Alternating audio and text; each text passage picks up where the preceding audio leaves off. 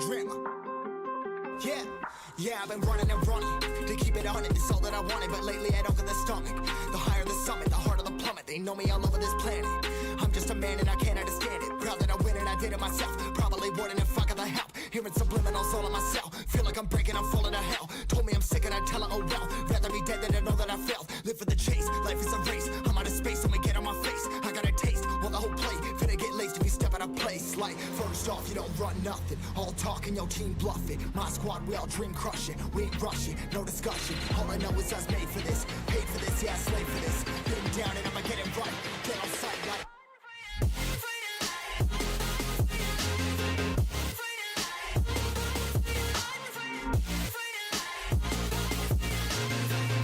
And I'ma get it right, get on sight like.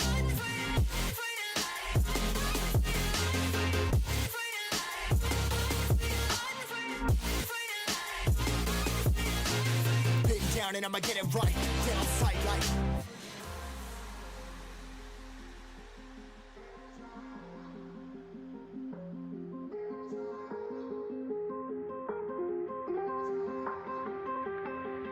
Never really know when you're gonna go. Why you gotta put another foot in front of yours? Bury them toes, carry them close. I was never one to care about my mentos. I was like froze, now I'm on fire. Give me that smoke, but I can't get high. We do the most, here to inspire. Doing what I'm supposed, but I can't get tired. Run for your life every night. See in the dark, blind by the light. I got the spark, I got the pipes. All of my arts coming to life.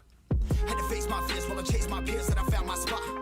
About time that I found myself. I've been out here walking that walk. Like, first off, you don't run nothing. All talking, your team bluffing. My squad, we all dream crushing. We ain't rushing, no discussion. All I know is I was made for this. Paid for this, yeah, slave for this. Been down and I'ma get it right. Dead on sight like. First off, you don't run nothing. All talking, your team bluffing. My squad, we all dream crushing. We ain't rushing, no discussion. All I know is I was made for this. Paid for this, yeah, slave for this. Been down and I'ma get it right. Dead on sight like.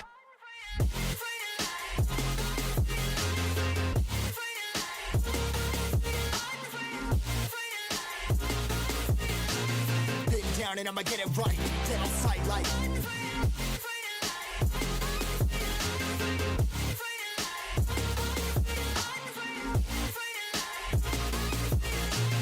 Been down and I'ma get it right, dead on sight like.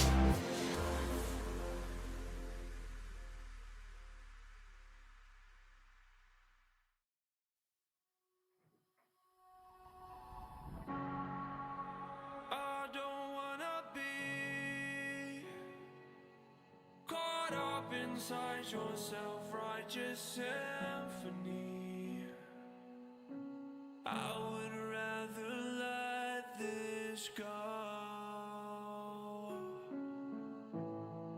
than to bring it up again. But everyone I know, they're afraid of their own skin.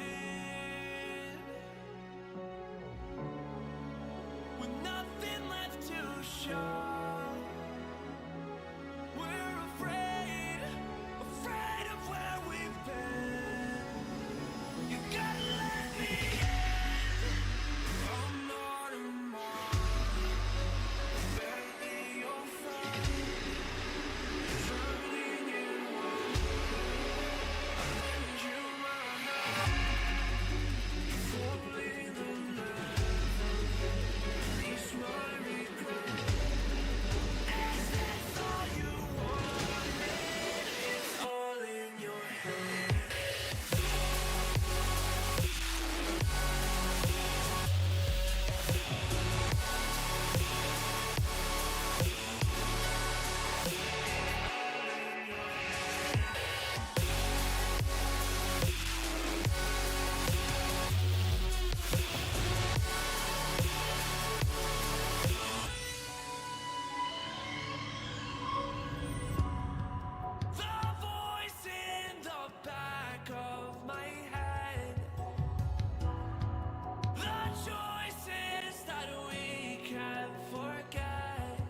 Hello.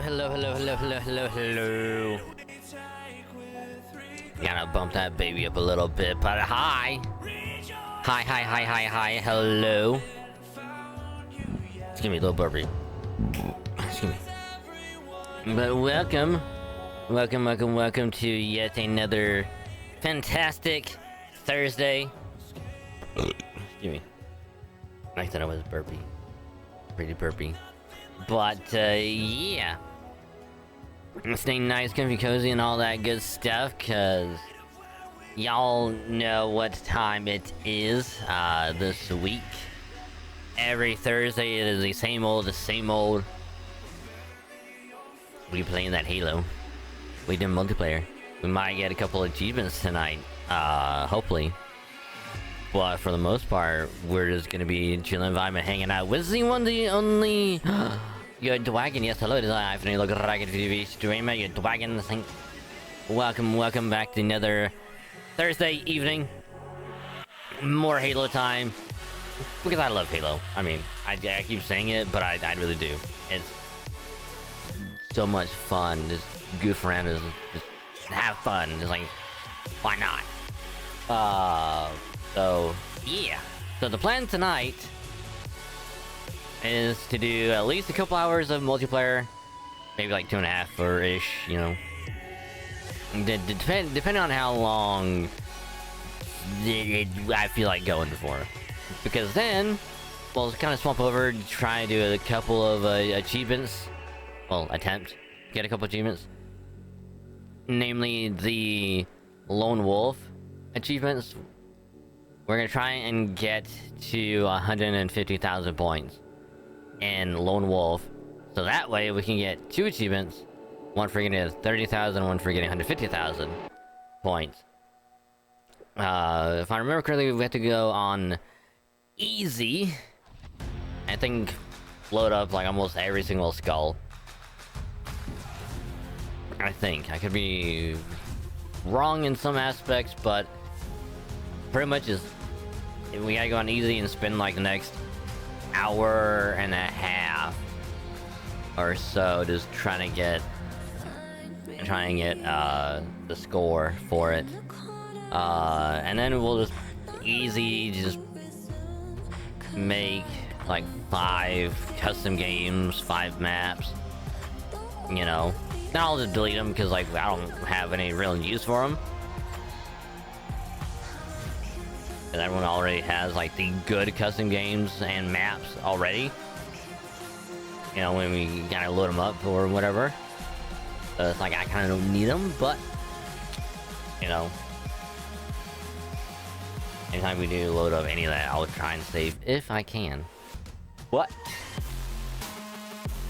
That's pretty much the only plan for the night. I'm gonna try and at least get 3, if not 4 achievements tonight, because again, going for 150,000, like I said, it's gonna take like an hour and a half if it goes well, and then maybe like I don't know, like an additional 20-30 minutes, if anything, like maybe like 10-15, having to like load in, load out, load in, load out, swap stuff on. I just keep doing that over and over 5 times until we get a couple more achievements, and then hopefully starting next week we might try and do legendary under 3 hours, starting with Halo CE.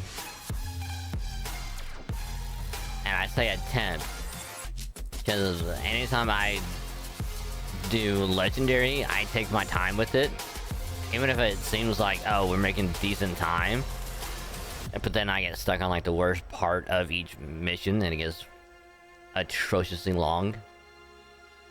So we're gonna try next week, hopefully. That way, you know, we can do like 1 campaign per week, and hopefully by the end of November, we can at least get started on doing Lasso, and hopefully just get all that stuff done. I again, I doubt we'll get all the achievements because the Lasso will take forever to do.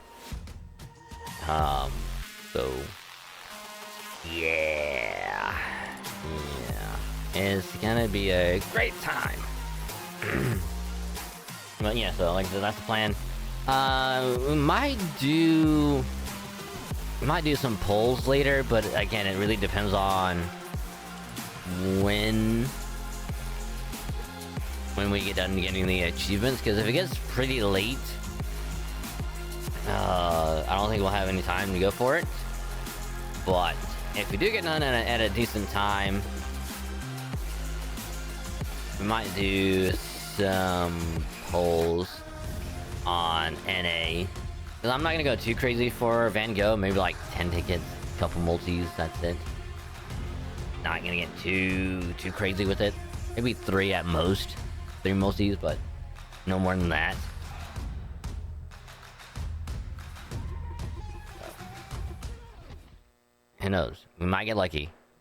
Not sure yet. But yeah. So just an update on the YouTube side of stuff. VODs are still rolling out. I'll try and get whatever VODs this week scheduled this weekend. Try and get that stuff done as soon as possible. I will at least go until next week probably. If anything. So enjoy the VOD still. Enjoy. And then as far as the second channel goes, new video went up yesterday, which was episode 15 of the Shiny Gold Sigma ROM hack. Was another very, very chill episode. Just didn't get too crazy with it. But we finally got the final badge from Claire, so yay. Finally got all of the 8 gems that we needed so we could actually progress through the game. And then yeah, had a surprise encounter with another trainer that I thought we weren't even gonna run into, considering it's like nearing the end of Johto. Was not expecting to run into someone else. Won't say who it is, but it's another Gen 3 main character, which is probably the easiest hint ever. But yeah, you know who it is just off of that. They tried to steal our badges, which is weird. I wasn't expecting the ROM hack to be like, hey, this person's gonna be a thief now. But you'll see how that goes. So yay, big yay. Nope. Hey Tingris, welcome to the stream. Hope your day is going well. Welcome. I am just doing a little YouTube update.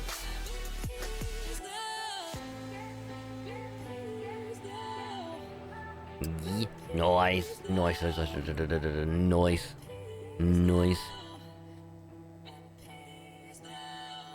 It's also, again, congrats on Tuesday. They get big congrats on the anniversary birthday. But it was a lot of fun, I'm not gonna lie. It was a lot of fun.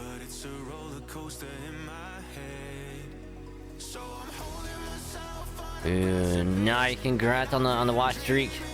Big thank ya. Much appreciated.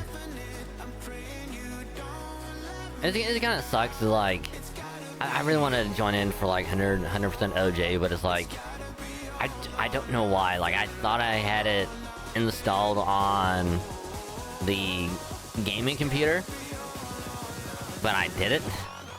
Because like my brain thought, oh, I surely have it already downloaded. It's just on the other computer where I have VTube Studio at. It's on that one. It's not on that one either. I'm like, uh-oh.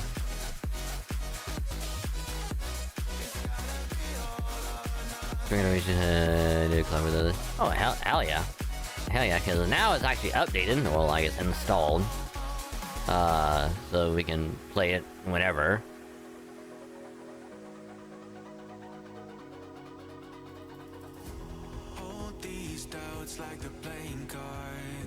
Because which is weird, because like, when I had it installed, or while it was installing, it got to 99%, and then like, you know how when you go to Steam and it's like, you'll see like the progress of like, the little green line just going like up and down like while it's downloading? Like it did that to like 99%, and then it just went slowly down, and it started to kind of just gradually just go all the way down. I'm like, I hope it doesn't get stuck at 99, because that's gonna be really unfortunate. And then like a few minutes later it got done. I'm like, cool, let me see what they're doing. Oh, they're like almost done with the final match. I'm like, alright, I'll just wait.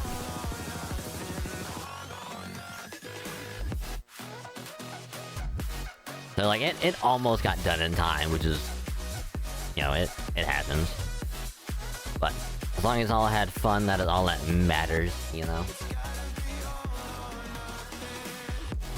And so had some good Dead by Daylight time. Had some good Tekken time.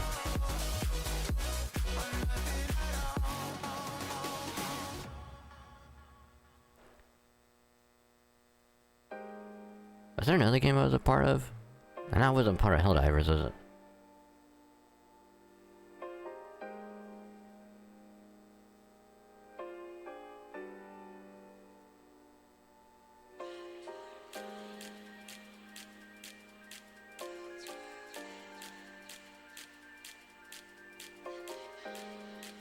I think that was it.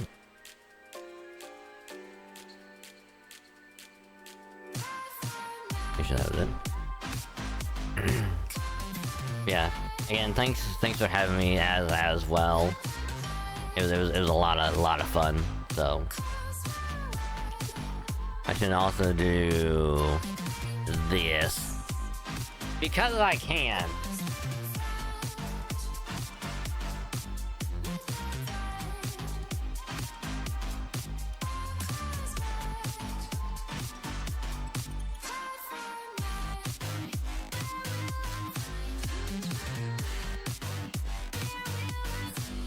Because I can. Awesome for us to do support if you can. Excuse me. Oh, I gotta sneeze like real bad. But anyway, yeah, second YouTube channel, episode 15 of the ROM hack is up. Enjoy it. It's a lot of fun. And I also got episode 16 done, uploaded, and scheduled as well. Got that done yesterday, which, not gonna lie, it was a very, very good one. Somewhat of a little stress, multiple stressful situations were happening in that episode. Mainly because we were taking on the Elite Four, which already throughout the entire game was already difficult, and to get to the Elite Four, and it's just like, oh no, it gets worse. They pull out all the stops, and it gets so stressful. But you will see the result of that next week on the 16th, when that baby goes up. And I'm just gonna try and figure out what else to do, or where to go. Maybe get done with the Johto side. Maybe still gonna do Kanto or whatever else. We'll figure that out. I'll try and dabble with it tomorrow. when I get home from work. There's more to do. I will record another episode of it. And we can just go through whatever else. And just keep the good times going. So I'm pretty sure if it's just like Gen 2, just gonna be like going all the way back through,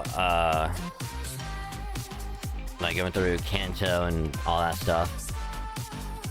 There's also I also foresee a lot of grinding in the future, which means there might be some streams here where we'll have to spend a lot of time grinding levels out.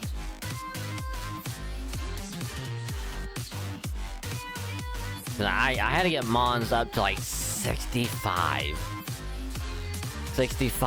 just to have a chance, and even then it was very dicey, because like they have the best competitive moveset abilities, items, healing items, all that shit.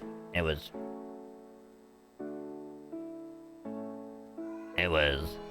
a thing. But also, speaking of tomorrow, on a Friday is when the Star Rail Gotcha vid is gonna go up from the Linksha polls that we did last week. Pretty sure like last Thursday or last... Yeah, first Thursday.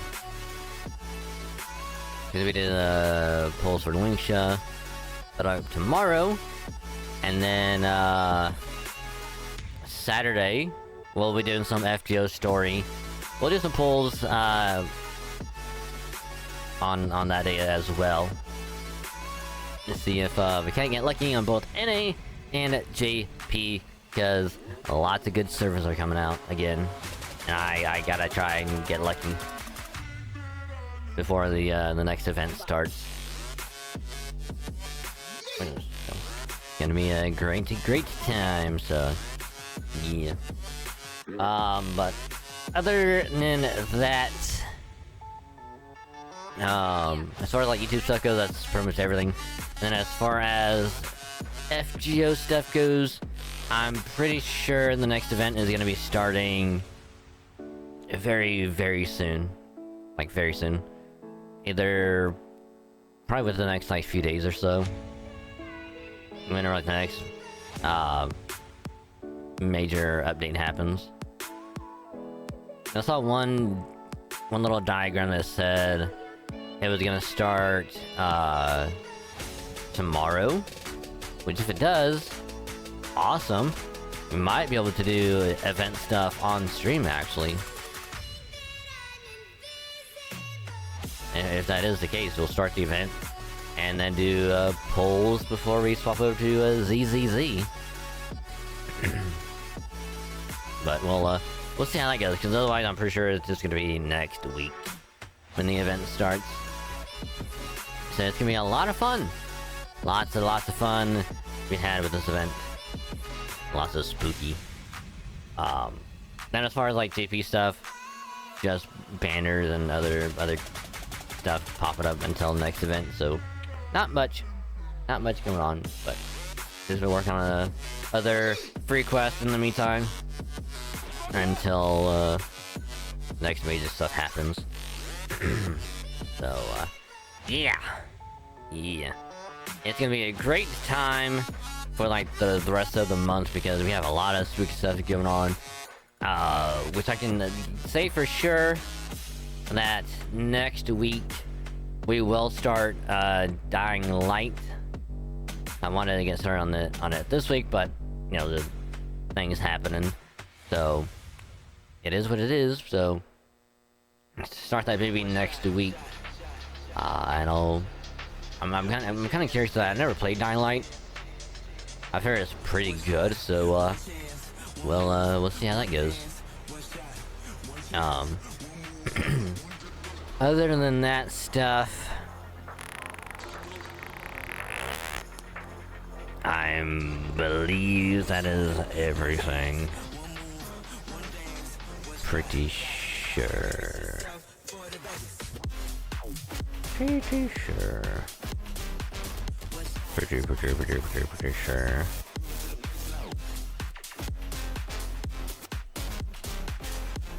So, without any further ado, let us begin with the Halo.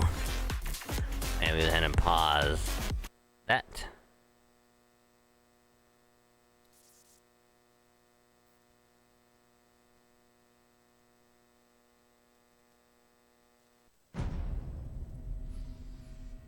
There we go.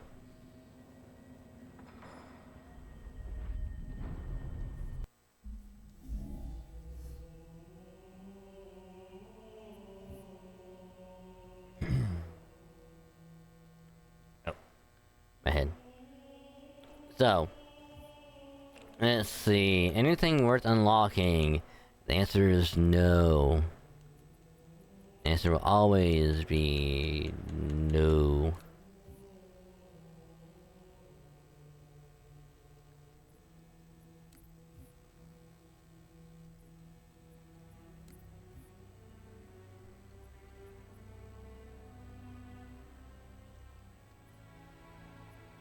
Which is very unfortunate.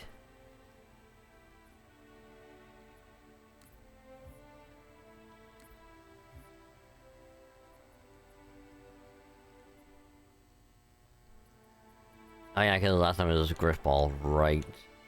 Alright, action sec. You know, let's put on Halo CE, because why not? Why not? I'm not putting Halo 2 Classic on because, like, I don't really care for it right now. Well, I might try and just do, like, the Halo 2 Anniversary, like, FFA. See if that is actually going to do anything.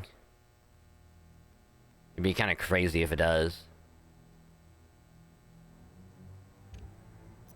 Hey, there we go.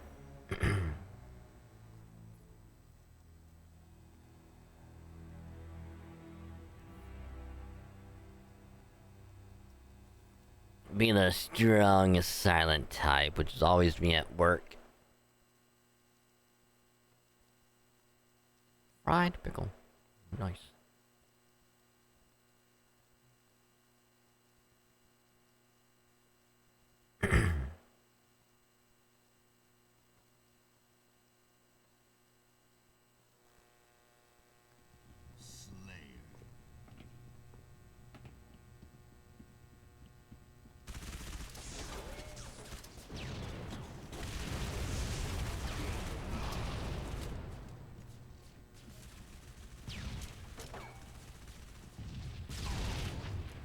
Nice.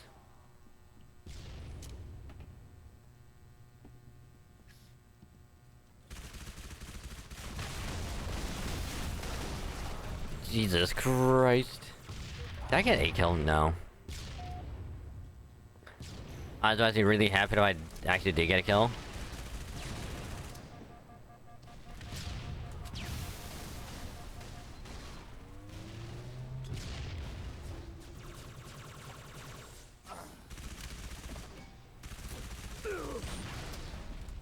I got a kill, guys. I got a kill.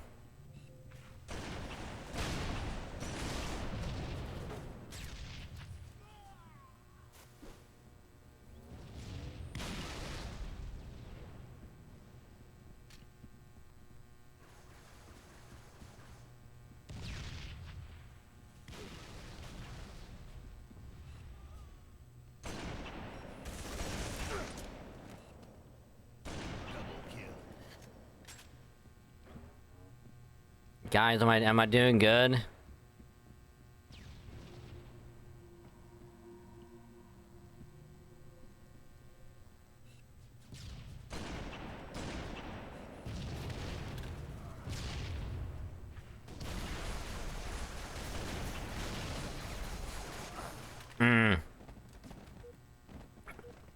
If I would have managed to hit him like doing that, I would have lost my shit.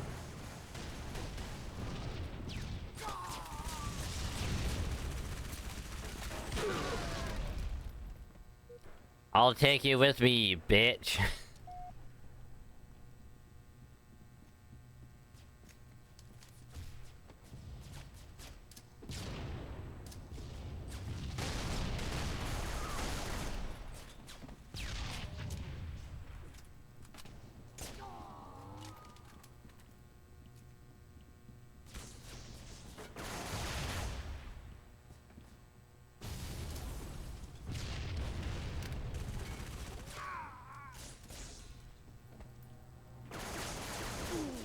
Oh, I missed all of my I missed most of my shots. I deserved to get killed there.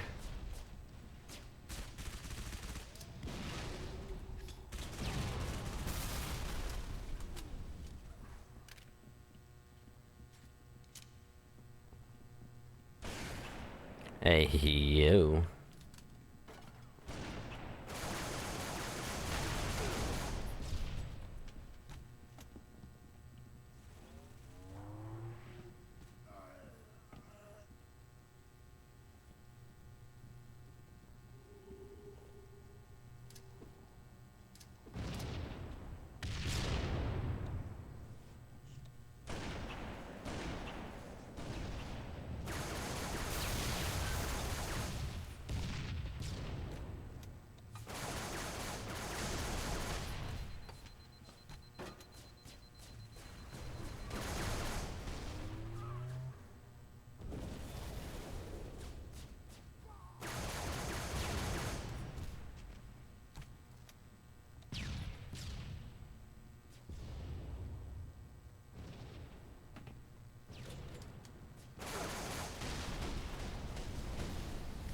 I was waiting. I was waiting for him.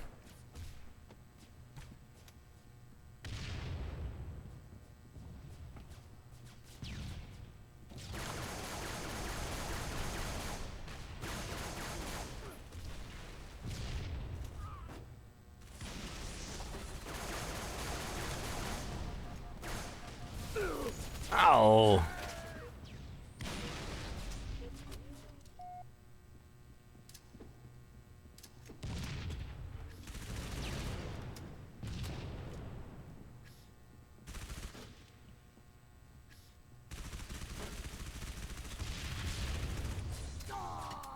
Fuck.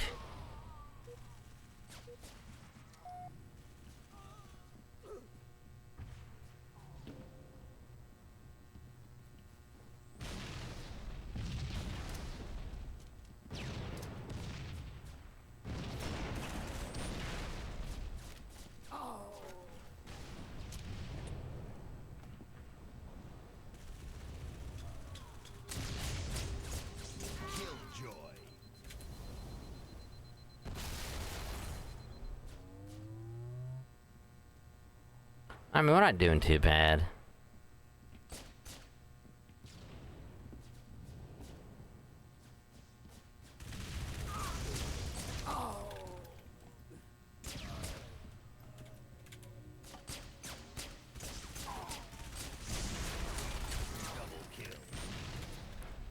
Pistol OP. Pistol OP.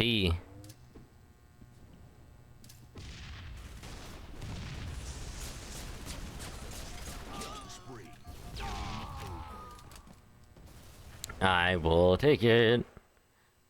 Ooh. Oh, and he left like right at the end, so like he wouldn't get the loss. Can I? You're a bitch. Anywho, so yesterday I tried to swap out the cables for the capture card. Turns out that they weren't long enough,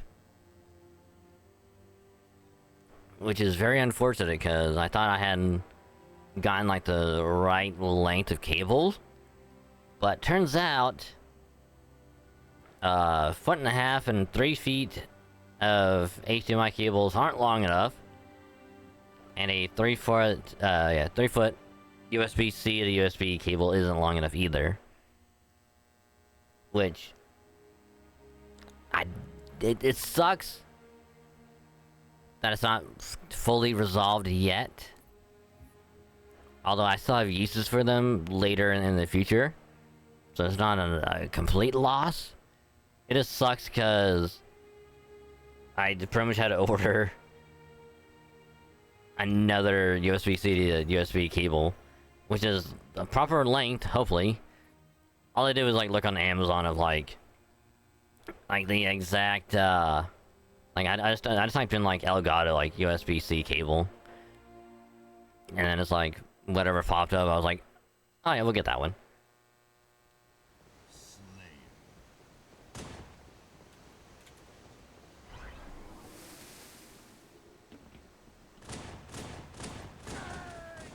Damn it. Bye.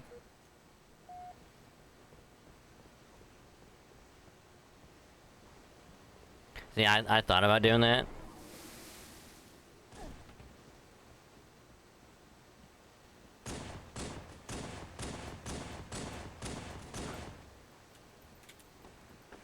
But I'm glad I didn't. Gain the lead.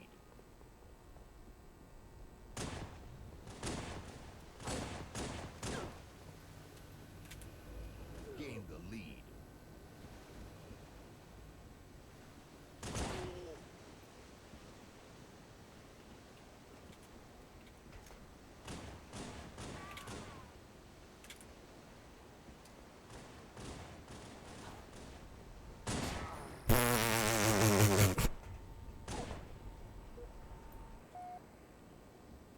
Sorry, I tried to dual wheel and it didn't turn out well.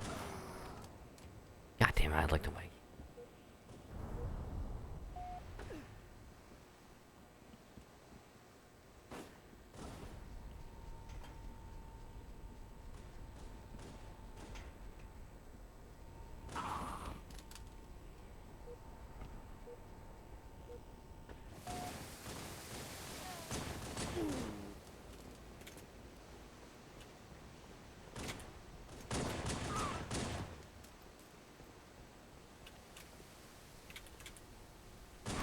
Oh, come on.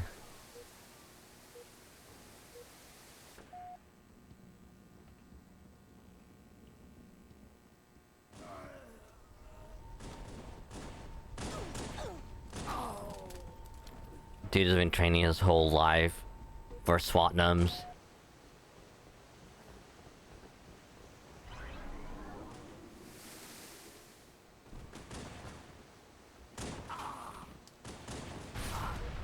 No, but yeah, so I think, yeah, Tuesday next week is when the new cable should come in.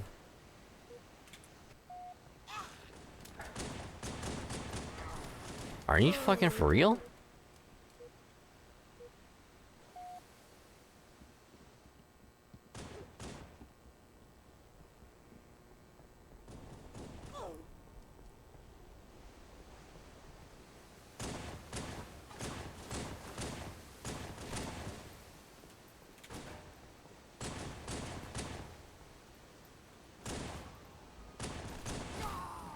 God, I had fucking two of them, Jesus.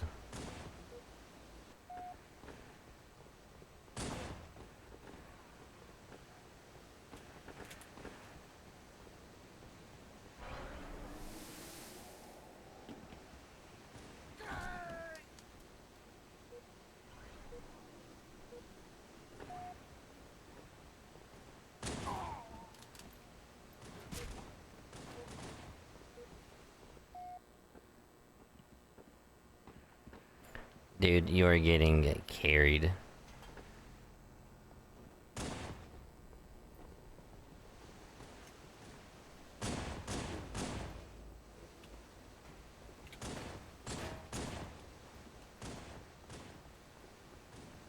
Motherfucker.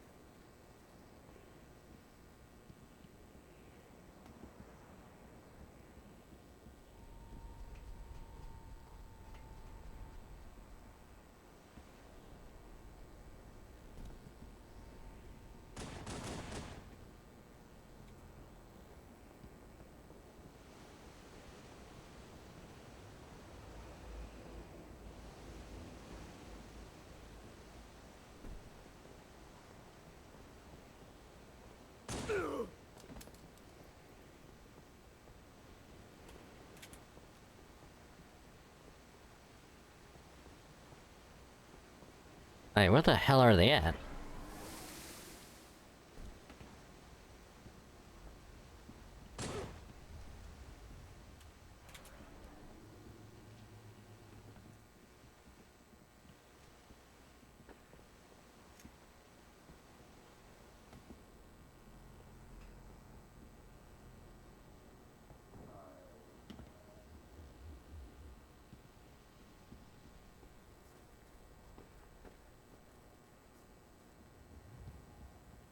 Yeah, they're still in the game.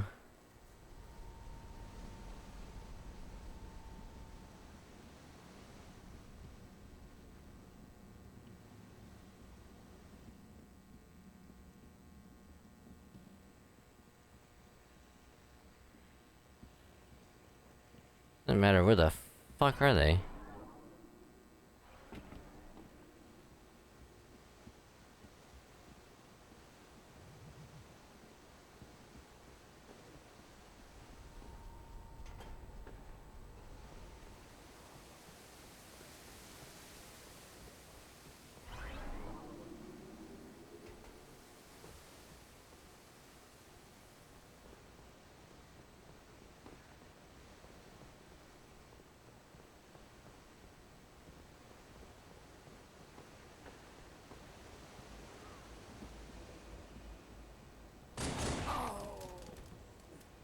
Alright, apparently... There they are.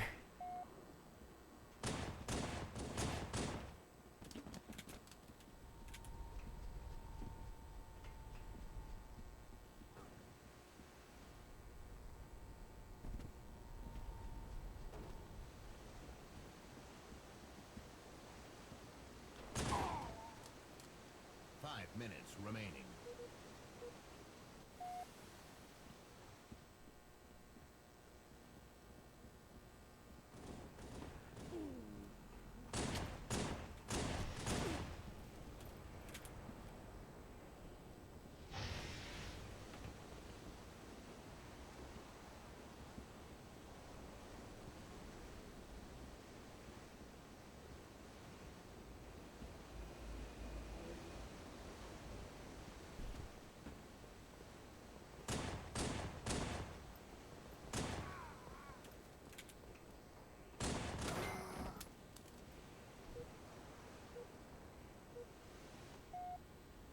The hell is going on?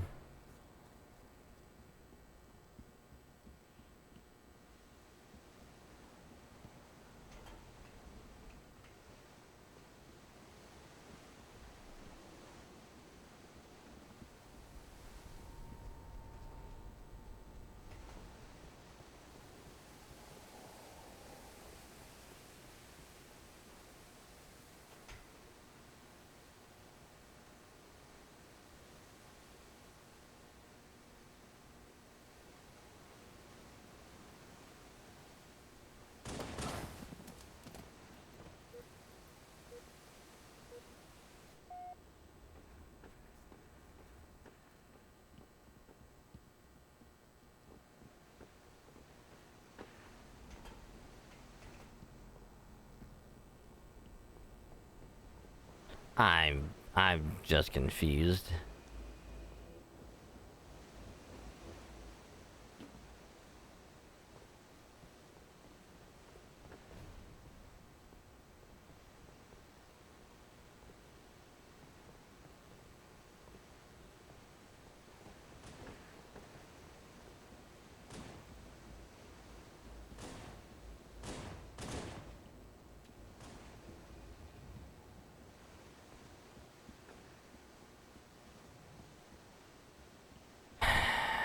Alright, well, the sooner we find them, the sooner this is over.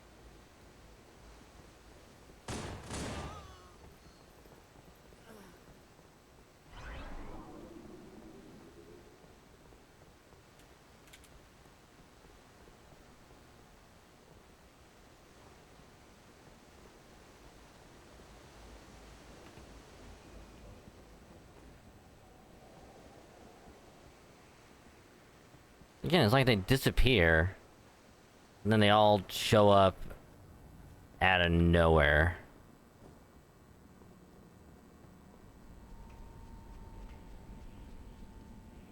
Like, the fuck is going on?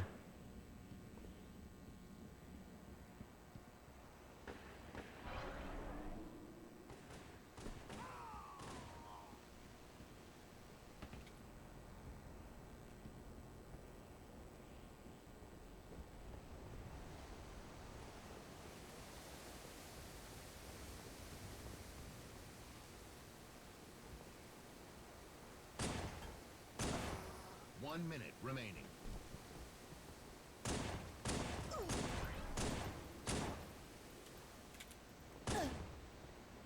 Like, the sooner this shit is over, the sooner we can get done. Christ.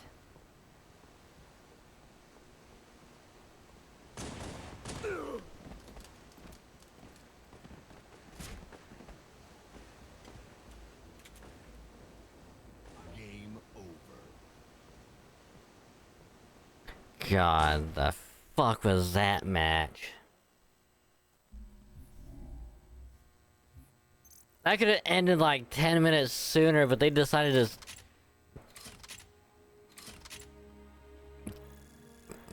do whatever, apparently.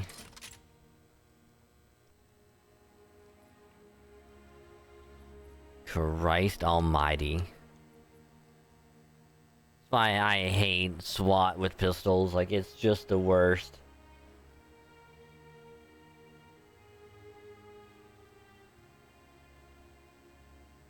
It's like, I don't care if pistols are secondary in SWAT. Just don't have it only pistol in SWAT. It sucks.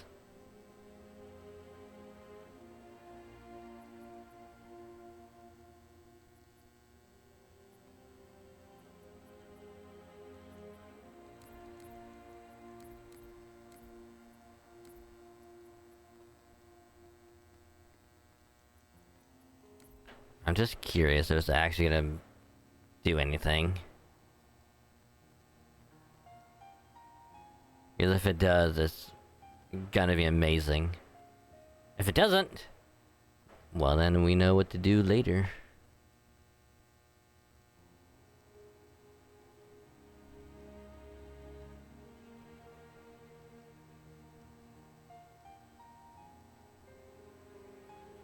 But yeah, so next week is when the new cable comes in. The new USB-C cable comes in, which hopefully will fix it. Big hopeful, question, fingers crossed. Then I also got... What else did I get?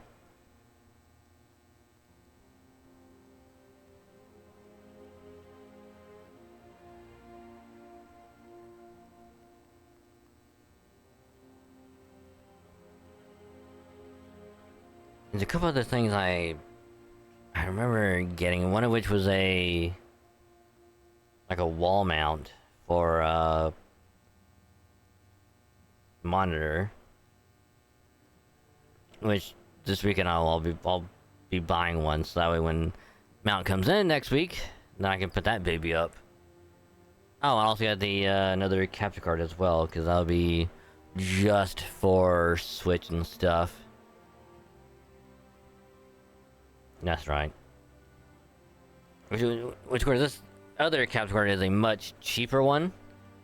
Like, much cheaper. But it's still gonna work, for what I need it to do.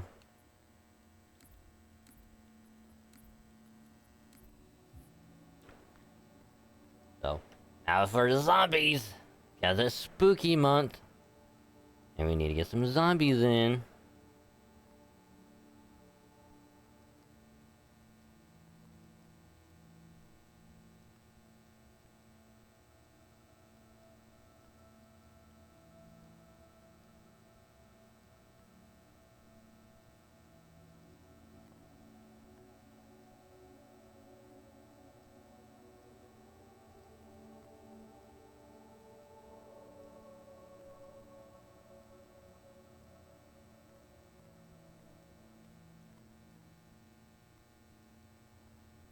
If it finds one. That's better. If it finds one.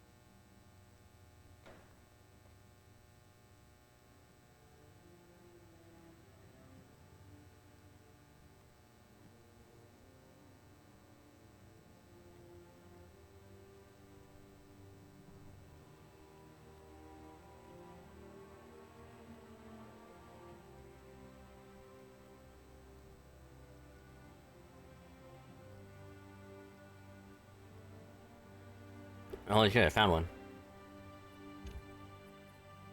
Never mind.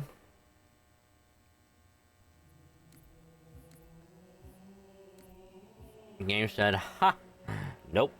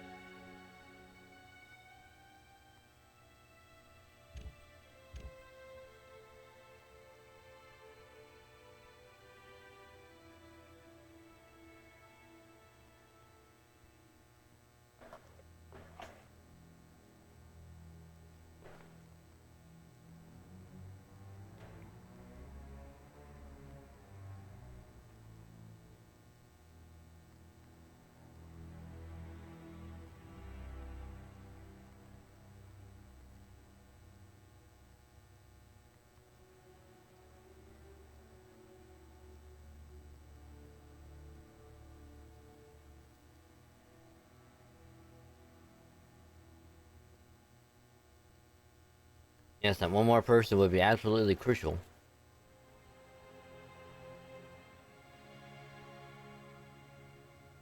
I won't.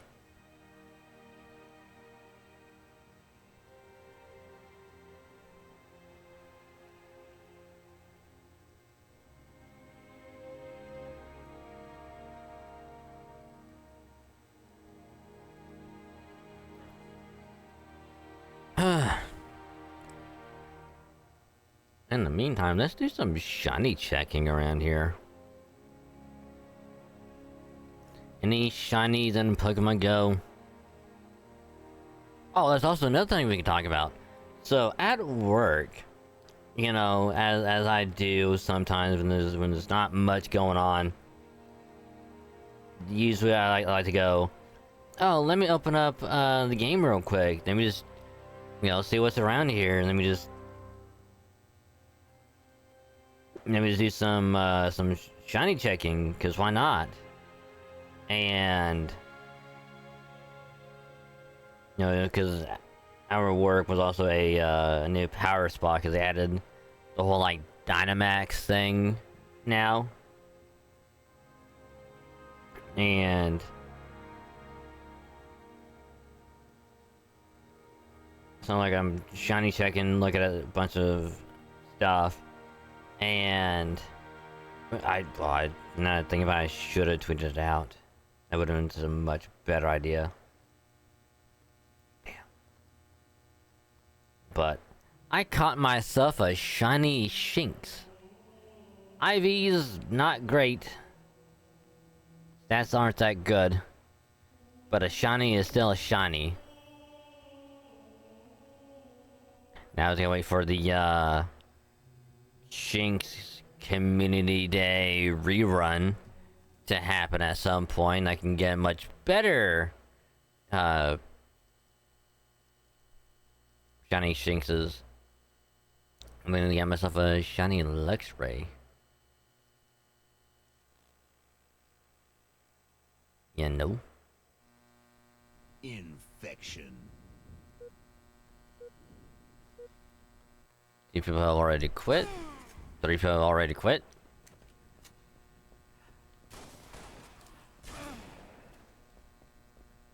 Off to a fantastic start.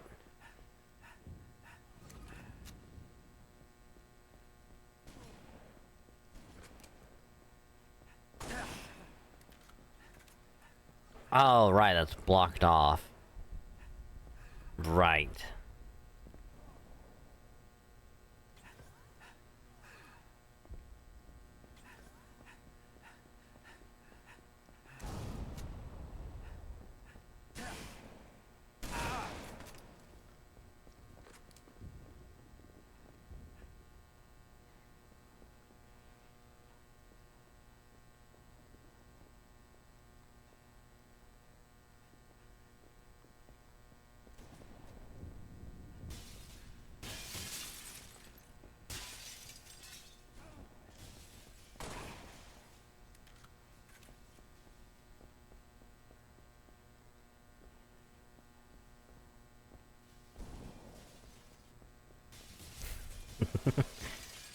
You having fun, my guy?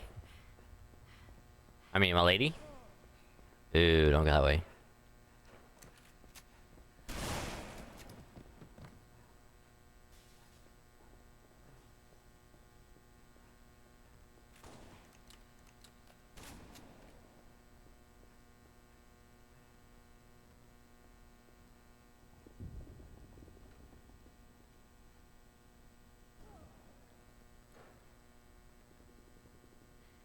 My lady.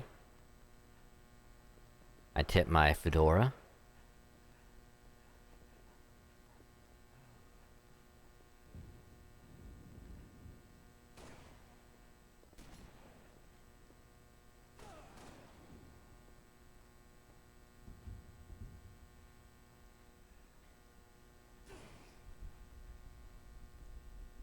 Don't worry, Mr. Chuckles. I gotcha.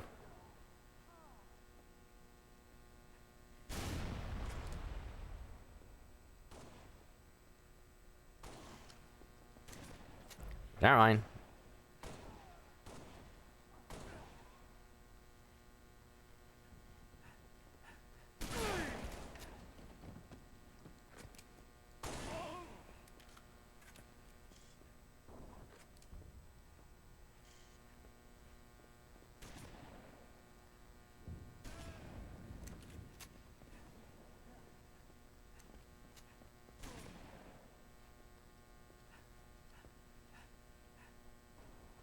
One minute remaining.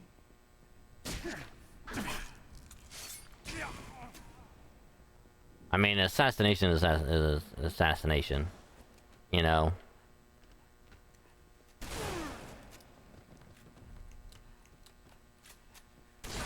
Oh! Come on! Zombie. Oh!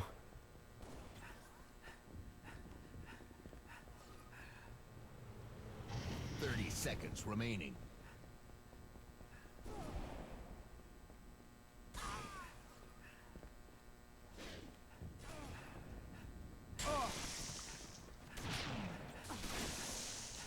Round over.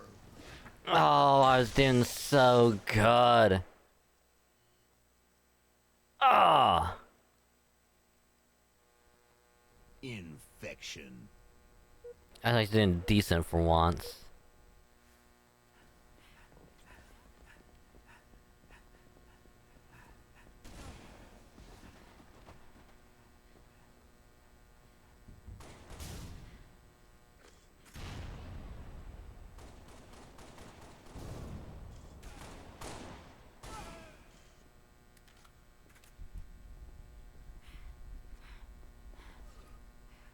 No, Adrian, no.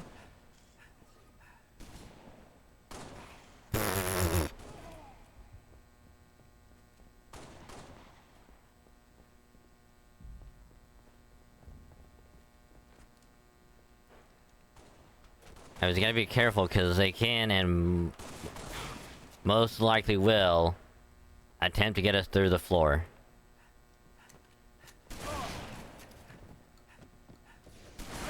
Kill.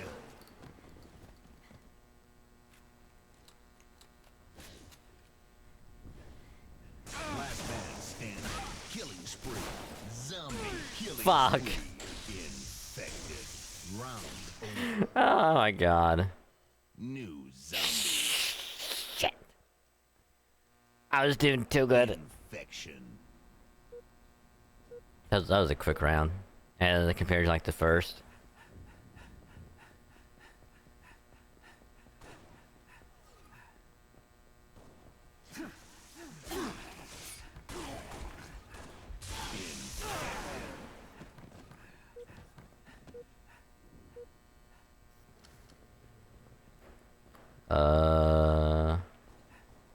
Go this way.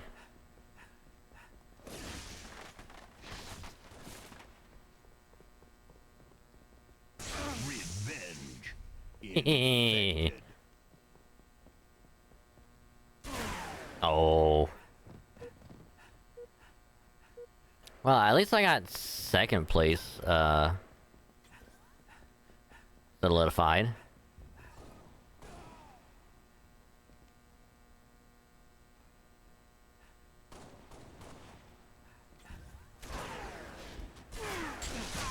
Oh, son of a bitch. Game over. Damn it. I mean, I'll take second for sure.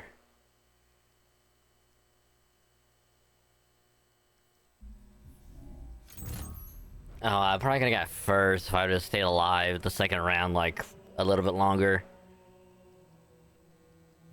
But, it is what it is. It's funny enough that yoga pose, I was actually doing that last night. 16 and 5, not bad. Not bad at all.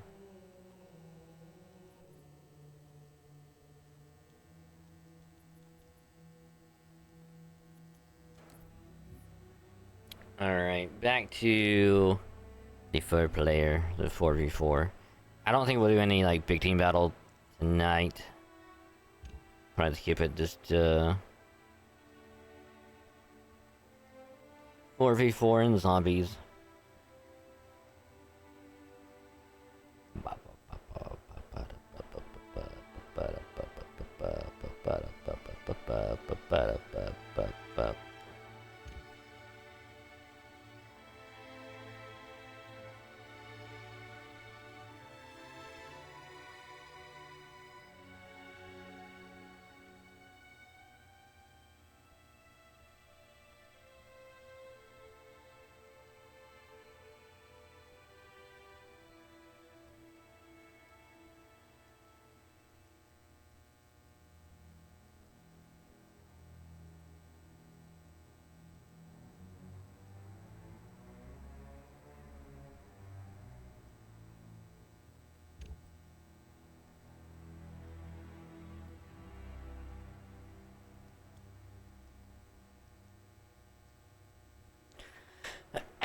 Fuck. Ugh.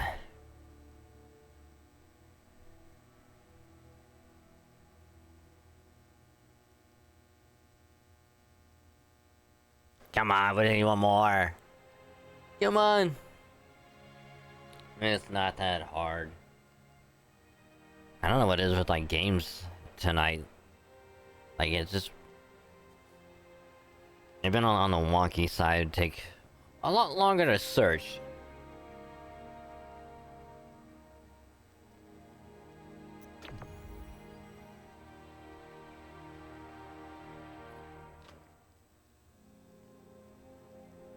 There you go. Normal Infinity Slayer. No.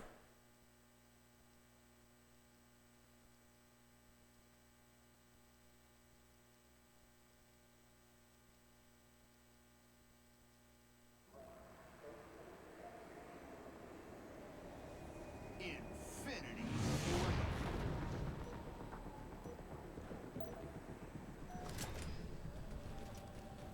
Eliminate the enemy team.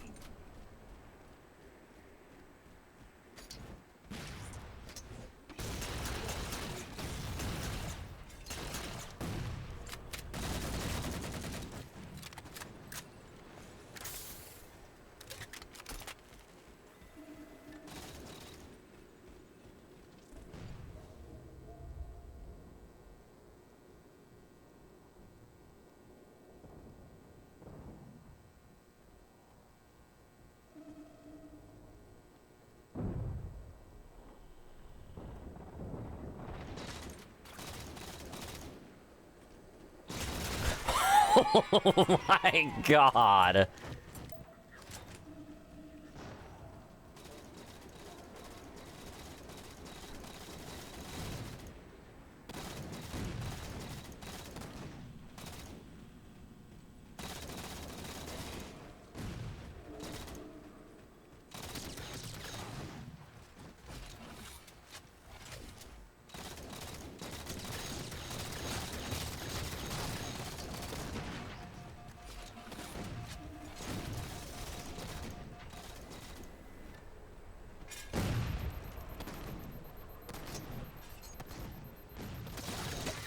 Oh.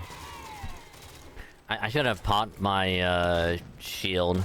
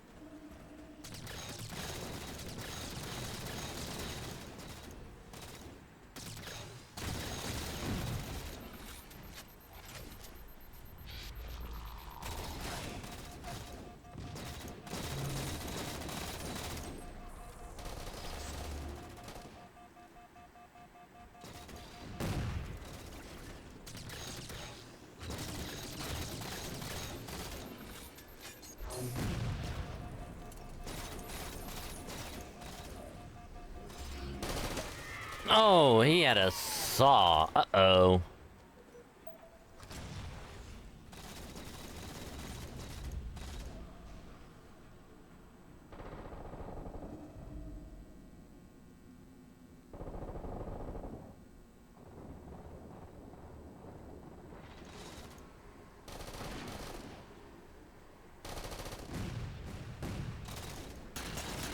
Ordnance ready.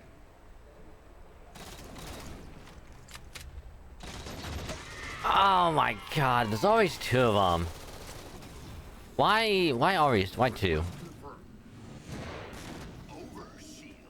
It can never be just one.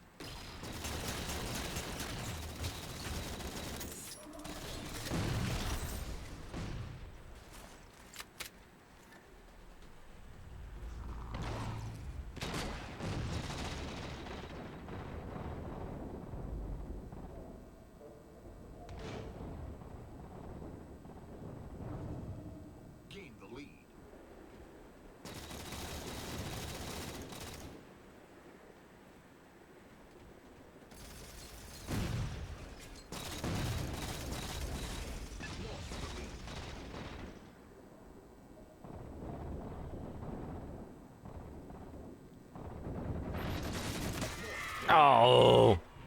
I had his shields down. Lost the lead.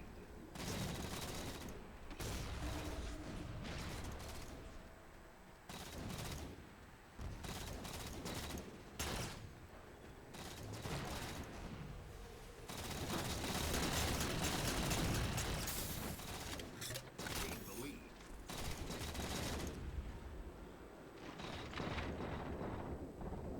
Lost the lead. Gained the lead.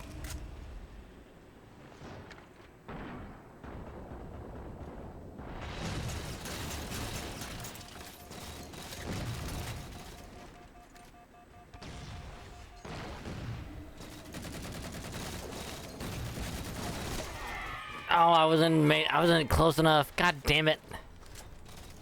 I could have fucking assassinated him. Gained the lead.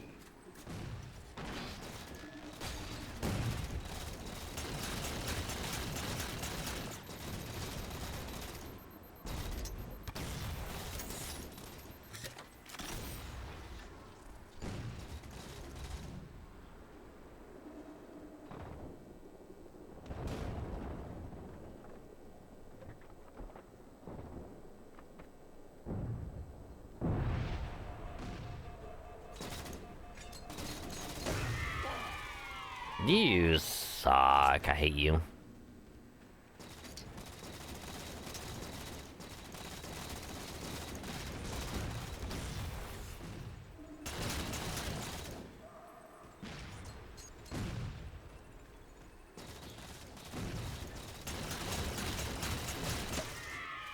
Come on.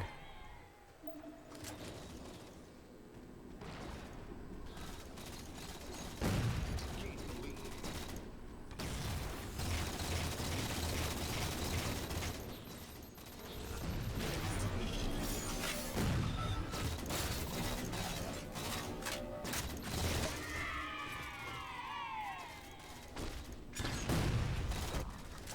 Yeah, congrats. You had a teammate help you.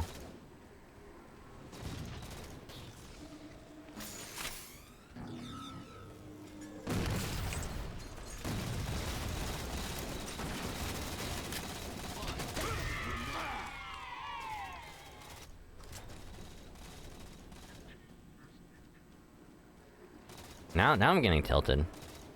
I should not be getting tilted.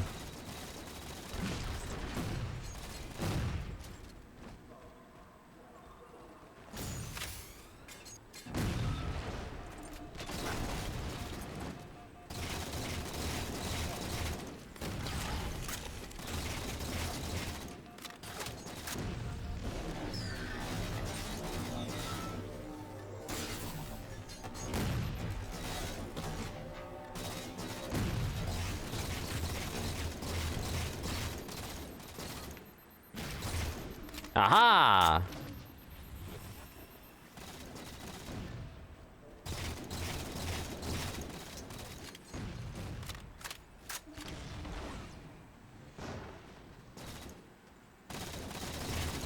Nearing victory.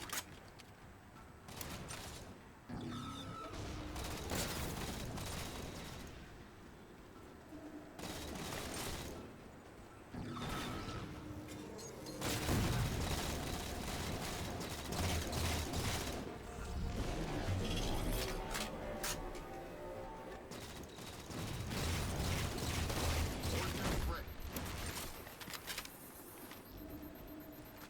Request confirmed. Gained the lead. Beast Goose.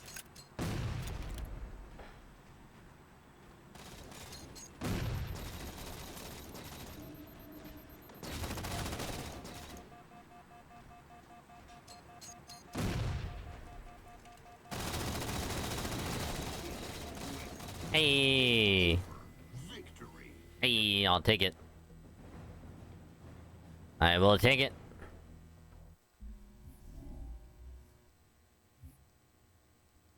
Not mad considering I did get double teamed a lot. Like in a godly amount.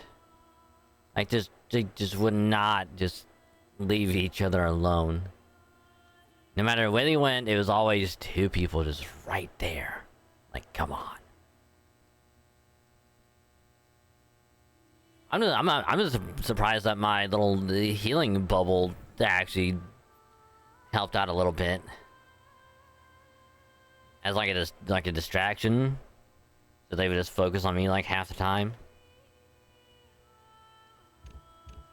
I mean, speaking of Halo 4, at least we don't have to touch Spartan Ops. Ever.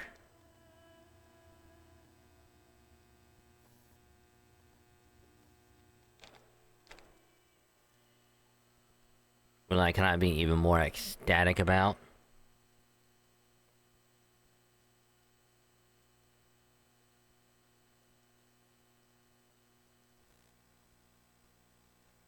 Because God, that all sucked. SWAT.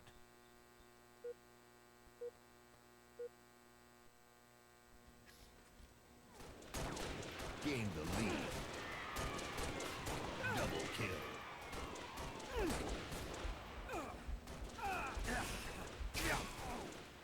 Wait, they spawned. Okay, game.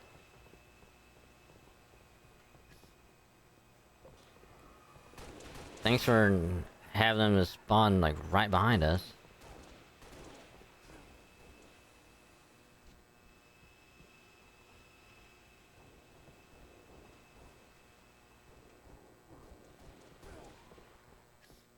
Gain the lead.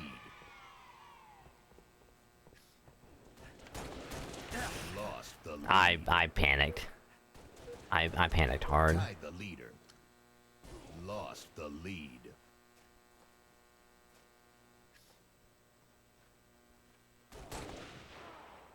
Revenge. Tied the leader. Lost the lead. I'm gonna have to literally focus.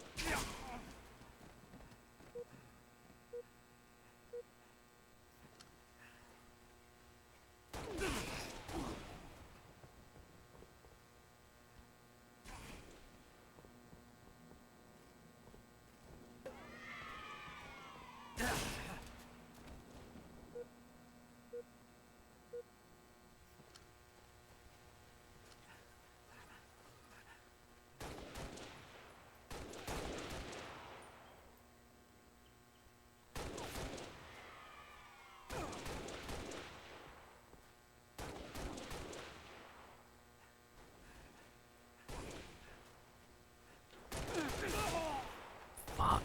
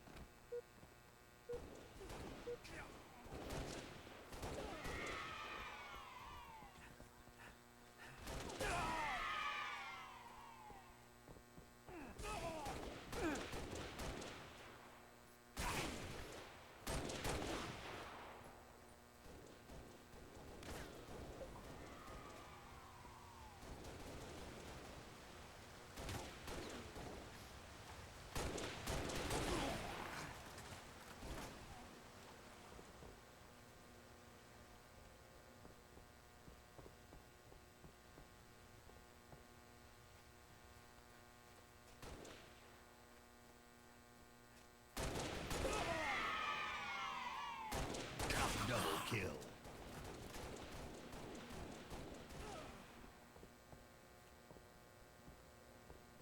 Killing spree.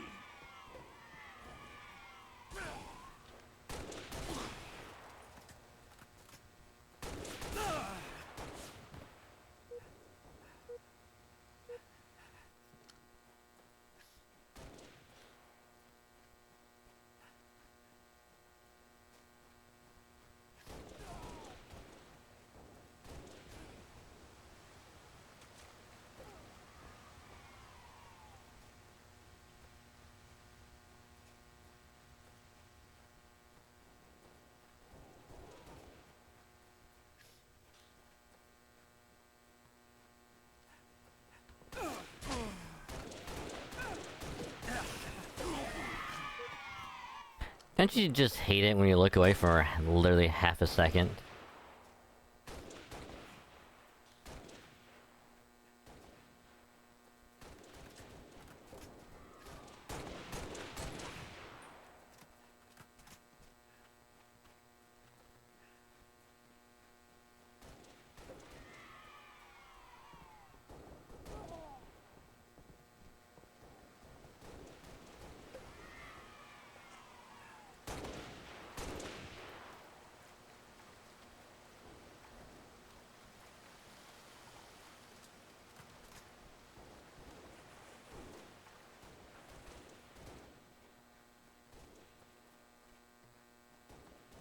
Game over.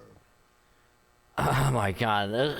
Somehow it was a lot closer than what I thought it was gonna be.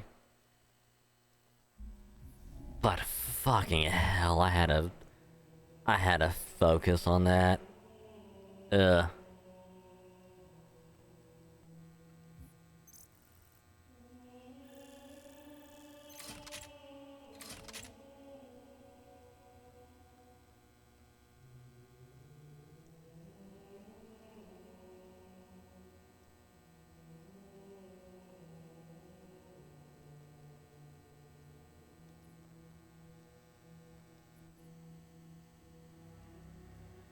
I will let that sit for a bit.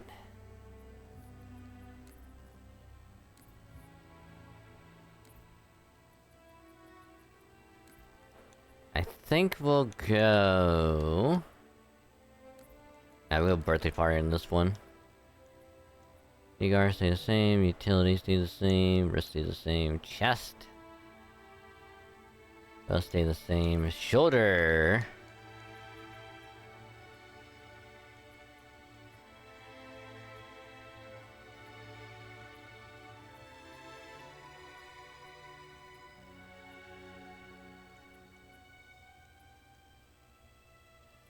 Yeah, let's go default, because why not? Left shoulder.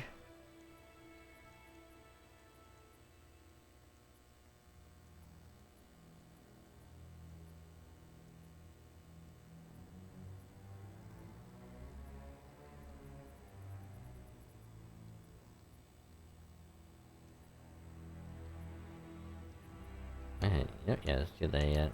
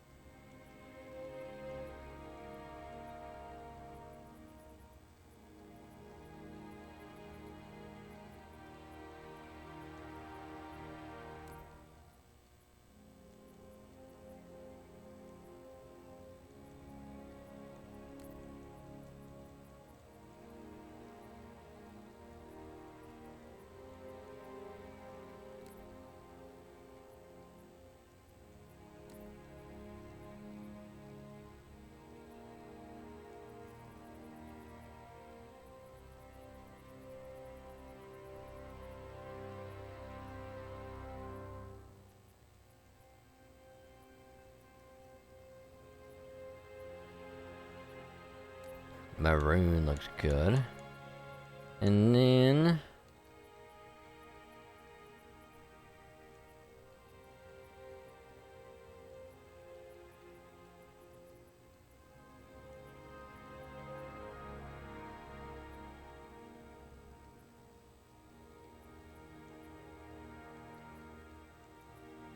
I think gold would probably look good. I'll go like that. And then for Halo 4, we'll change... Oh, we'll keep the breath now if I put a heart attack.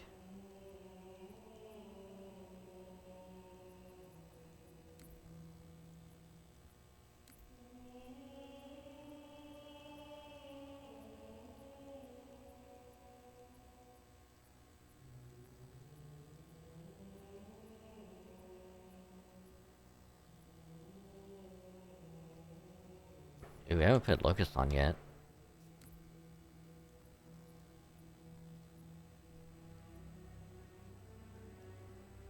We'll keep everything else the same, actually. Same time as that. Ah, now we'll change the, what is it? The tech suit.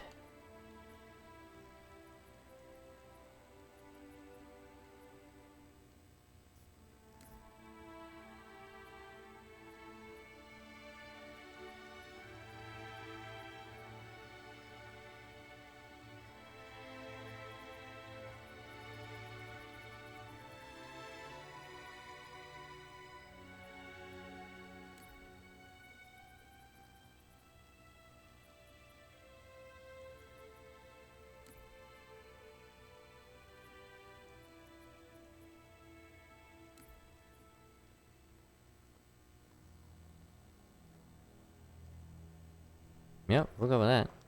Looks good.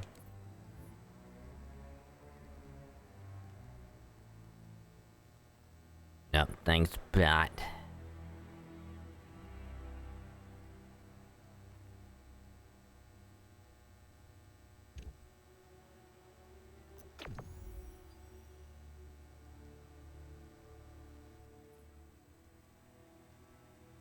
Ooh, legendary BR, let's go.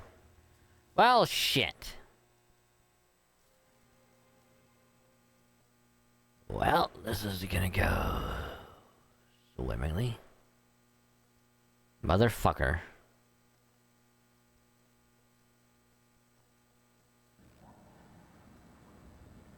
It's 2v4, we're going to lose.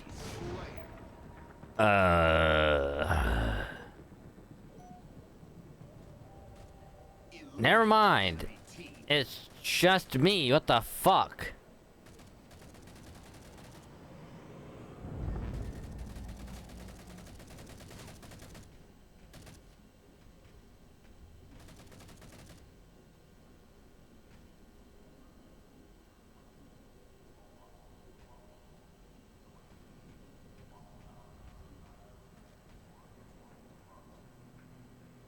I'm just gonna hide and see if see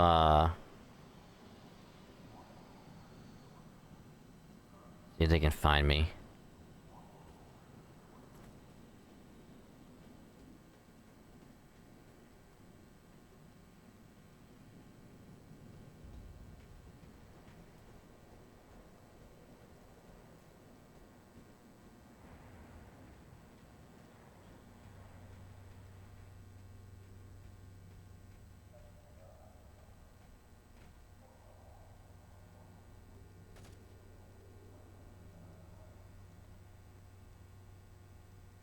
Because fuck those two.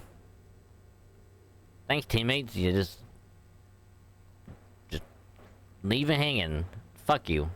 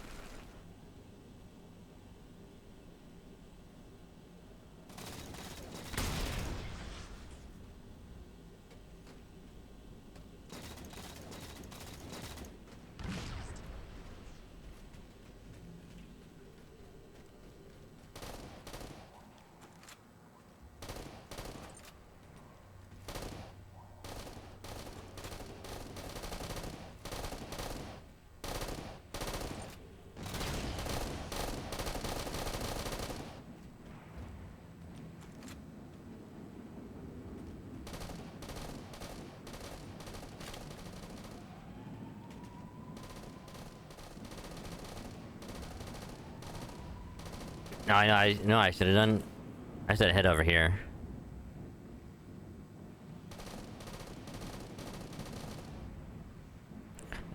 Yeah, I mean they could at least they're being like good sports about it. No, because it's like, oh, it's literally 4v1. Like, what is that one guy gonna do? Like, literally nothing. I can't do shit.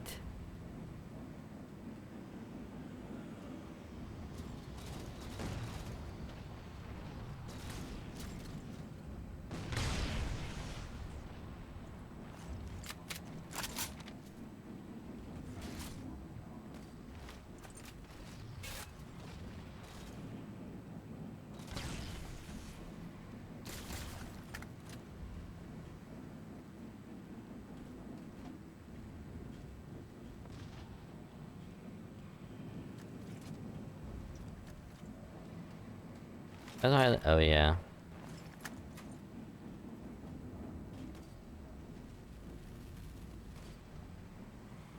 You know, I didn't really take the time to actually look at... Ow. Why? Why? Why? I'm just admiring the scenery, you know? Just admiring the scenery. Those are good friends. Alright, fine.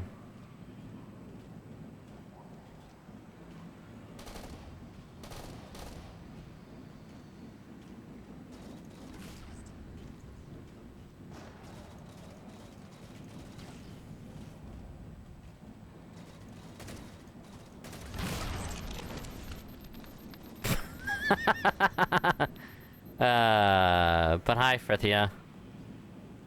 How's your day been? And welcome.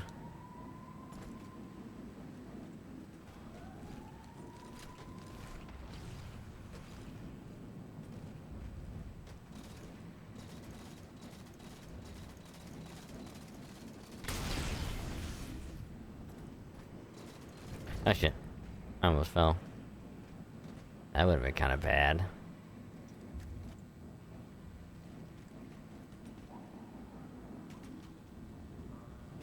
Ah, shit.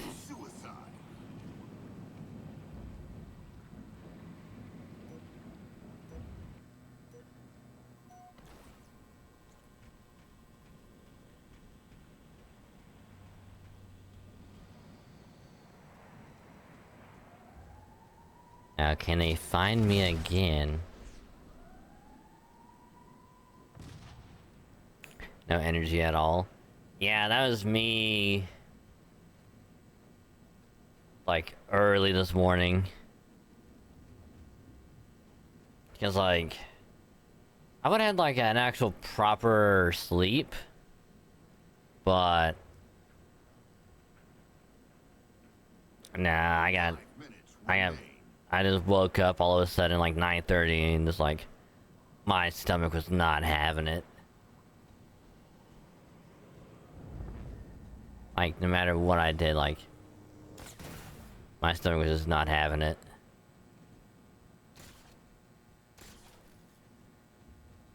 So by the time I even got to work, it was just like... I was already tired.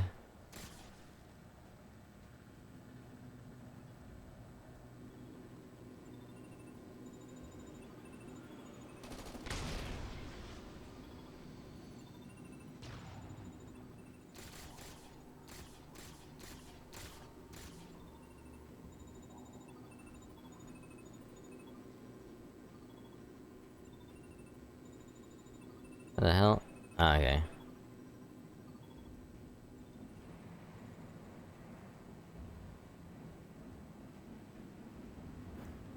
Yeah, it was like... it was doing everything just to... not fall asleep, like standing up.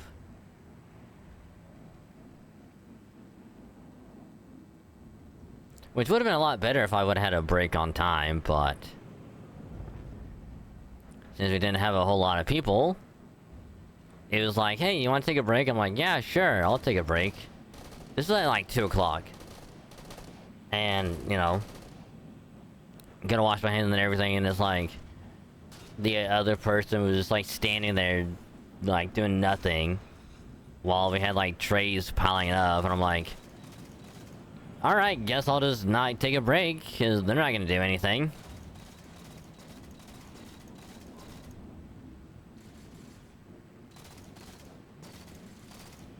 And then like a couple minutes later, they left to go home, and I'm like, man, I should have just said fuck you guys and just take a break. But I didn't. And it was like that for the next couple hours until I actually got a break. A couple hours before I had like a couple hours before I go home. Which is suck.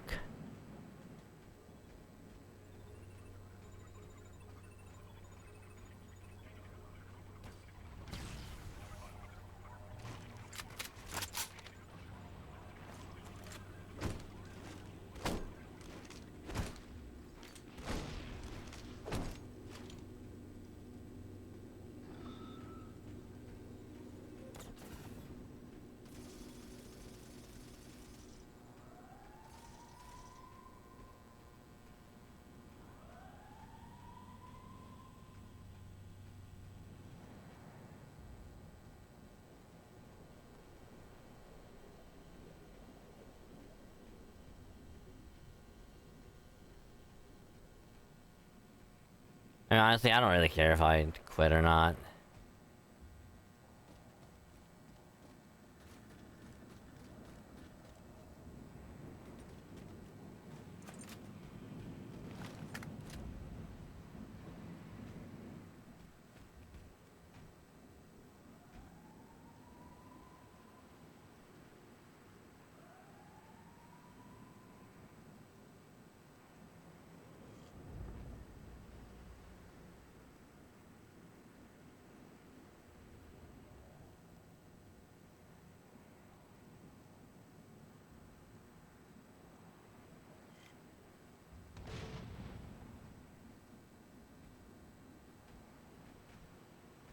One minute left.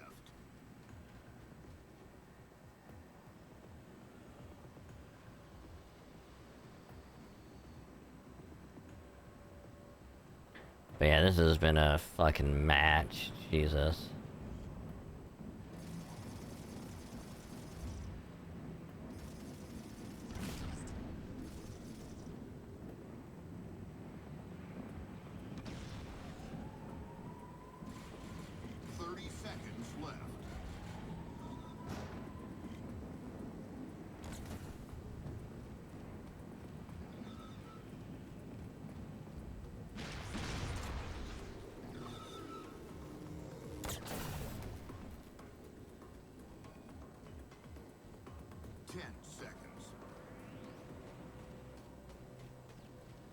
Kill me.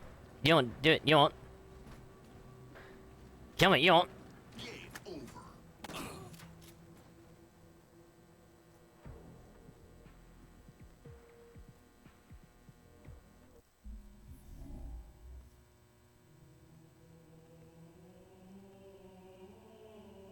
But yeah, that one sucked.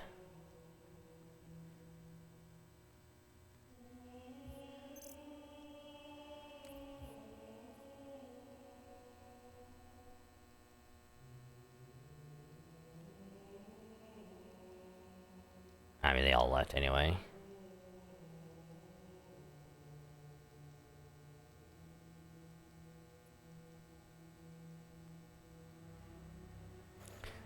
But honestly, like, big props to those four for literally being like, you know, we could just desecrate his corpse and just kill him repeatedly, or we'll just not do anything at all. We'll just have it be a tie, because, like, it sucks.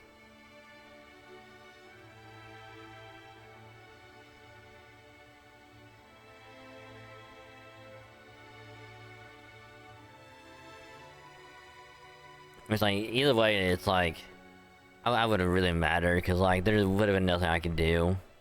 It's 1v4. What the hell am I gonna do? I might get some kills here and there, but There ain't no way in hell I'm gonna win.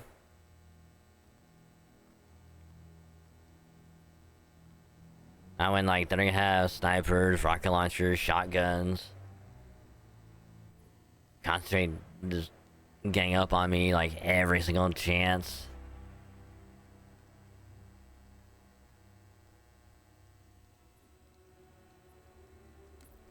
But thanks, you fuck.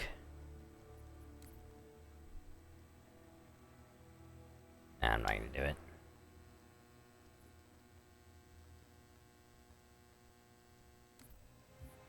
I know I should, but I'm not.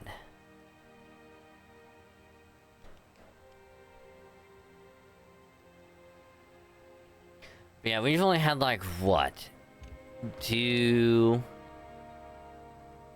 somewhat good games so far, and one of them was zombies.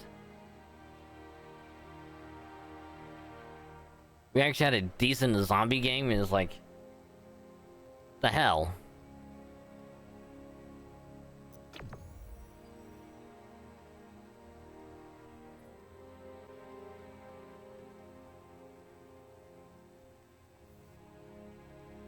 This is what I'm talking about. 4v4. Yeah. Alright. Much better than last time.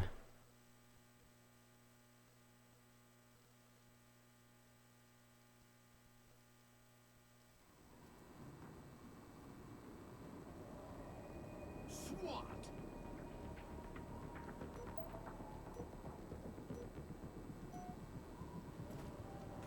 Eliminate the enemy team.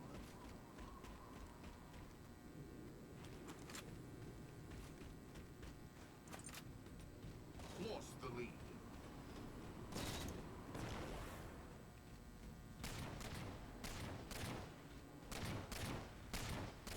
Lost the lead. Double kill. Gain the lead.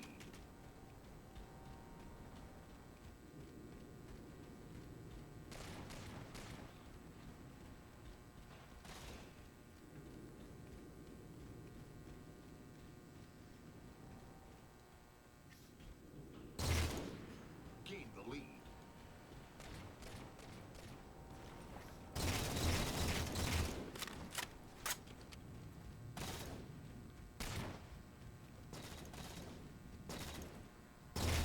Oh.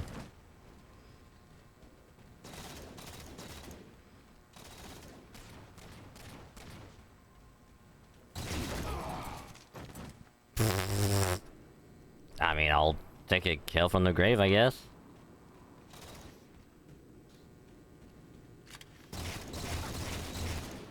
Gain the lead.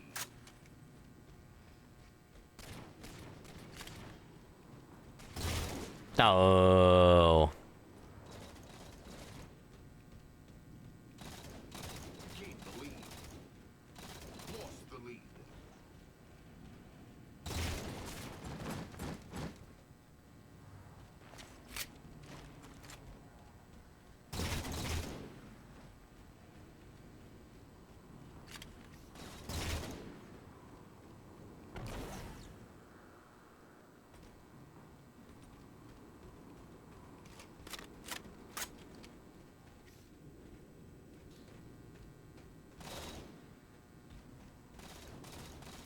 Lost the lead.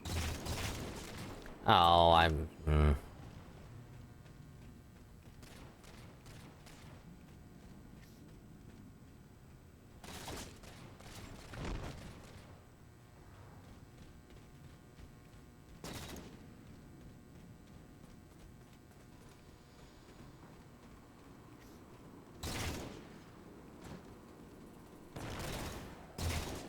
Son of a bitch.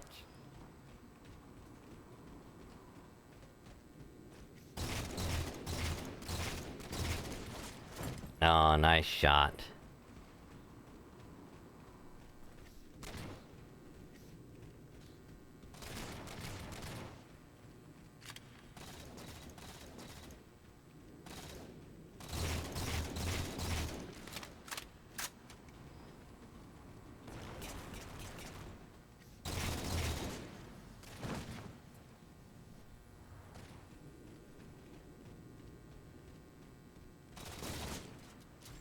fucking hell.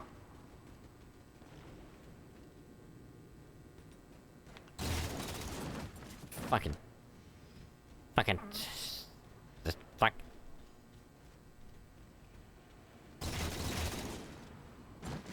My aim is getting atrocious. Comeback kill. Double kill.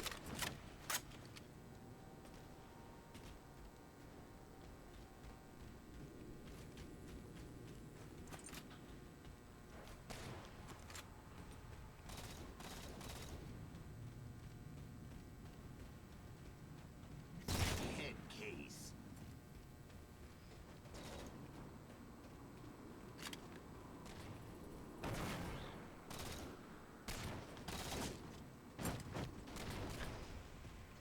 Probably shouldn't have been turned sideways.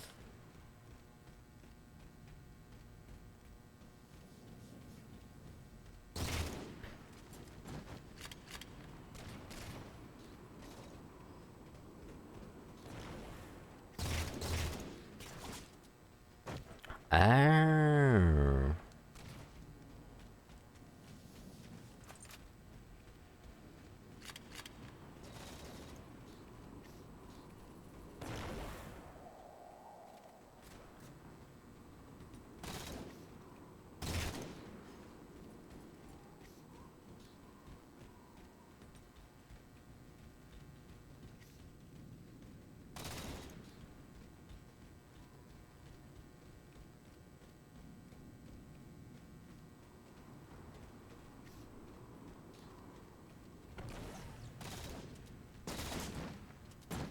Son of a bitch.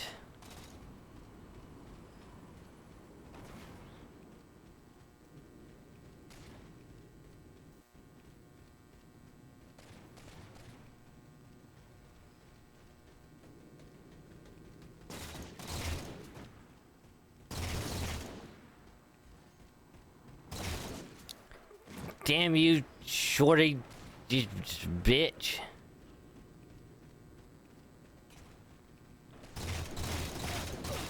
Son of a fuck.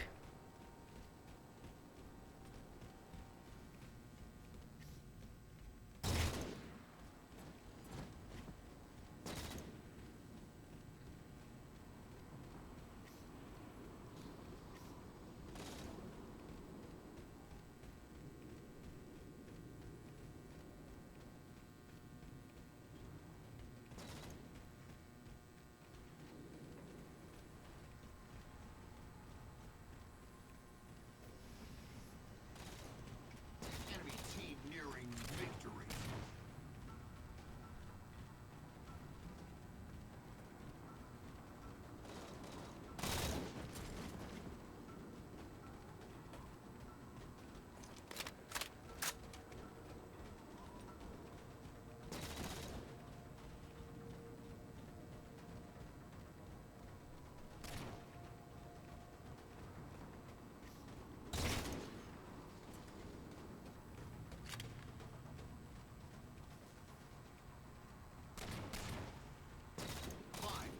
Remain.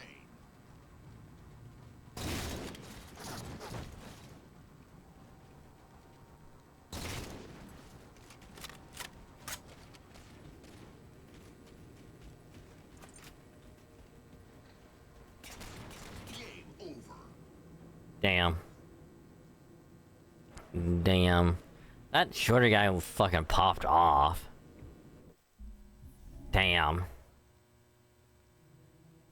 He probably had like a killing frenzy at one point. More than likely.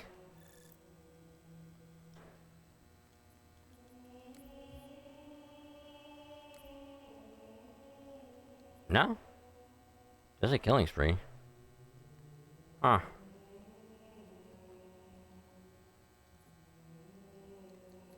But goddamn.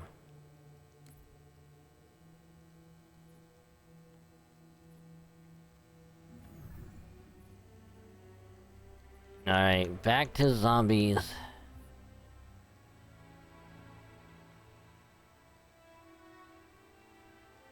We've almost been going for 2 hours. Jesus.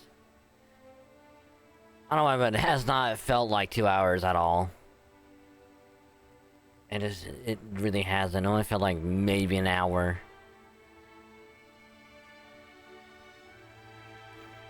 Which we'll probably go for maybe another hour or so. Cause I think it'll take... Whoop.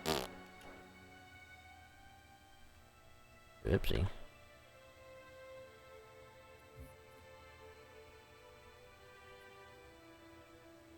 Maybe like an hour to do Lone Wolf.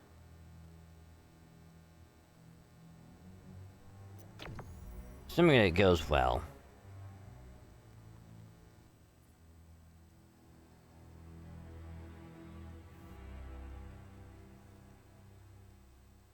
Oh, this one says under 30 minutes. Ooh. 150,000 under 30 minutes. Ooh. Infection.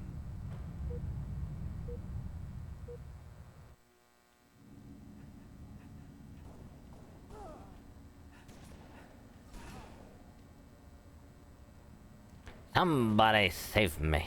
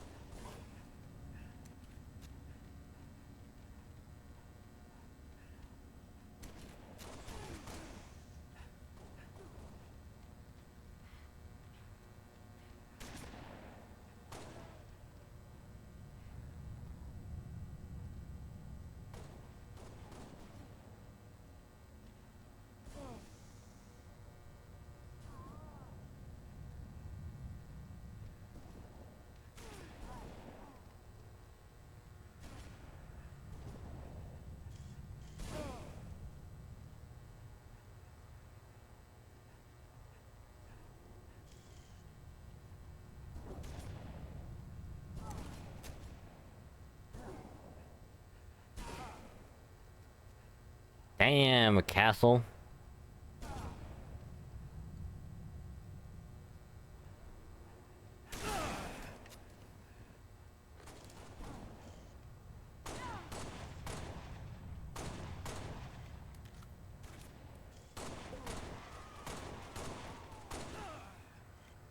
I wasted so much ammo just...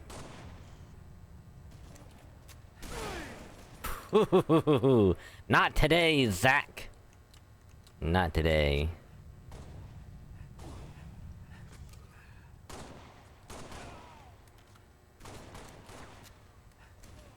Double kill. Killing spree.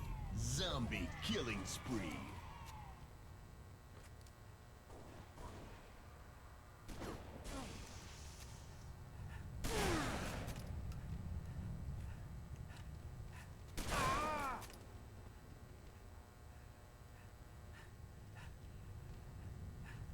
Shotgun spree.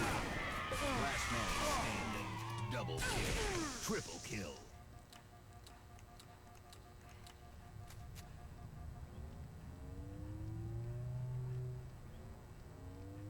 Killing frenzy. Hell's janitor.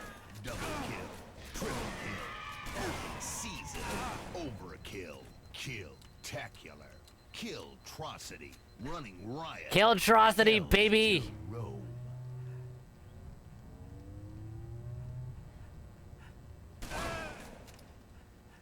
1 minute remaining.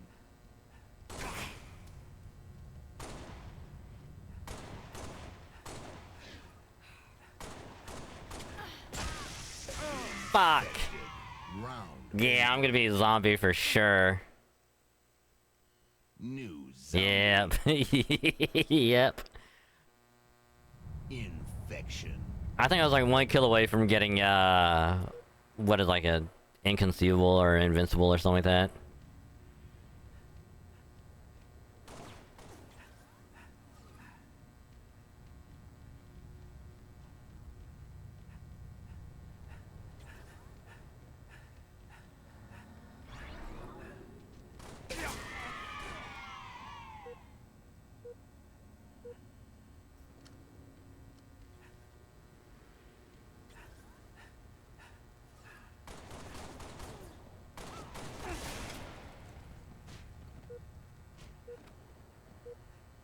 I think the only way for me to win... Wow, way to be camping the teleporter, you bitch.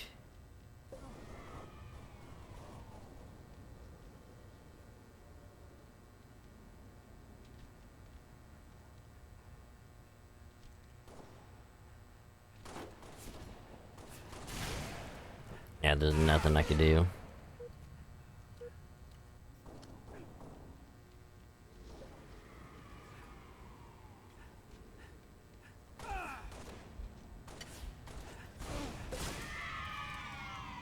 Fuck.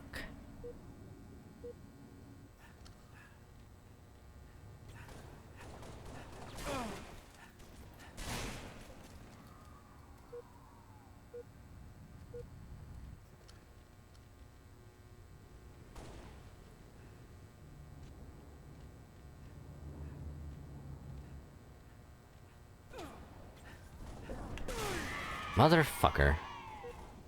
I need another zombie to come with me. So we can get rid of this fuck.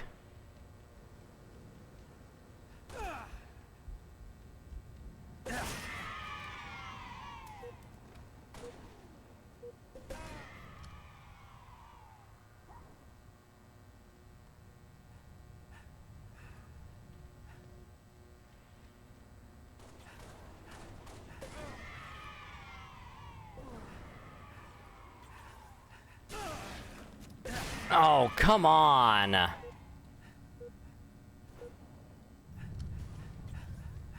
Fucking hate it when it does that. It's like reticle turns red, but it doesn't lunge.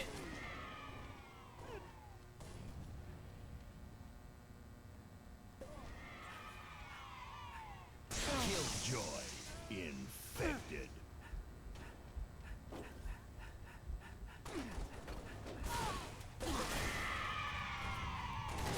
Mitsunari? What is the like one of the most famous 1 minute remaining. people of the Sengoku era doing here?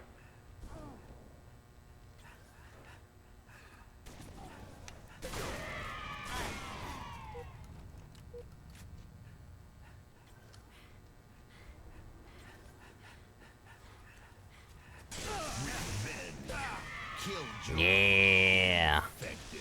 Round over.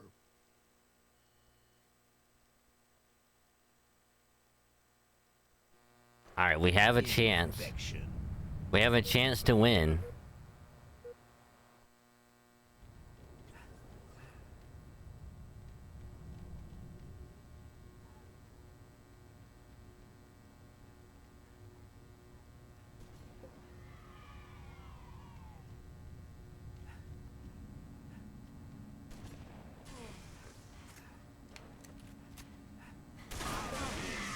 Never mind. Zombie. Why couldn't the zombies do that when I was infected? You assholes. Son of a bitch.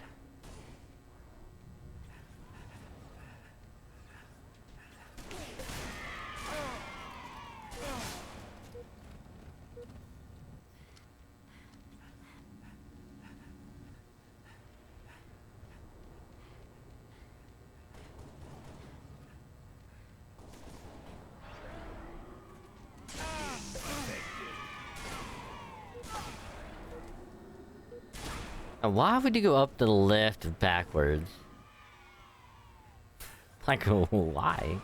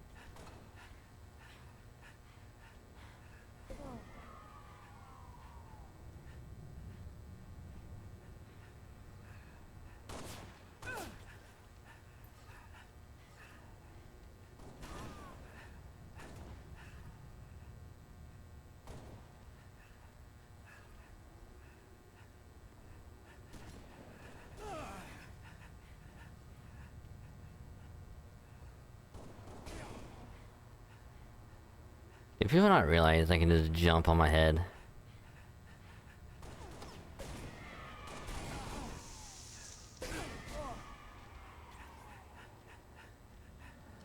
But that works too.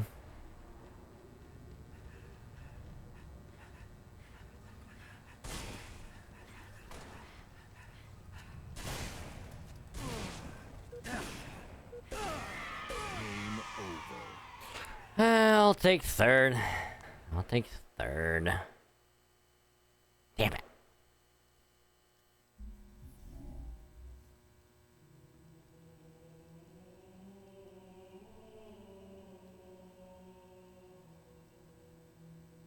Yeah, we still need to get Mitsunari as a servant in FGO. It's been, what, 2 years at this point?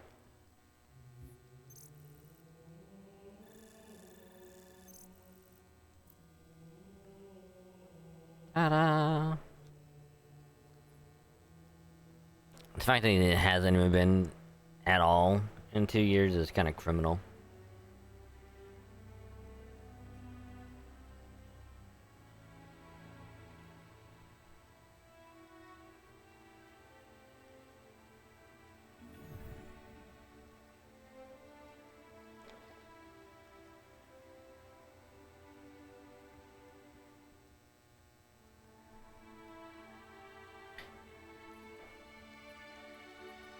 But it's even more criminal that actual decent good games have been just zombies. One would not think we'd be having decent matches with zombies. One would think we'd have decent games here, but kinda, not really.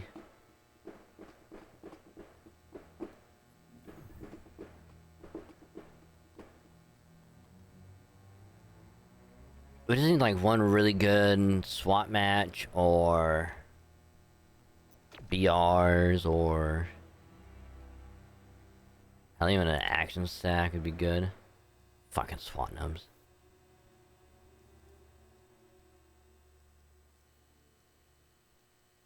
Scuba Steve.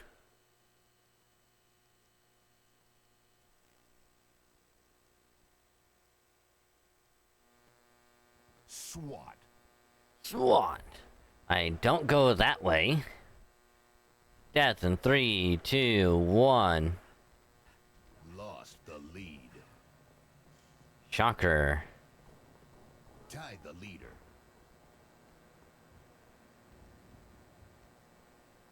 Gained the lead. Oh. I was gonna assassinate.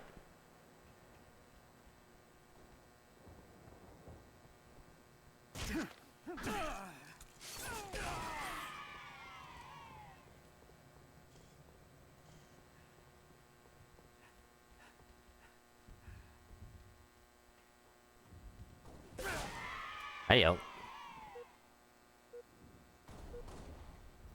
I mean, I feel kind of bad that they have two people that are AFK.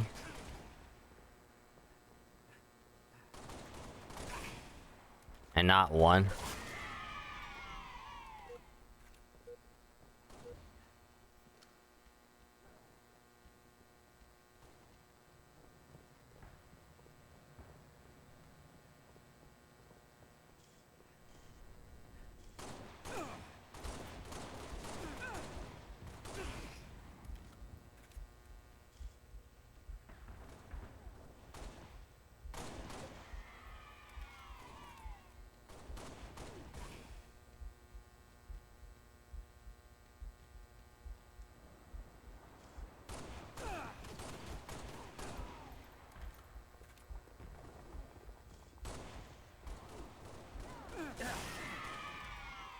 Oh, he was up there.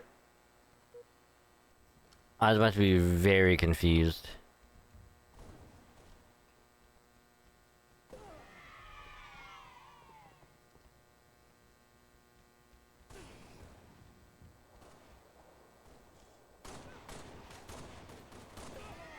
Double kill.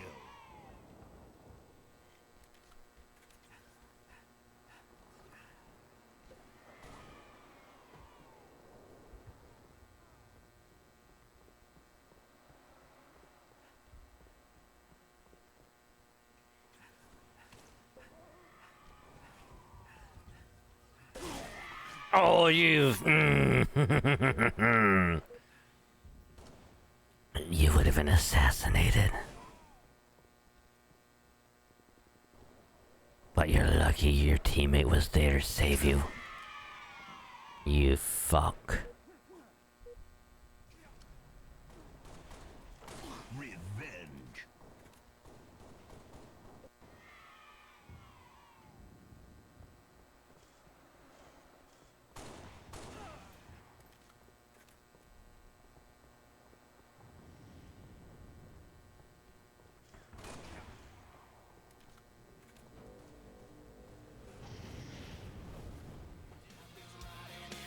Hey, oh Jesus Christ. Oh Jesus Christ. Hi. Oh, hey Daedric. Hi, madam. Welcome, welcome. Let me try to find a safe spot. There's no safe spot. There's a safe spot. Alright, where's the safest? Safest place would be... Never mind, I'm dead. But hi! Hi, Raider. How rude. I was saying hi to my friends, and yet... The audacity just to cut me off, like... So rude. So very, very rude. Well, hello Raiders, how's it going? How was your stream? What were you playing?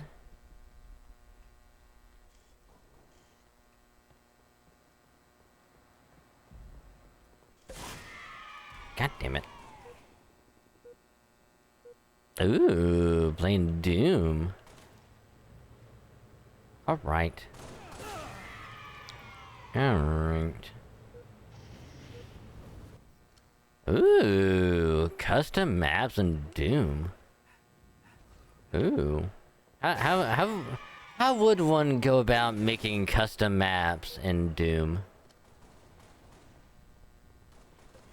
Like what all would you need?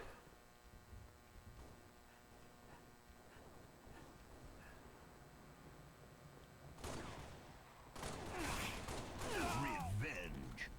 Game over. Jesus. Oh, let me do this stuff real quick.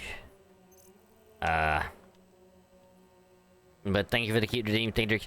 I am indeed cute, you're cute as well. Everyone else is also cute, so thank you for the cuteness. Much appreciated.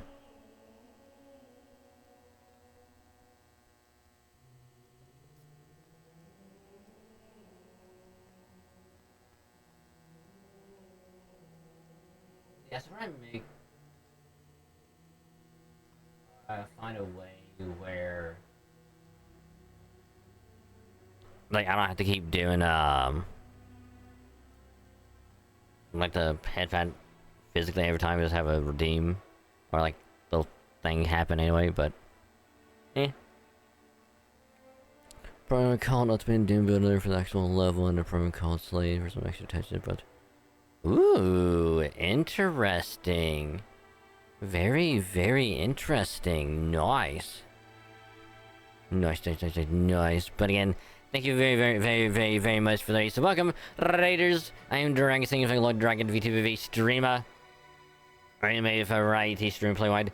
Variety of games, mainly gachas and Halo, because I do love them gachas, and Halo is just fun all year round. But do play other games from time to time just to mix it up a little bit, cause why not? It's fun and I like doing it, so welcome. We're just doing some MCC tonight. Doing some multiplayer for just a tad bit longer. And then we'll try and go for some achievements. Because... Oh, wrong one. I don't know if you can really tell, but... That doesn't help at all. I think that helps a little bit. But we have... Only 22 achievements left. 22. Some of which are going to be very easy to do. Such as, like, doing custom maps and games, like, that's super quick and easy. 4-player split screen, like, I'll have to do that on console whenever. Which, again, pretty easy to do. Then the one we'll try and go for tonight is we have to get 150,000 points on Reach campaign. The final mission, which is Lone Wolf, which is just pretty much firefight, roughly. The very, very ending of Reach. I get 150,000 points to do it. Which, after we get... After we get those 6 achievements, because, like, again, this one I'll probably have to do off stream, whatever. But the rest we can probably do tonight. After that, it's just Lasso, Legendary under 3 hours, and a couple other achievements to do in co-op. It's like back on the 360, so... We are nearing the completion of every single achievement in MCC.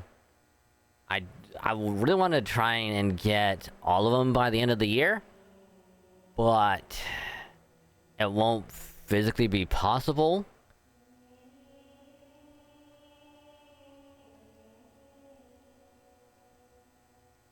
I mean, it probably is.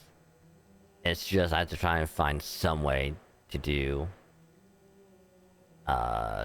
one additional stream of MCC per week, which we might do, and we might do so in November.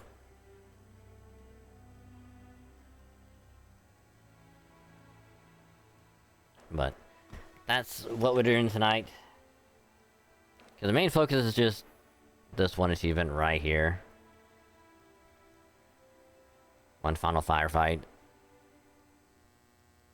And if I can get that, then I don't really have to worry about the campaign-specific achievements. It's just Lasso, and that's it. Lasso and Legendary. Oh, and then also a couple of other multiplayer achievements, but those are very, very specific, because you have to get medals, and it's only matchmaking. Cannot do custom games or anything else like that. It has to be done matchmaking. So it's gonna be rough. Very, very rough. But we're gonna have fun doing it anyway, so yeah. So again, much appreciated for the raid. If you haven't followed Madam Doom yet, you totally should. She does great streams, awesome stuff all over the place. And just one of the coolest, nicest people ever. So do support if you can. They do heckin' deserve it. So, that being said, though, post-stream R&R. If you got other things to take care of, please take care of it and yourself. Because if you don't take care of yourself, I will bop you, and I will do so with love and affection. So, take care of yourself. Don't be like me and stay up till 5 in the morning and have to wake back up at 9. 4 hours later for work. So don't be like me. Take care of yourself. You know, get something to eat, drink, stretch your legs, restroom, shower, all that good stuff. And hope it goes well. But guess what? If you're sticking around, lurking the stream and all that good stuff, thank you for the lurk. Just remember, you can either mute the tab or you can turn the volume down on the stream. Just don't mute the stream itself. That way your view can still count. Helps out a lot more than you think. And I say thank you because you're awesome. But if we're heading out for the rest of the day and or night, thank you for checking out the stream, supporting both channels, both streams, and I will catch you in the next one. Thanks for joining.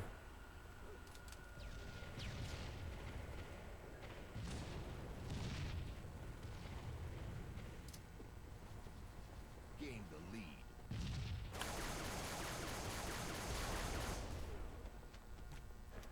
Man, this has like been like pretty much like the gist of tonight.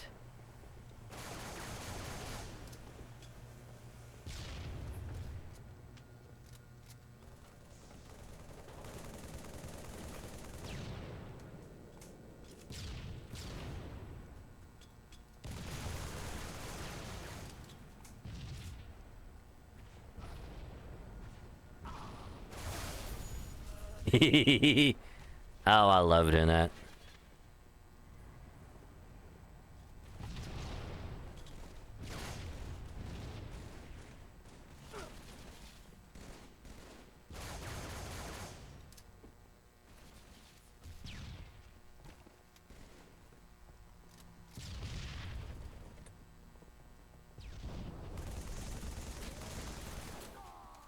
That was my kill, you son of a bitch.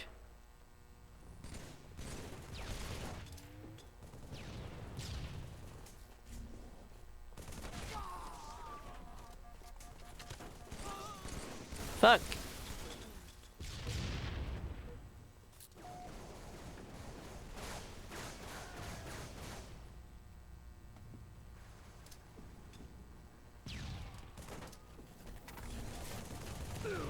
Oh, nice grenade. Nice grenade.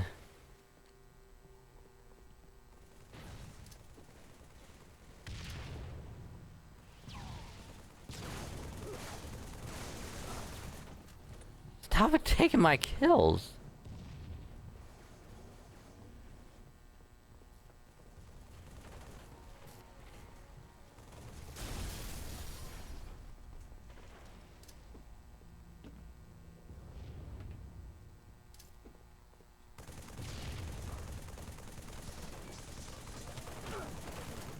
Oh, I thought that stuck him.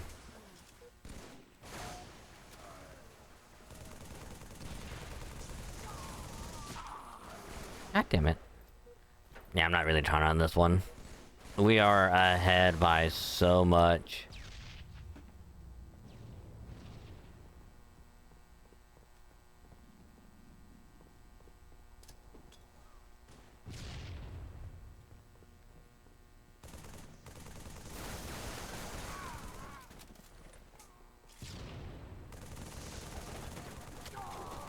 How did that not... I'm sorry, what? How did that not stick? This game is playing shenanigans and I don't like it.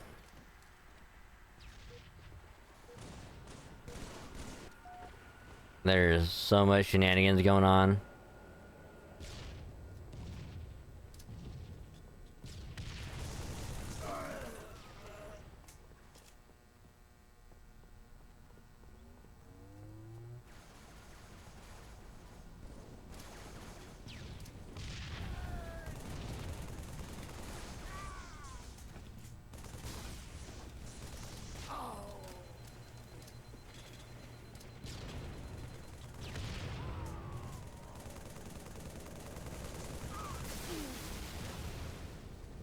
I get reload.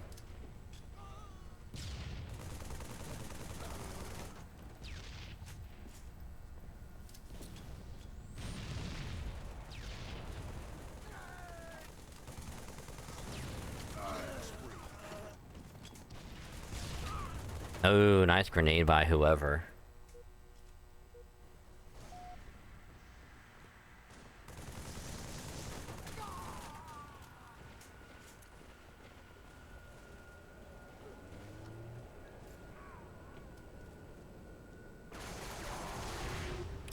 I'm so sorry.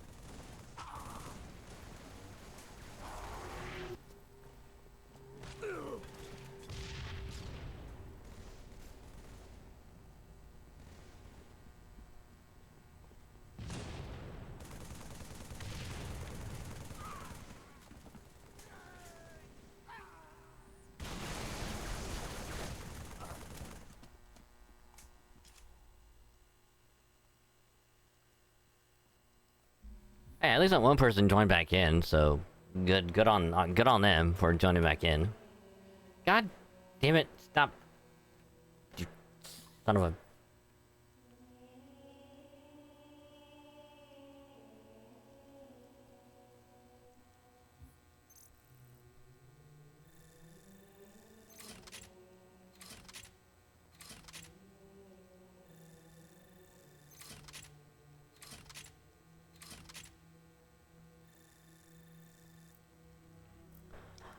Ah, 12 and 7, not bad at all.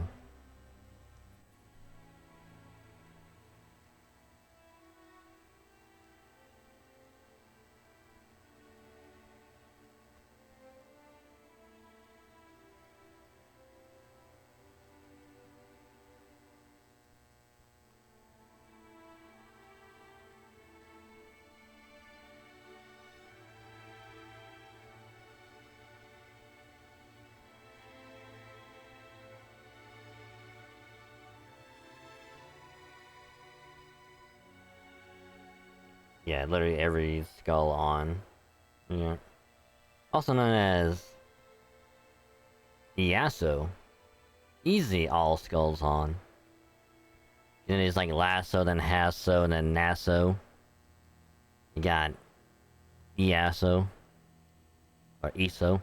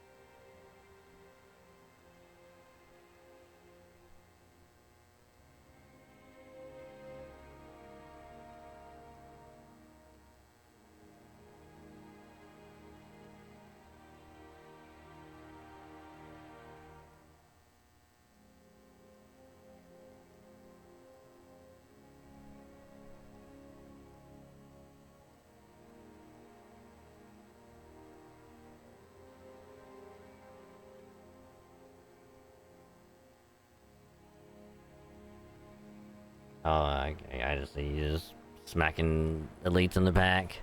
I getcha. I getcha. Especially under 30 minutes. Running around punching elites in the back. With all skulls on. Which I guess makes sense because it's on easy. Enemies are at like their highest value. With all the skulls on. Get to survive a lot longer than you normally want on other difficulties.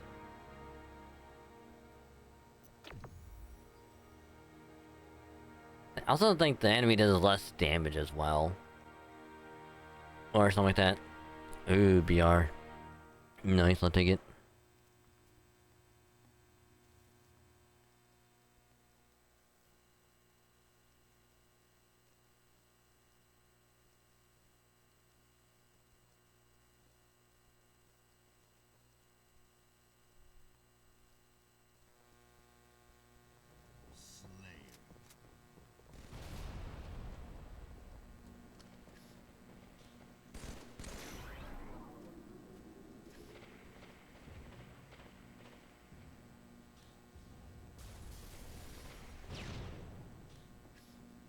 Gain the lead.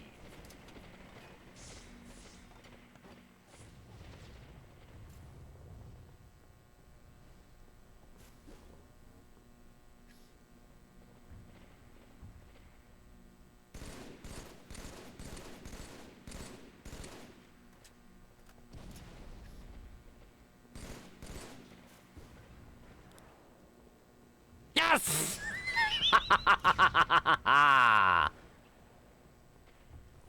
Yes.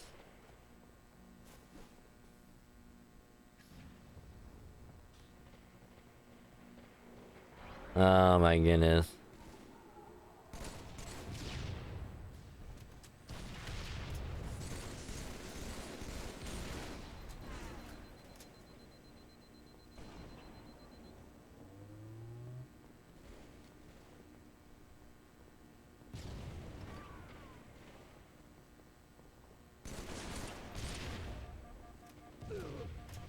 Nice.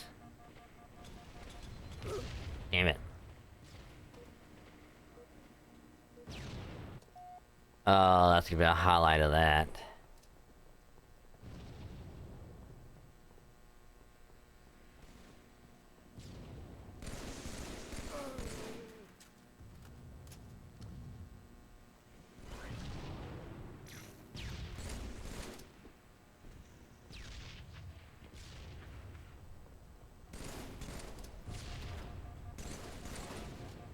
Shit.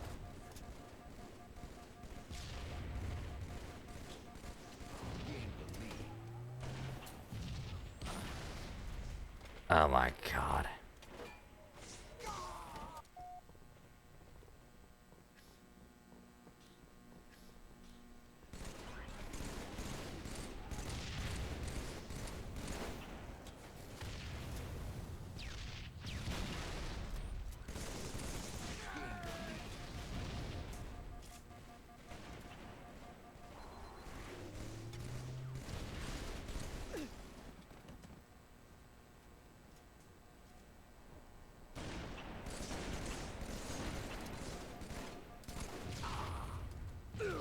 Yes!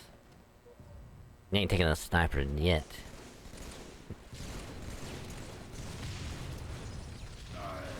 God damn. I hate just being spawned right in the middle of that. It's just the worst.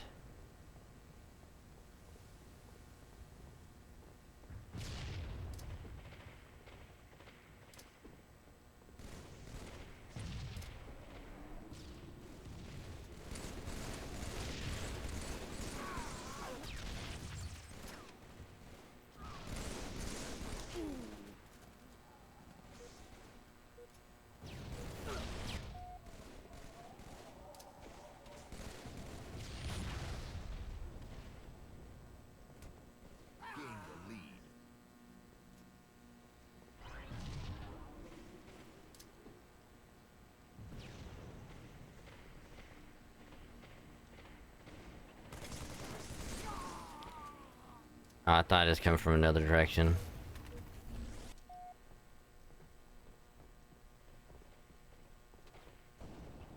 Gain the lead.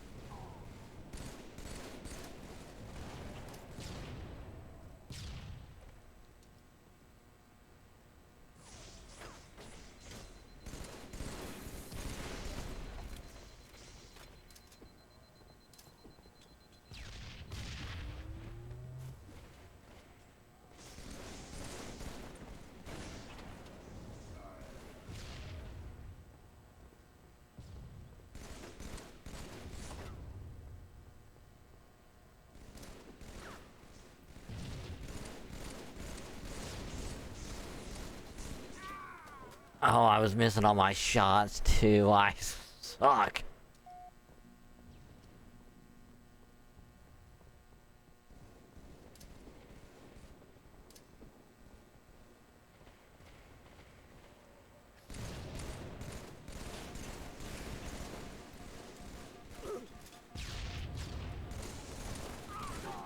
Ooh, nice trade. Nice trade.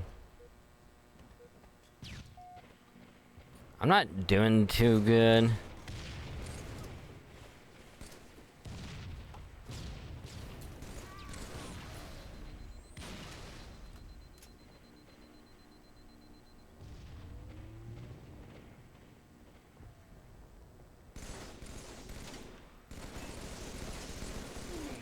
Ooh, thanks, teammate.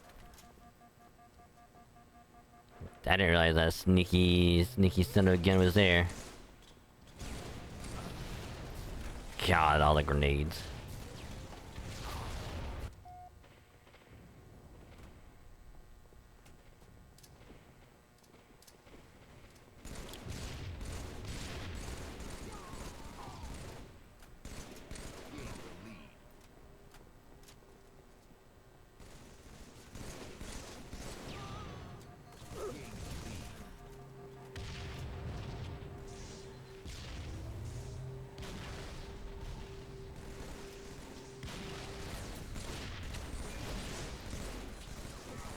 Fuck, I didn't see him.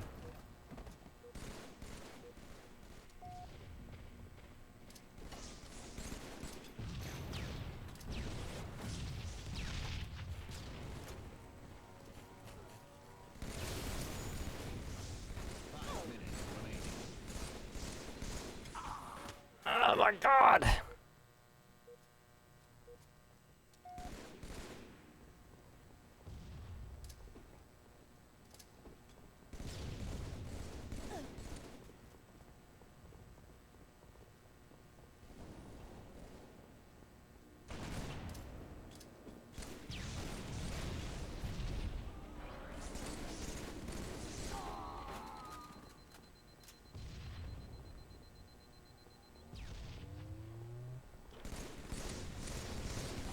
Oh, of course there's two of them there. Of course there is. Story of a life. There's never just one, there's always two. And when there's always two, I die. Story of a life.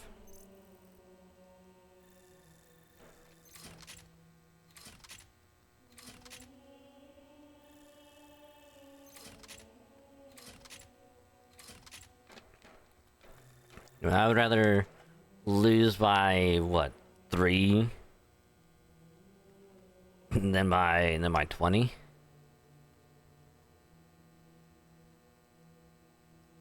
Oh, I barely went negative. -1. Nah, it do be like that sometimes.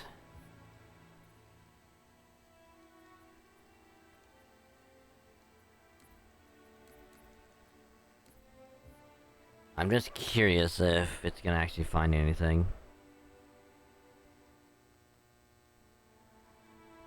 Because if it does, then at least we can search this whenever. But chances are it's not gonna find anything.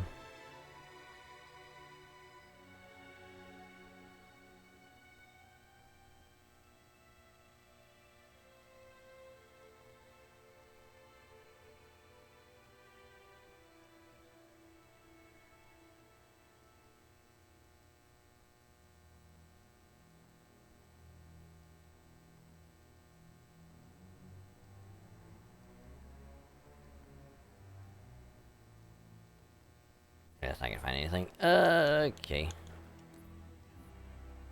Nope. Yeah, we're gonna put all of them back on.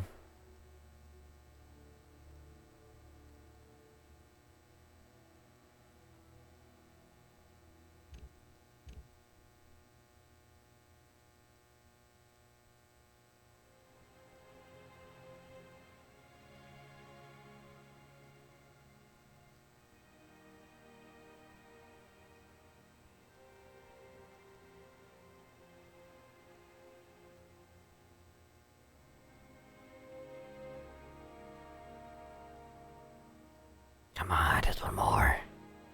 Just one more.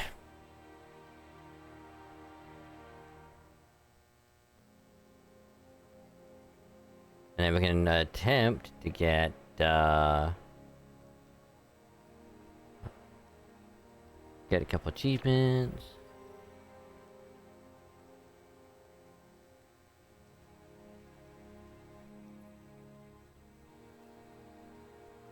Wow. Wow, it really just went straight to classic Halo 2. Holy crap.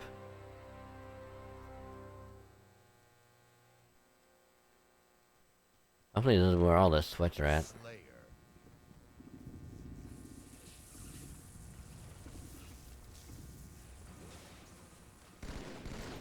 Lost the lead. Tied the leader.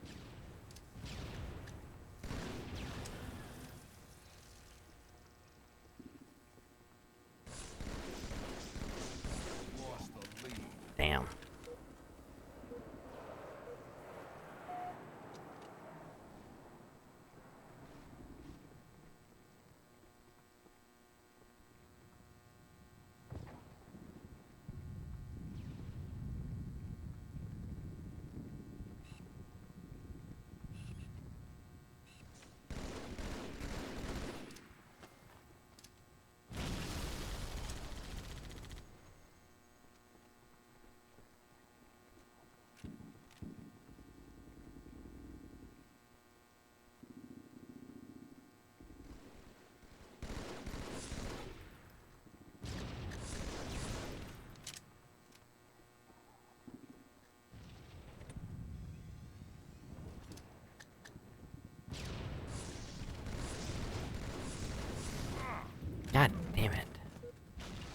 I fucked that up.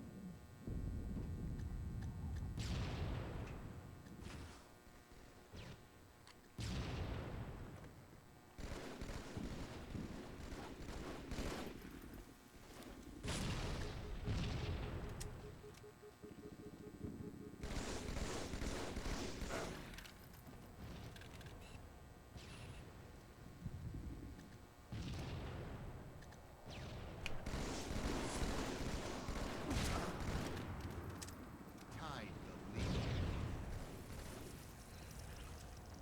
Gained the lead. I might have shot our teammate a little bit. Oh shit.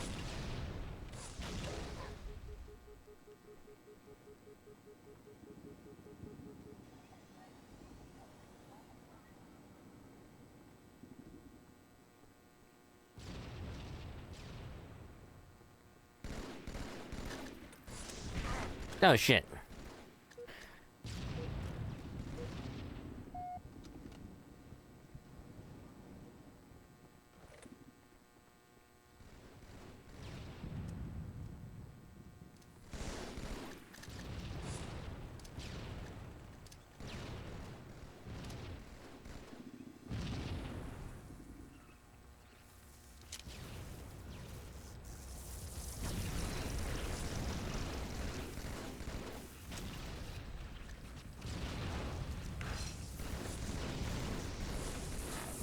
Oh my god, like half the team was there. There's just like nothing I could have done.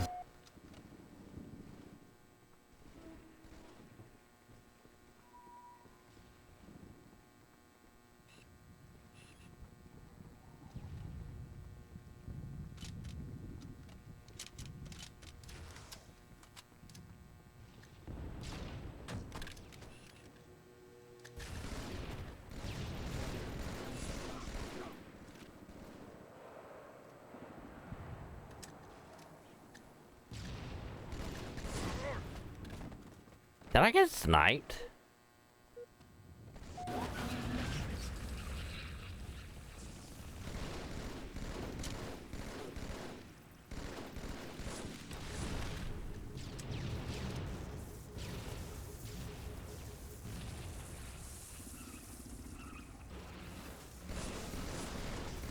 Lost the lead. Tied the leader. Lost the lead. Tied the leader. Gained the lead.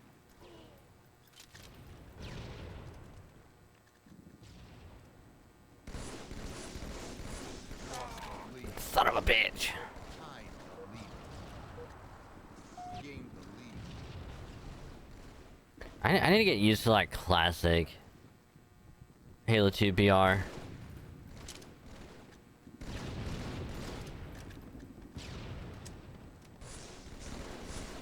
the lead. Cause like I don't know why I'm losing so many battles.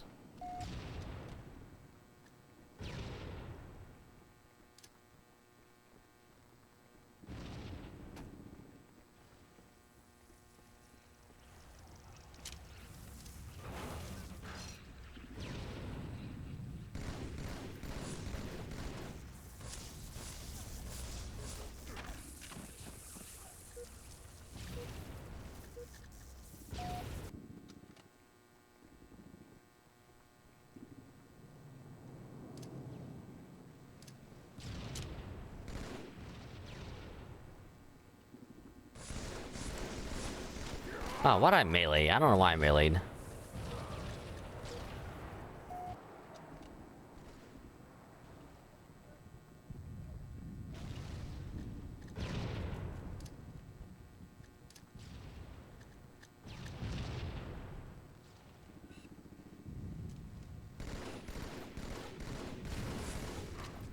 Oh, fucking noob combo.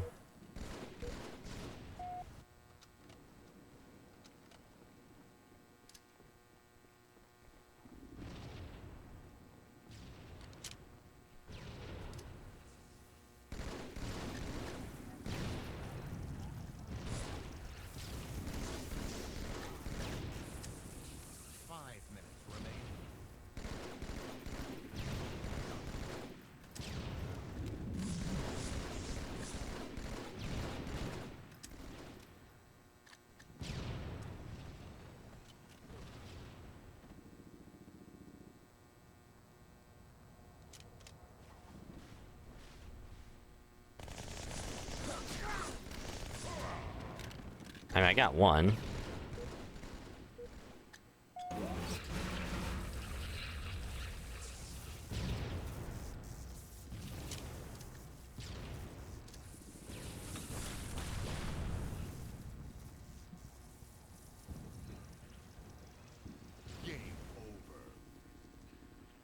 Not too bad. Not too bad.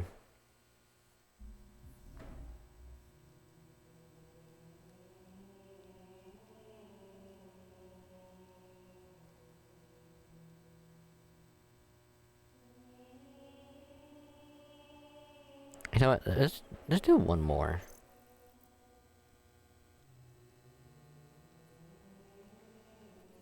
But we'll take off that.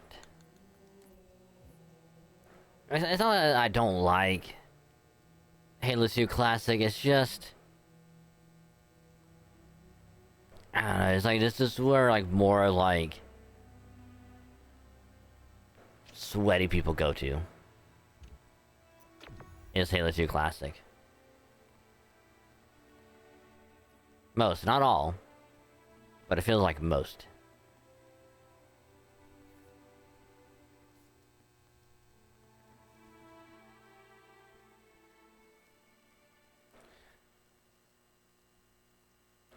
Darth logo.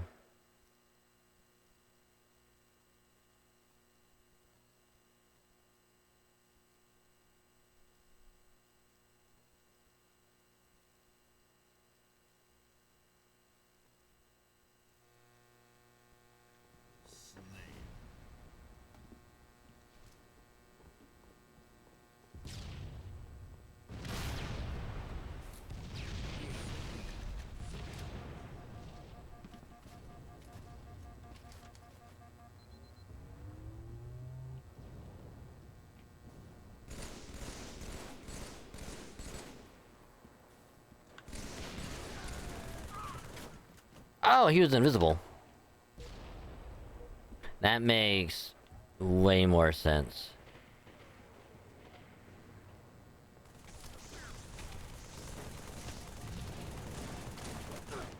Oh, you lucky bastard! I mean, I probably should have done the same, honestly.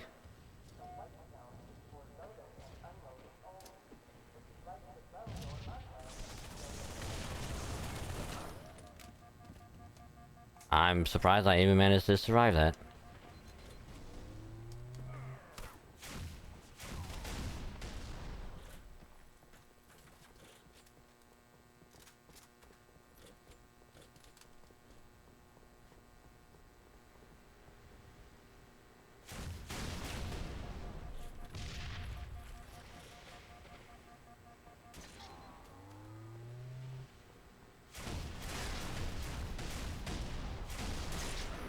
Oh, God. Was I literally half a second too early on the melee? Are you fucking for real?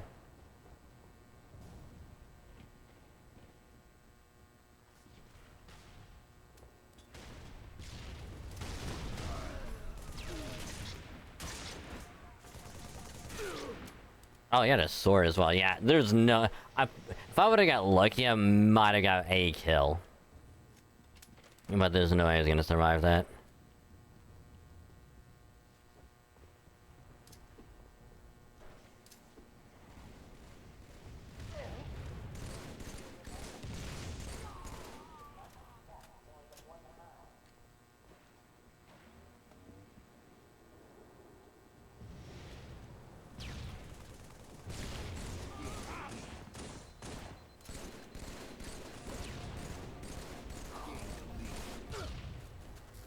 Oh, nice grenade.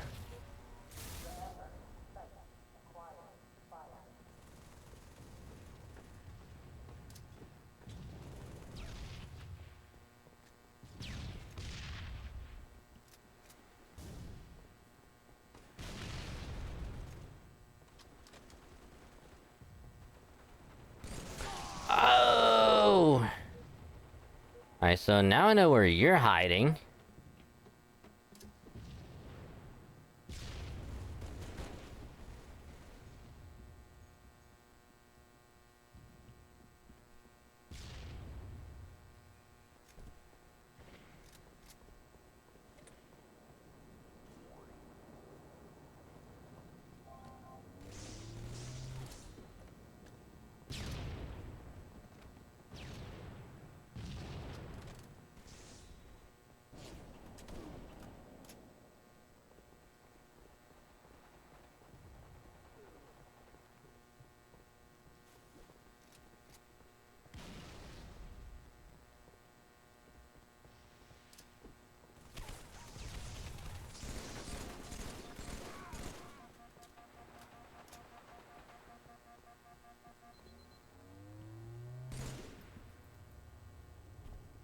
I need a sticky.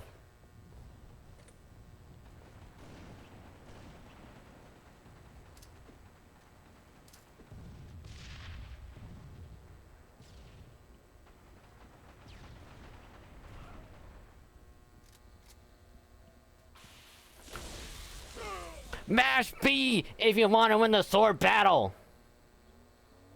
I had that shit drilled into me.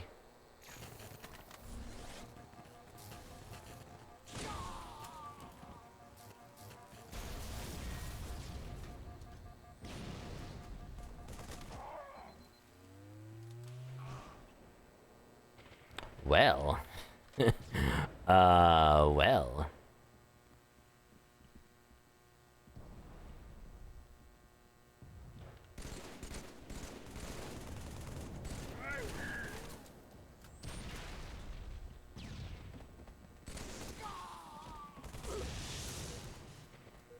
How did I get hit?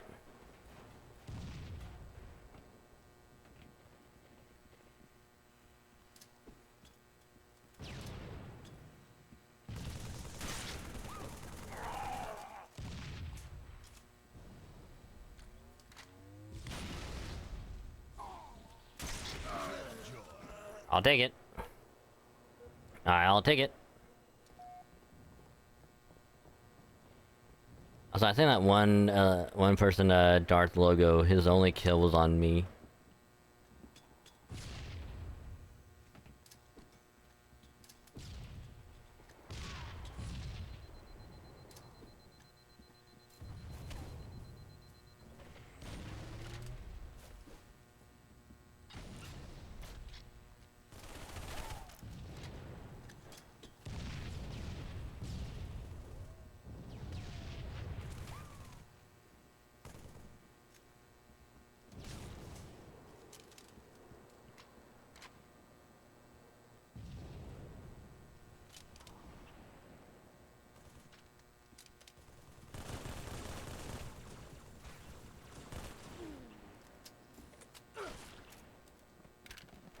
I don't know how the fuck you managed to hit me, but nice.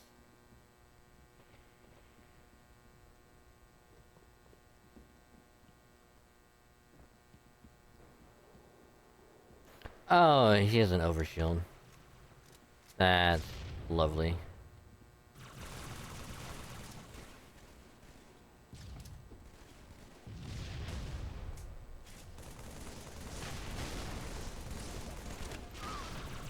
How am I not close enough to fucking melee? Like, come on.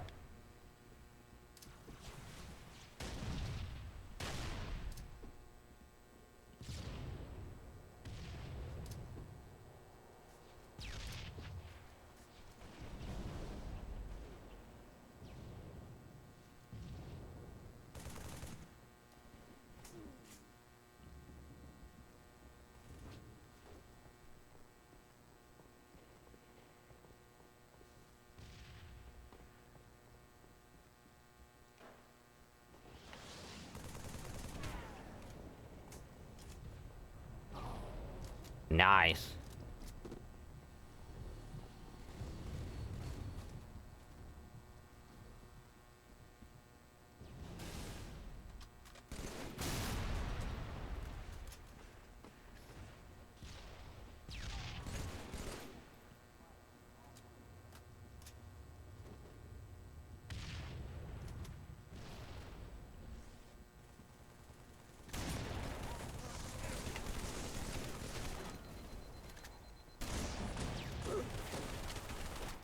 Teammate, teammate, teammate, teammate. Oh my god.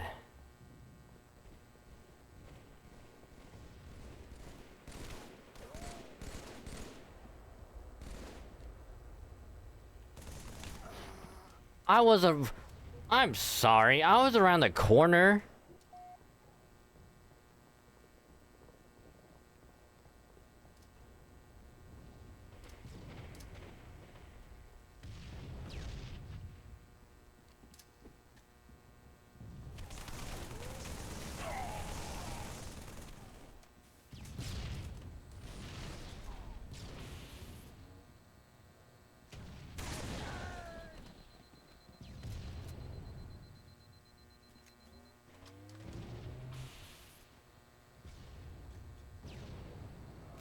Hi. Game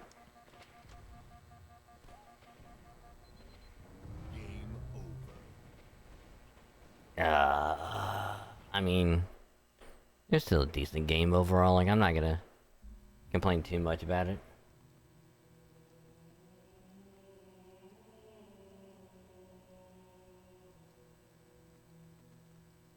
That's in typical fashion to overstage it. Oh no, Dia, what happened? What happened? Which, again, by the way, congrats on the Raiko on a ticket. I wanted a second Raiko, didn't get her. Oof, I am sorry. By congrats on the watch streak, by the way. Thank you.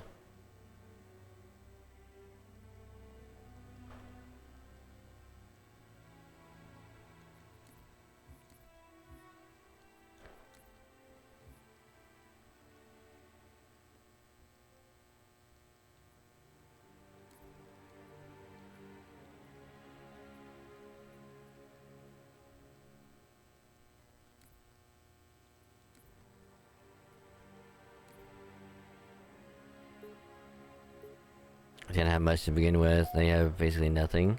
I mean, you can still save up, you know? You can still save up a little bit.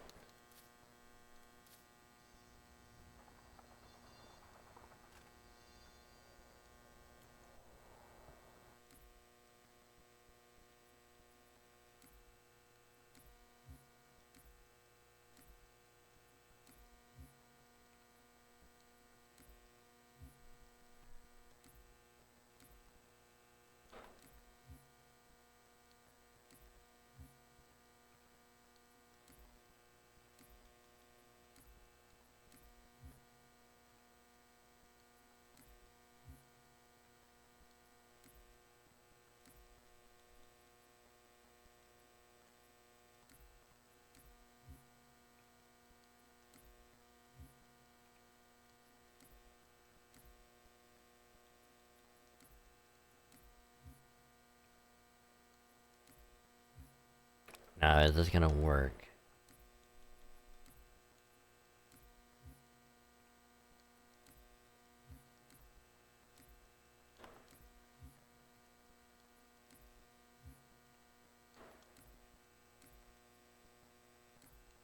Game over.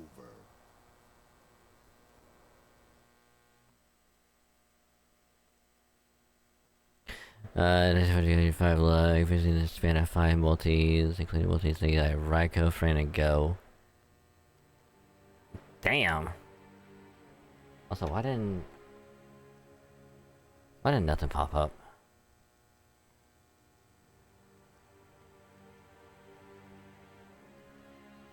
Oh, well, apparently this is delayed. So we got custom maps. Can I delete them though?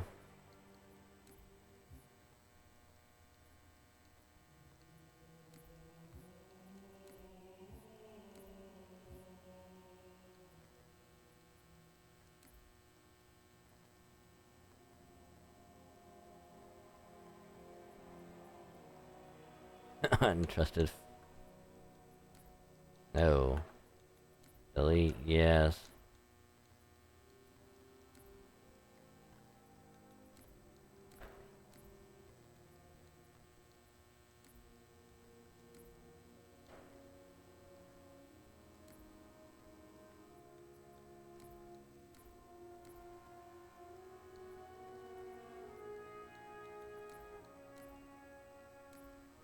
And it's explore the likes to explore is what I buy over. Oh yeah, I gotcha.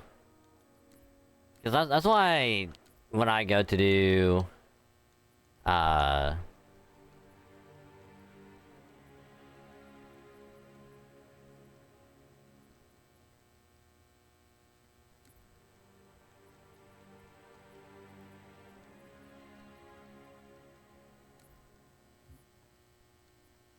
I just have to do.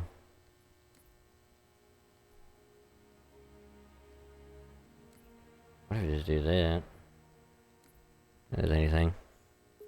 Yeah, so I'm gonna I gotta do pulls at some point this week. That's why all I'm gonna do is like 10 tickets and maybe 2 or 3 multis, see if what we get.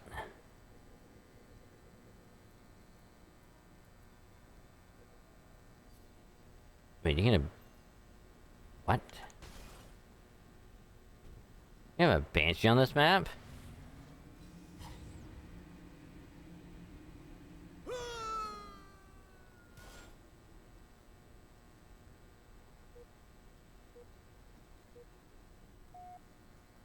Huh. Interesting.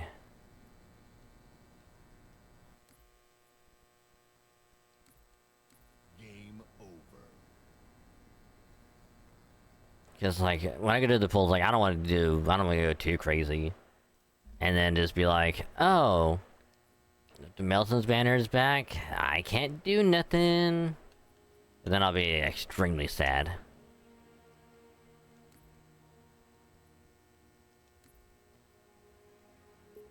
And then I'll have to break out good old Wallet Coon, which I'm already dreading having to break that baby out. For Star Rail and like the next couple patches.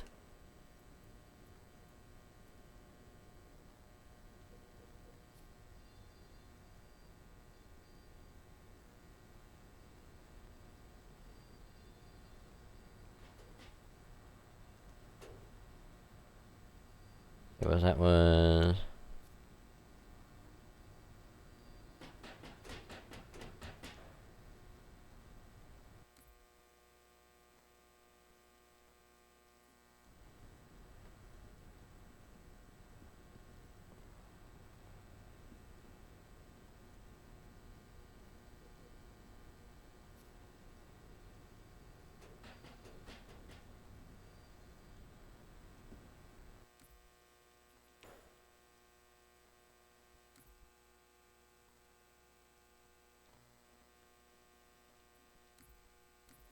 Round over. I have to make sure I can actually get this done properly. Because there's no way I'm gonna be like, oh yeah, let me just do 6 multi to get nothing. And not, you know.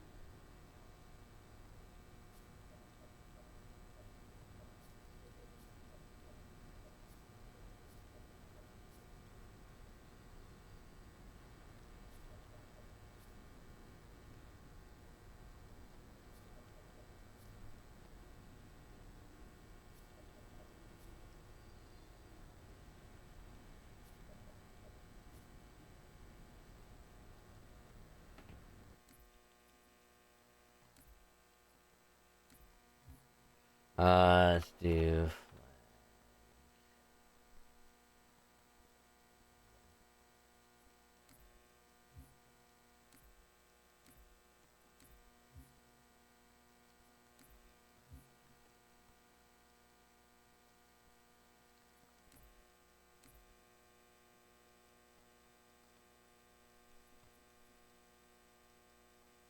Unless it says what?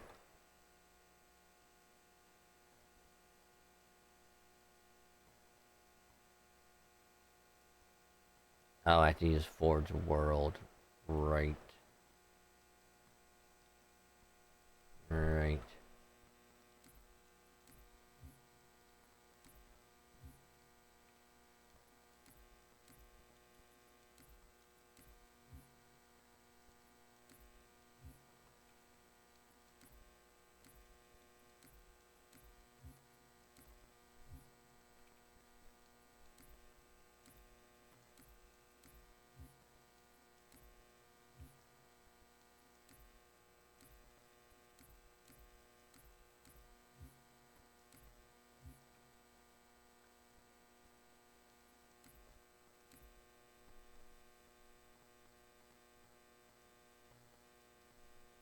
Sorry. Game over.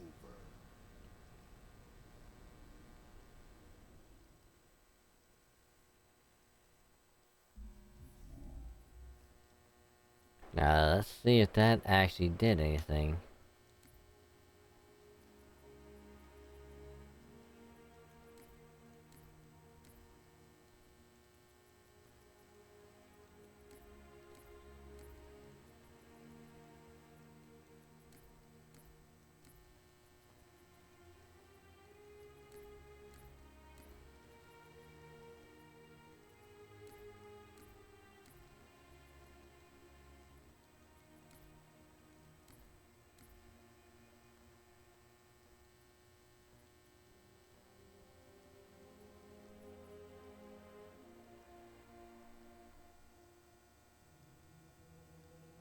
As to why it's not doing that, I don't know.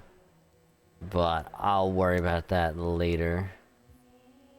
Alright, Forge World it is.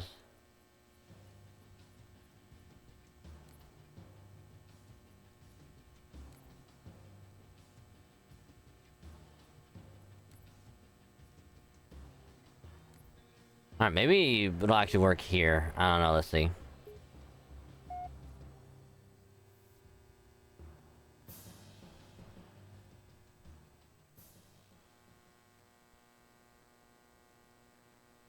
Oh, it's a thing for Griffball. Objective, like stand.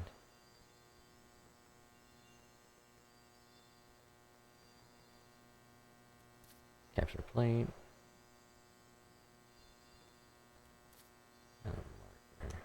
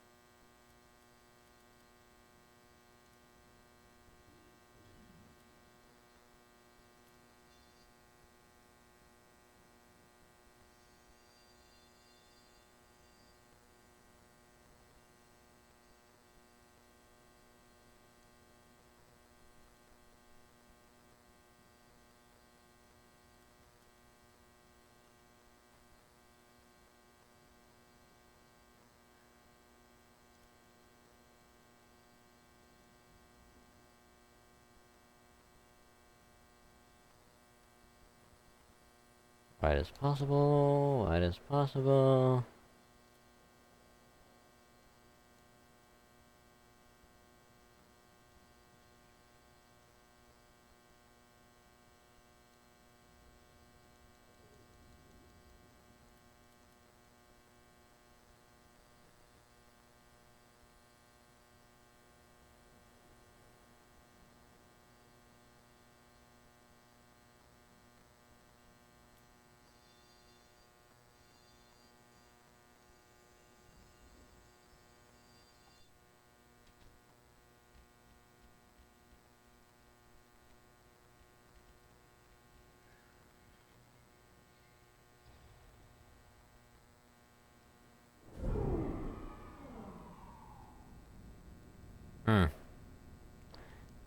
Interesting.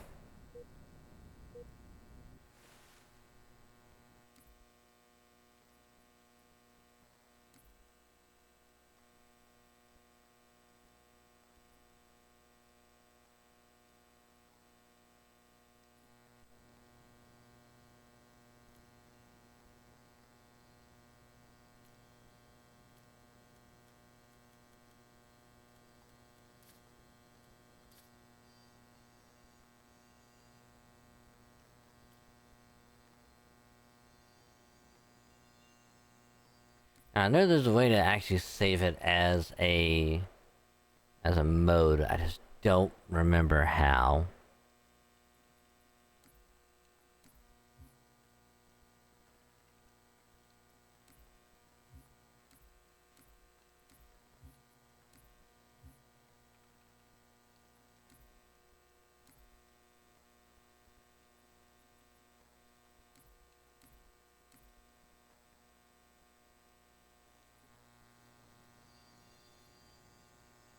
Wait, so we got that.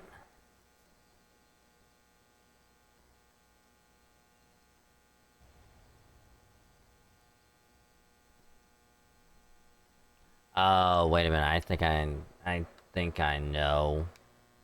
Hold on. Game over. It's not Forge, it's actual custom games. Duh. I'm an idiot.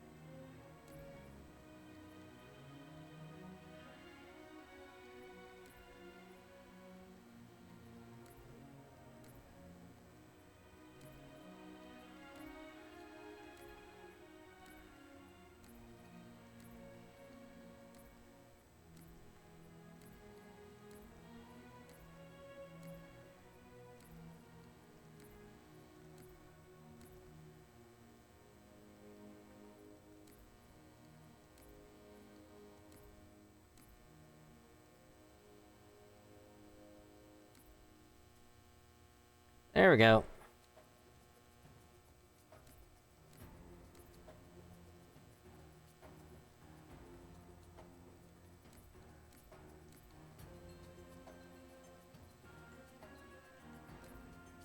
Alright, now that we've got those knocked out of the way, now we can focus on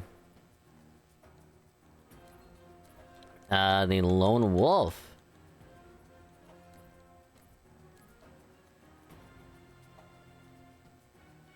Alright. We've got 3 achievements today, we only have 19 left. Got to be 17.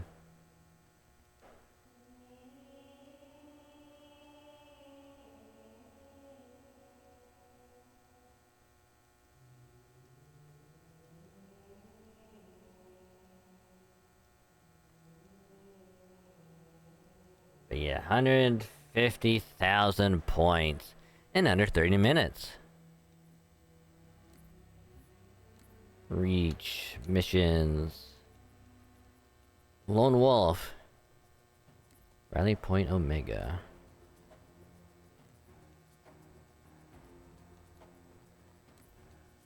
Easy.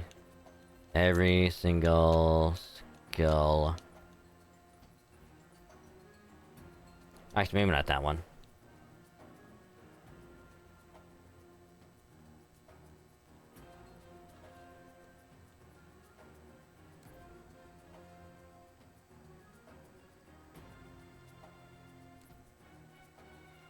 Yeah, we turn that off.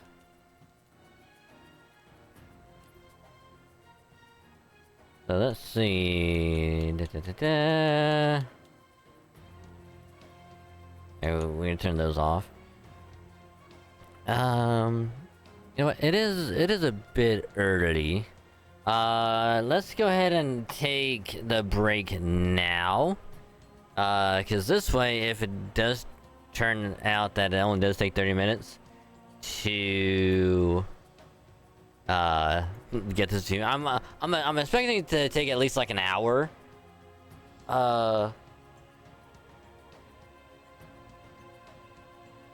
We'll just we'll see how it goes, but we're gonna take a quick break because I also need to use the restroom myself, take care of my food over here, and all that other stuff. So, if anyone else also needs to get something to eat, drink, or do whatever else, now would be a good time to do so right now. And then once we get back, we'll do this, and then we'll just figure out what to do afterwards. So, yeah, this will probably freeze in the meantime, which I'll probably have to fix when I get back. But be right back.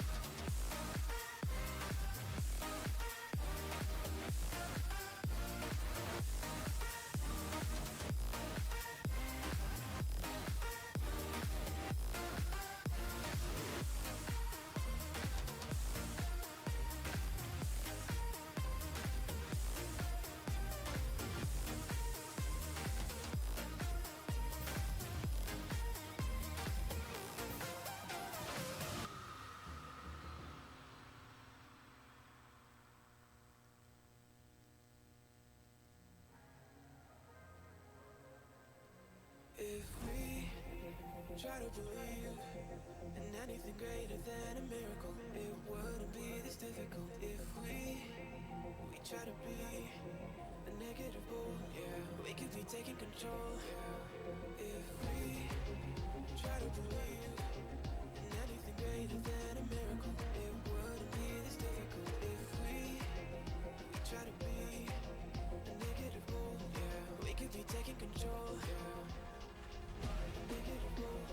We could be taking control. We could be taking control. We could be taking control. We could be taking control.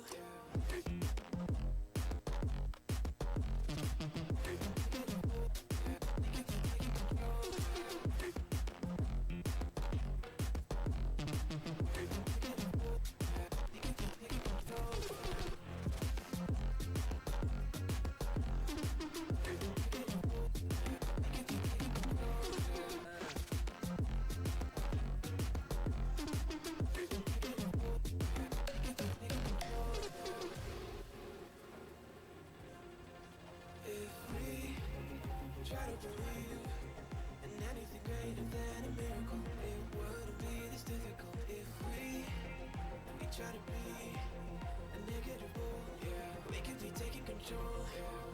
If we try to believe in anything greater than a miracle, it wouldn't be this difficult. If we try to be a negative bull, yeah, we could be taking control. We could be taking control. We could be taking control. We could be taking control. We could be taking control.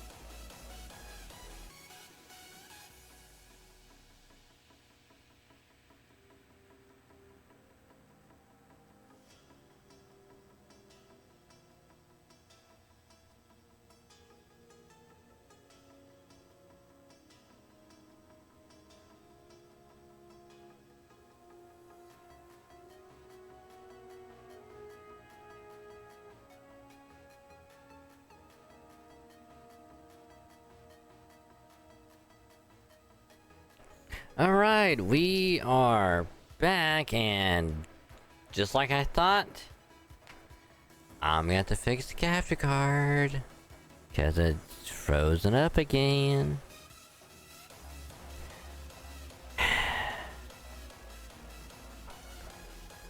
But anywho, we is back, so hi, it's me, the wagon from the Dragon to VStreamer, and we are here playing some more Halo, having a good old time, chilling, vibing, hanging out, all of that good stuff. So, again, right off the bat, do truly appreciate y'all hanging out, chilling, vibing, lurking, hanging out, all of that good stuff. Many thanks and much appreciated for, you know, all the support so far tonight has been insane. So I do truly thank y'all very much. Hope you still having a great time. And yeah. So here in a minute, we'll start this. Hopefully we will get this achievement in, like, I'd say roughly 45 minutes, if possible. Which if we do get it in like 30 minutes, it'd be just amazing. I would love it. And in which case, I think we might just do side stuff in Star Rail. Just try and get all the side missions and stuff done. Because we have quite a bit to do in that. So kind of figured, why not? But what we'll also do is, it is the spooky month. It is.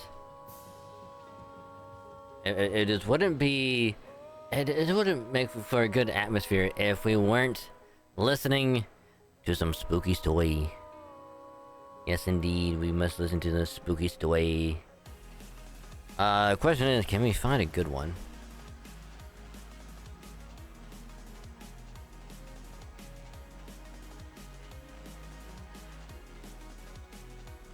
Thanks, bot. I like the name. Relevant Subway.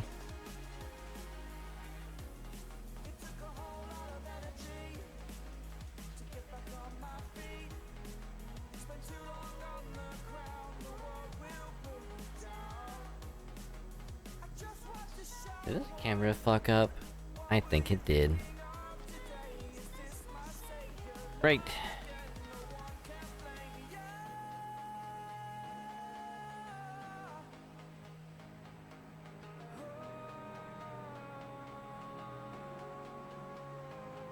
Of course you did. Camera off. Camera on.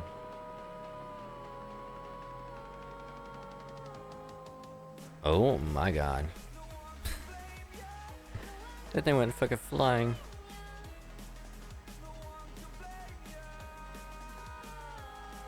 Alright, there we go. Had to get that damn thing fixed again. I don't know what it is about tonight, but goddamn. Goddamn.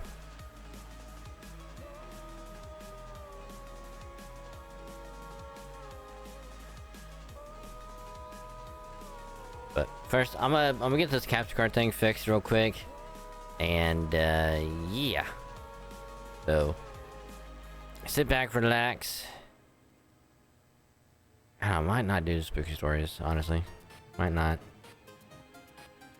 Yeah, actually, we're not gonna do it. So I'm gonna fix this real quick.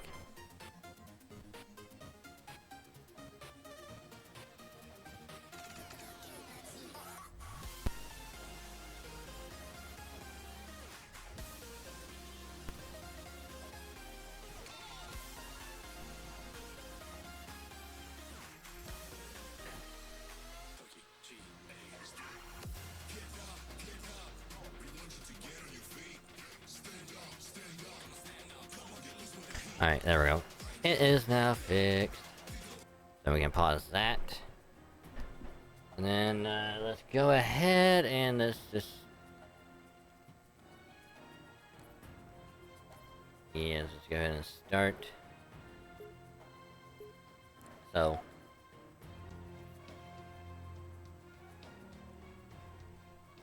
Now also, another thing I should also mention, before I somehow forget all about it. So, pretty much... Actually, let me turn this down, because we don't really need it. So while I was trying to figure out if the USB-C cable I got was long enough yesterday,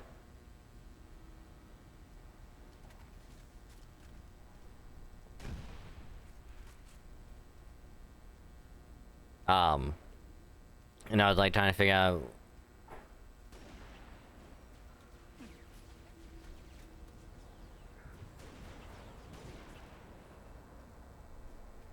and while I was looking at all that,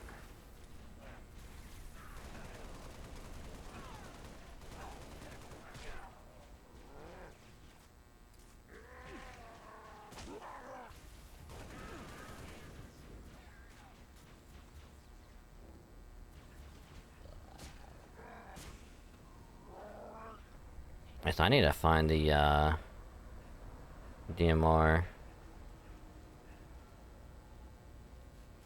Oh, there we go. So it turns out the aux cable that I have going from the Go XLR into the streaming computer, apparently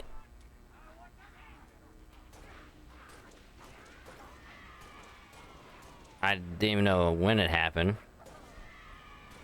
but it happened at some point. It looks like it was like it got chewed on.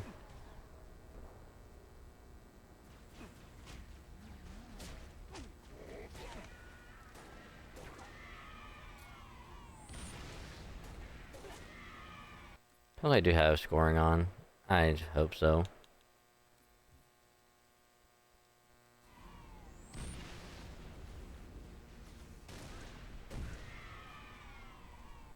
Actually, since we didn't start, I'm just gonna make sure it's actually.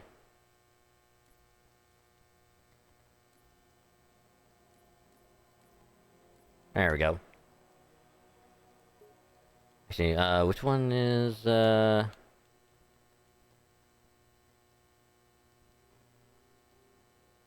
be fine.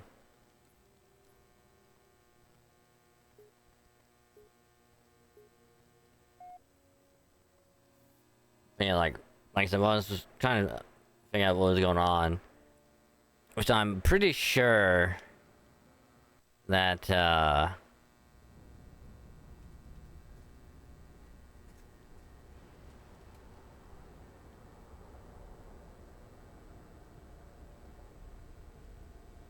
that one of the cats that I let back here, pretty sure. Hey yo.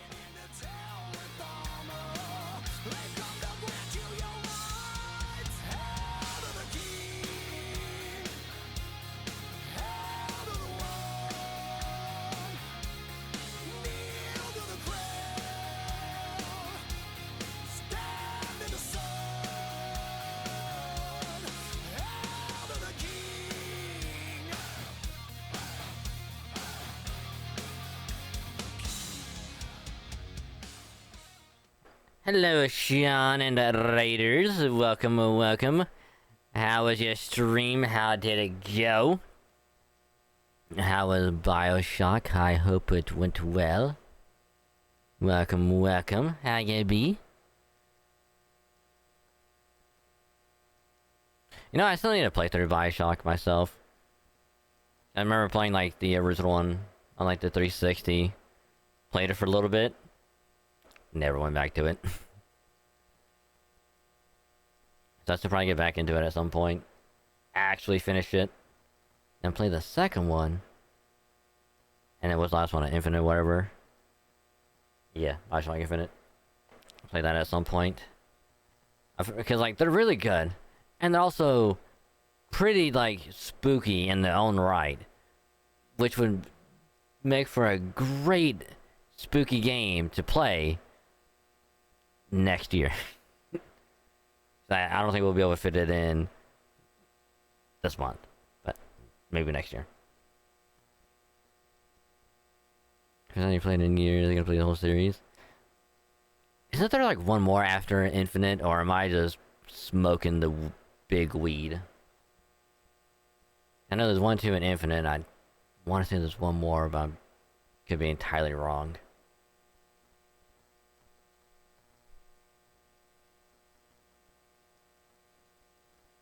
Only 3? That's what I thought. That's what I thought. But I don't want to play through it.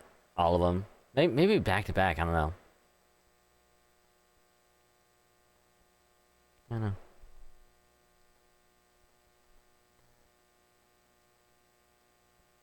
Jesse for Infinite said it. Maybe that's what I'm thinking of.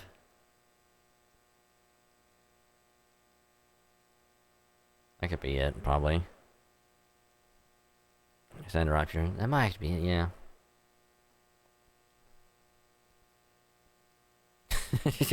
Tired.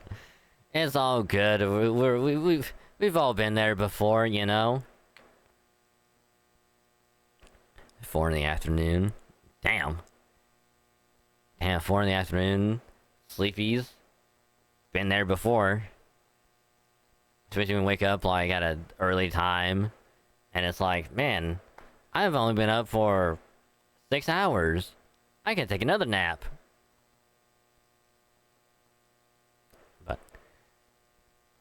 It's all good, it's all good. But glad to hear it went well. So, again, thank you very much for the raid, and welcome, raiders. I am Dragon Sings Logan Dragon TV streamer.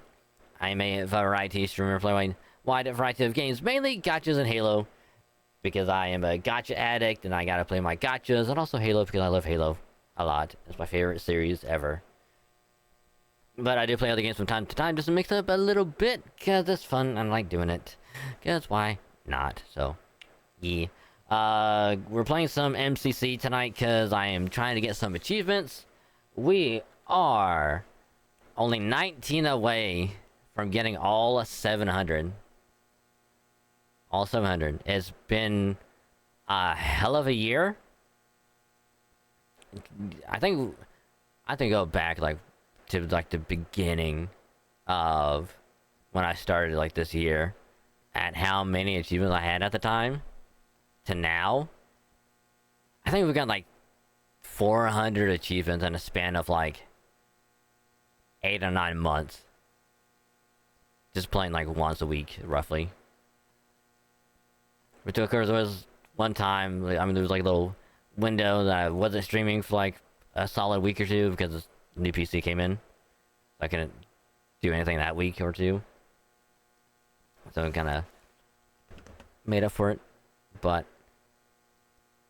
right now we're just trying to get a couple more achievements tonight, where we have to get 150,000 points in this mission that we're doing right now.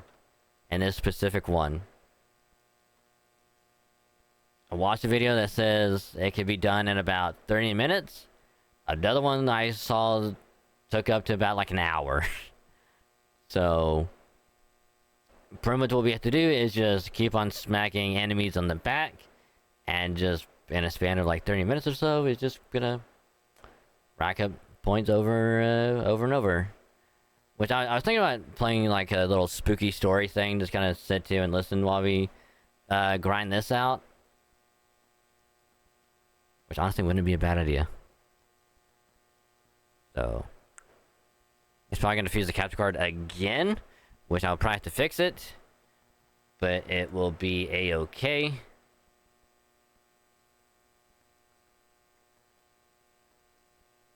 Because, you know, it is October. It is spooky.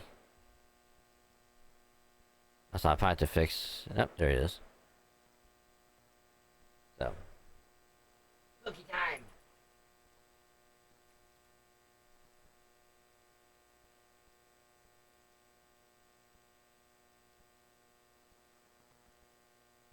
Ooh, 50 true disturbing deep wood scary stories for Halloween. Yes! 17 or 18 years ago, my fiance Yes. Which again, if anyone is, not a fan of spooky stuff, I apologize. But it is October. So we gotta have some spookiness at some point, But that being said, post stream R&R. If you gotta take care of yourself, whether it's to get something to eat, drink, stretch your legs, restroom, shower, take doggo outside, laundry, vacuum, do some exercise, whatever it is, please by all means take care of yourself. Make sure you are getting proper stretches in as well, so you don't want to be like me, 5 in the morning, go to sleep, wake up 4 hours later, 9:30, go to work. Don't be like me.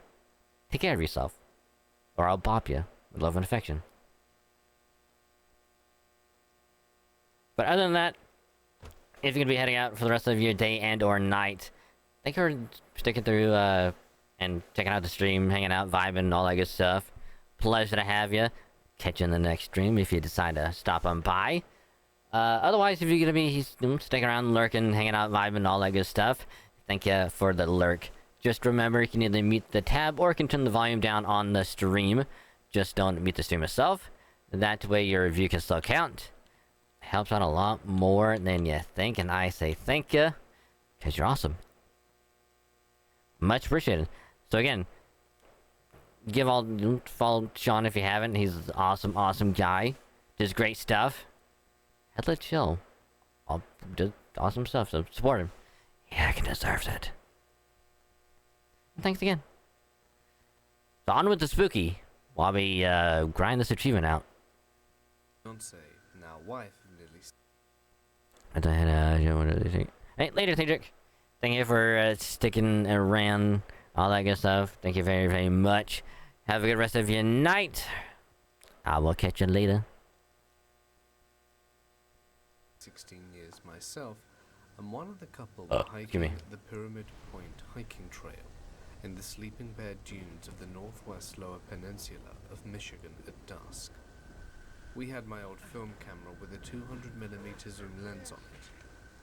We got to the overlook, which looks northwest, over Manitou Passage to the Manitou Islands, and watched the sunset, and entered that late dusk period that seems to last forever during a northern Michigan summer. It was probably 10 p.m. at this point. There were high winds and solid waves breaking on shore below us. The Pyramid Point overlook is maybe 150 to 200 above Lake Michigan, but it didn't look any rougher than many evenings on Lake Michigan, where 5-meter breaking waves are fairly routine, and windy nights and crashing waves provide great white noise for sleeping in a tent. As we were camping elsewhere, there's no camping at this trail. While standing and talking, we saw a light flash once out in the water between the island and the mainland, in the vicinity of the North Manitou Shoal Lighthouse. A crib lighthouse standing alone in the water, not inhabited or staffed, but tempting for visitors, I would assume. We stopped and looked, but weren't creeped out by it at all. After all, boaters are out in this stretch of water fairly regularly, though not in high winds and waves. I grabbed my camera to look through the zoom lens and make out what appeared to be a small boat, though it was difficult to tell with a 200mm lens. It was a 7-mile wide stretch of water to the nearest island, so we were probably 3 to 4 miles away from the actual light source. We had flashlights, so we shined our lights, which from several miles away might not have even been visible. We waved the flashlights in the direction of the light we'd seen. Immediately it came back and started flashing SOS in Morse code, which was a huge surprise to us. We weren't even sure our lights were bright enough to be seen at that distance, and given that the stretch of shore is almost all forested, We were at a little spot several miles away. Suddenly, we were full of concern and adrenaline. Two of us ran back to the car, which is half a mile through the woods in the dark down a hill with our flashlight, and got a cell phone and binoculars. While we were gone, the folks on the lookout had no light source. At the car, we called the Coast Guard from our cell phones. Bear in mind, this was 1999, so these weren't smartphones by any stretch of the imagination. We explained to the Coast Guard that someone was flashing SOS out in the water, and that we were hikers observing this from the Pyramid Point overlook. They said they'd send a ship to look over the area, and we asked them to hurry. At this point, we ran back up to the overlook with binoculars, our phone, and our flashlight. It's about half a mile and a steep hill. Atop the overlook, there was no cell signal, so we had to pocket the phone and had no further communication with the Coast Guard. Our binoculars were able to see a guy in an aluminium rowboat, rowing like crazy with waves breaking over the bow of his boat. It was nearly pitch black outside, so we were only barely able to make this out.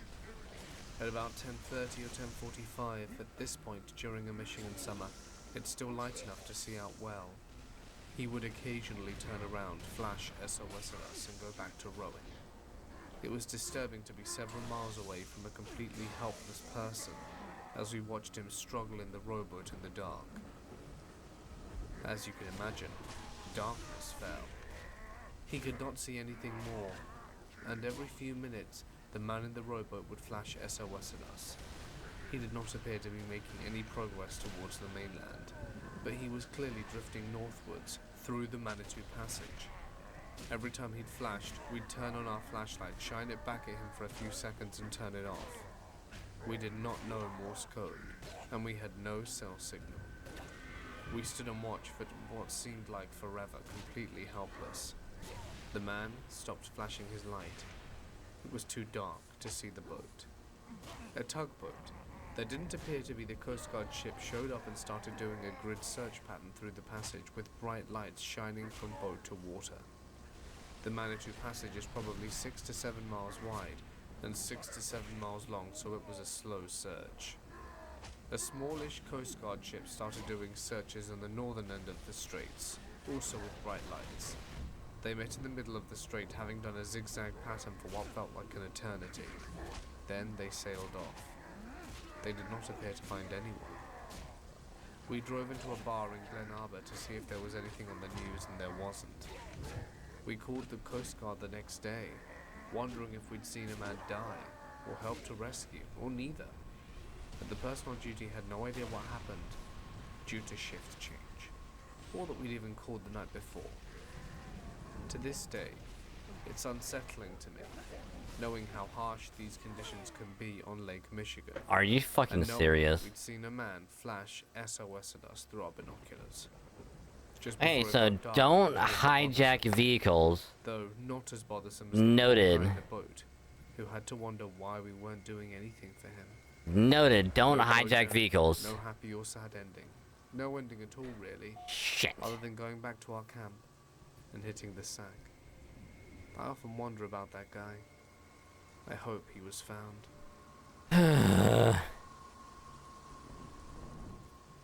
My youngest sister, in her early 20s, was in Colorado 2 years ago and went hiking with her friend. The plan was to hike up the mountain, stop midway in camp, then finish the hike the next morning. They started their hike and stopped for camp midway. She said it started dumping it with rain that night, which meant the top would be likely snowy. The next morning they continued their hike, but it started getting complicated. Her friend only wore Chaco sandals and not proper hiking boots, as they did not expect snow. They stopped at a creek and were deciding if they wanted to turn back, on account that they were not properly prepared when they heard a faint, "Help me." They both stood still and heard it again. They decided to follow up the creek to the woman's voice. They got to a clearing that was covered in snow and found a woman laying in it, basic athletic clothing, leggings, lightweight pullover jacket, and athletic shoes. My sister said her legs were swollen, discolored, and had nasty cuts on them. My sister asked how long she'd been out there, and the woman said only a few hours. My sister was like, "Okay, we need to get you down the mountain." The woman was like, "No, I need to go up the mountain, that's where my car's parked." My sister was like, "No, there's no driving access at the top," which was the sign that the woman was confused. They get her down the mountain, and my sister just kept saying how confused the woman was. They get to the bottom, and they find her car. My sister couldn't get cell service to call 911 during this time, and my sister tells the woman she's going to drive her to the hospital, but the woman is standing strong that she would just like to go back to her bed and breakfast. My sister takes her there while driving this woman's car. Once the woman is at the bed and breakfast, she thanks them and goes in. My sister spoke to the owners and was like, "You have to call a medic. She's severely confused and not acting normal." They call a medic, which transports her to a hospital. Turns out this woman was from Chicago, had low blood pressure, and it was her first time ever hiking a mountain. She was also alone. She had passed out during her hike, then it dumped snow on her. She was hypothermic, and only thought she'd been out for a few hours. She was out overnight, in the dark, cold, and alone. I can't imagine the terror she must have felt. Anyway, my sister went and saw her at the hospital, and the woman thanked her for saving her life. They still lightly keep in touch. I was hiking late at night at a trail when we kept hearing faint footsteps behind us. My friend can be a little paranoid and kept saying, "Dude, there's someone following us." I didn't believe him. Eventually, we were standing next to some brush, and behind it we hear human footsteps. If you've ever been in a situation like this, you know for a fact that it's not an animal. You can hear the two legs rhythmically walking, plus an animal most likely, at the presence of humans, would either stand completely still or just run away. Let me eat your back, This bitch. sounds straight up like a man God. walking towards us from the woods. Say what you want, but we knew what it was. We turned around and booked it as fast as we could until we were on the road. On the way back, to make things more adrenaline rushed, we heard more footsteps in the woods behind us. I thought we were literally about to have to fight off a homeless dude in the woods, but I turned around and shined my flashlight to where I heard the sound to see 4 pairs of glowing eyes staring at us. There were coyotes. We could hear even more in front and some circling around us. From the sounds of them walking in the eyes, I could see we think there were at least 7 or 8 of them. I had never been in a situation with wildlife like that before, but it seemed like they were stalking us. My friend was a hunter, and I asked him if he confirmed, and he said they definitely were. We did the whole assert your dominance and stay aggressive while maintaining eye contact thing, and just walked away. They followed us for a bit and eventually got lost. As soon as we knew we were in the clear, we ran all the way to the campsite. I was 15 at the time, so we immediately woke up my mum and told her. It was scary as hell to think that all it would have taken was one of those coyotes to pounce and the rest would have probably have followed. Also, it was the one walk in the entire day when I didn't bring my knife. Although it was scary, we had a cool story to tell everyone when we got back. Hey guys, there was a dude following us in the woods in the middle of the night, and then we got stalked by coyotes.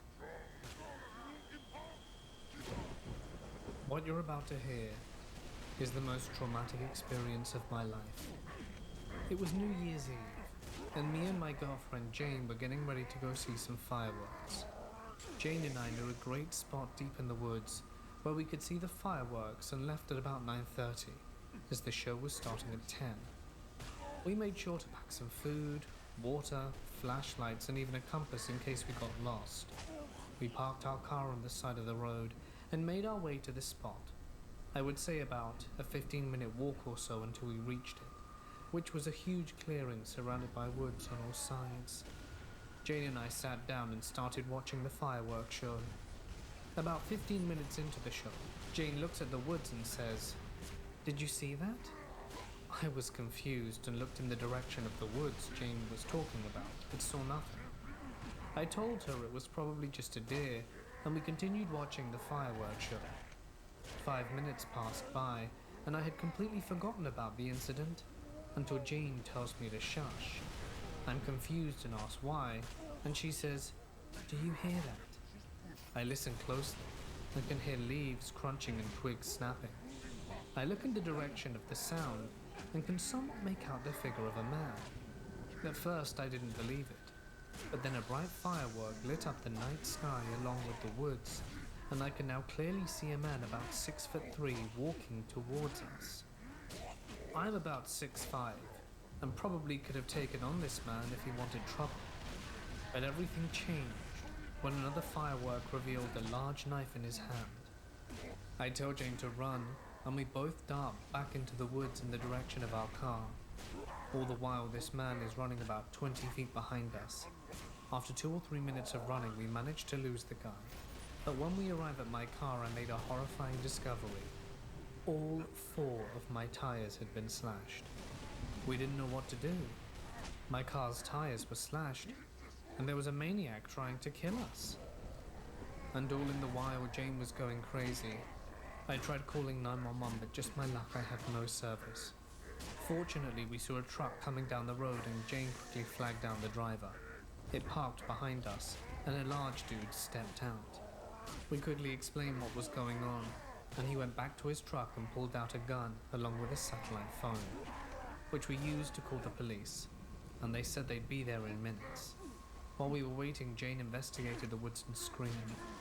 I quickly looked over in the direction she was looking in, and I see the man walking towards us. Jane yells that it's him. The driver of the truck takes one good look at him and fires a warning shot. The gunshot sends him running back into the woods, and after 3 minutes of waiting in fear, the cops arrive. They call in a team to check the woods, along with a AAA truck to fix my car. The rest of the night was me and Jane at the police station, and we tried to give our best description, but it was so dark we could barely make out his face. This had to have been the worst New Year's of my life. I don't know what would have happened if Jane hadn't have spotted him. We haven't ever been to that spot since. As you can imagine, it's not on our agenda. I grew up in Southern California. One thing about that part of the state you often hear is that you can go surfing and skiing on the same day. But assuming the traffic was light, you could pull it off. I grew up in the Inland Empire, which is about 60 to 90 miles east of LA. We lived near the foothills of the San Bernardino Mountains. My father is a mountain man. I can't overstate enough that he is truly in his element when he is lost in the mountains. He has spent his entire life exploring the local mountains, and he knows every back road, service road, trail, and has even had a specialized bump kit that he can use to unlock Forest Service roadblocks. I'm going to tell you 2 stories involving my dad and I in the mountains, where some weird stuff went down. The first story happened when I was in Boy Scouts. Because my dad was one, he wanted me to have those wilderness experiences and become capable out there.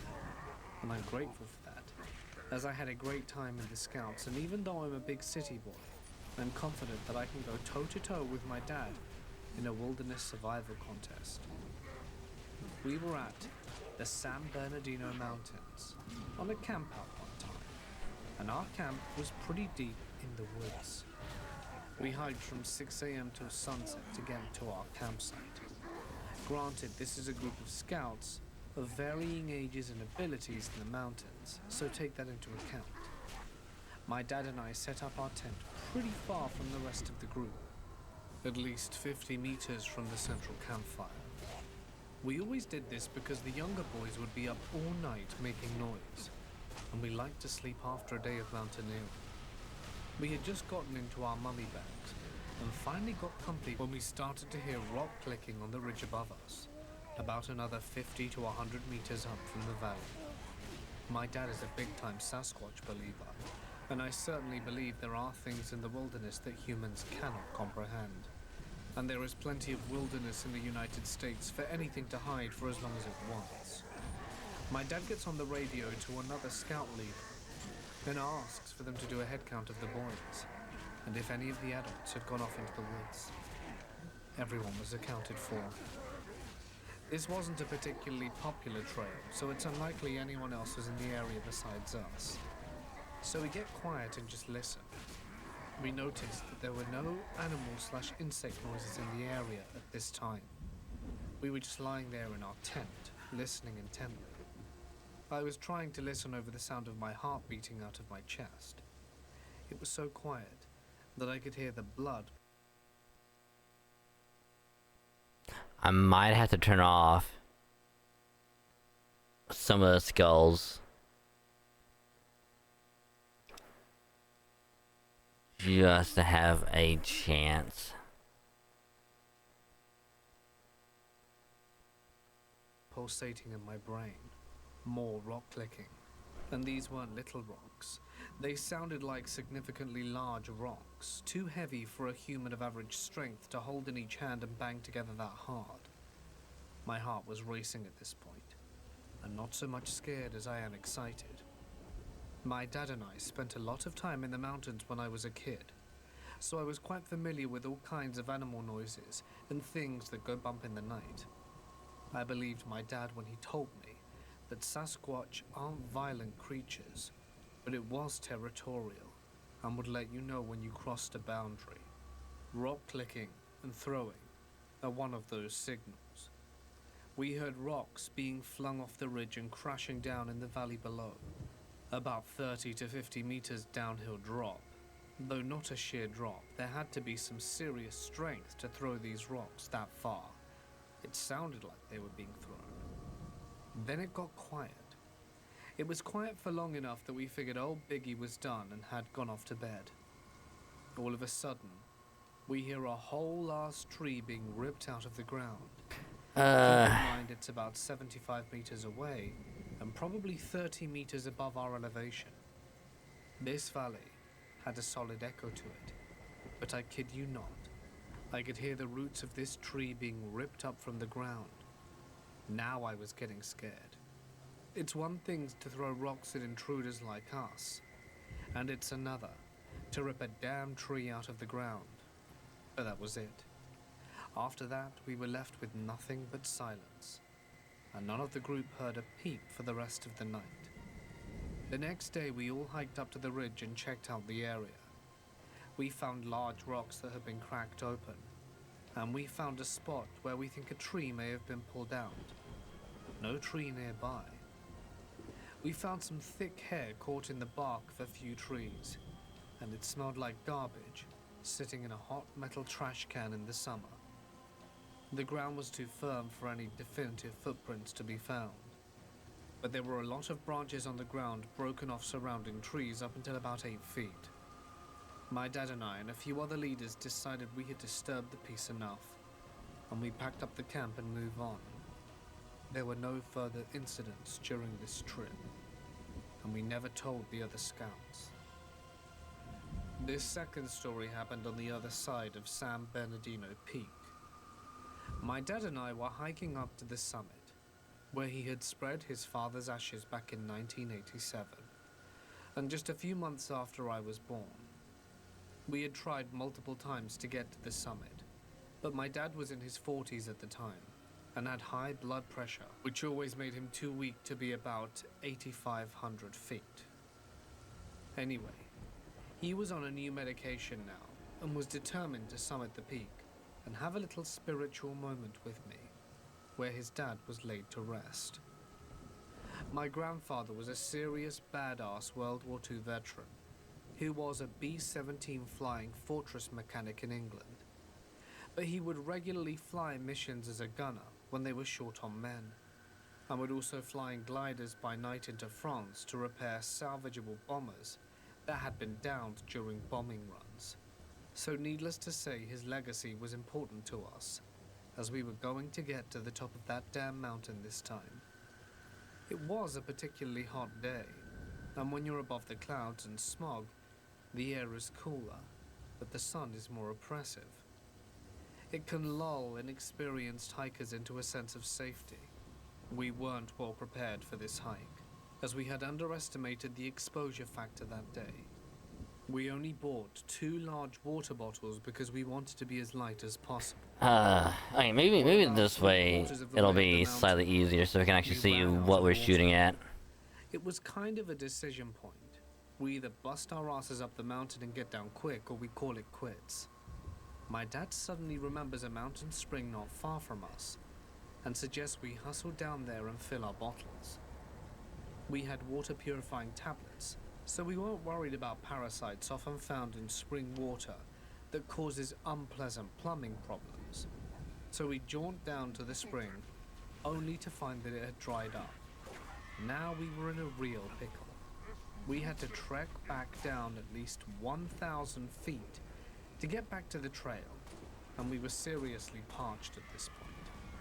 So with no other alternative, we hiked back up to the trail. At this point, I'm literally sucking the sweat off my shirt to get my tongue wet. We didn't see any other cars in the trailhead parking lot, so had run into no other hikers. As far as we knew, we were totally alone on the mountain that day. So we're standing there panting and trying to figure out what to do, when along comes a man down the trail from the direction of the summit. It almost looked like he was floating. He was so gently trotting down the trail towards us. He was an older, grey-haired and short grey bearded man with hiking poles and a blue bandana wrapped round his head. He stood in front of us and said, "Lovely day, isn't it, fellas?" It was around 10 a.m. and we'd been hiking for around 4 hours already. So it was odd that this guy was already on his way down. My dad asks, "Did you sleep up there the night before, or are you the fastest hiker alive?" with a chuckle. My dad always had a way of keeping his cool in a bad situation, and he just wanted to be friendly with the guy in the hopes he may give us some water. "Oh no, I've seen what I've come here to see, and I'll be off shortly," the man said. I remember that exact quote because it seemed so odd for him to say. He continued on to say, "You boys look pretty thirsty. You ran out of water? The mountain can be quite deceiving on a hot day like this, right?" My dad replied, "Funny you should mention that. We did run out of water." Before my dad can continue, the man interjected, "And you both went down to that spring over yonder and found it dry, no?" pointing towards it.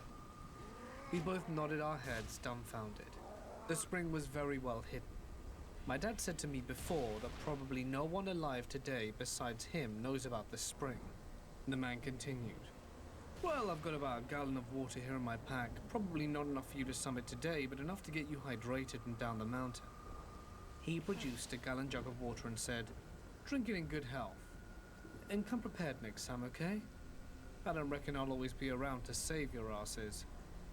We took the water and thanked him profusely, and with a grin on his face, he continued trotting down the trail like it was nothing. This was a pretty difficult trail zone and had a lot of rocks and uneven parts, but I distinctly remember this old man just breezing through it like he was just floating. We drank a few good sips, filled our bottles and headed back. Around the bend there was a long series of switchbacks, and this was above the tree line, so there wasn't really anything to obstruct our view the whole way down this section of trail. But when we rounded the bend and looked down, the man was gone. There's no way he could have descended these switchbacks that fast, even if he was floating along the path. My dad and I looked at each other, and without a word started down the trail back to the car. To this day we are convinced that the man was an angel sent to save our asses.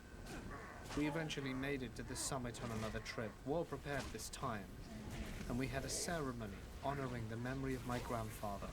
And we also gave thanks for the angel that had seen what he came to see that one day. 2 thirsty men who needed a drink and the lesson.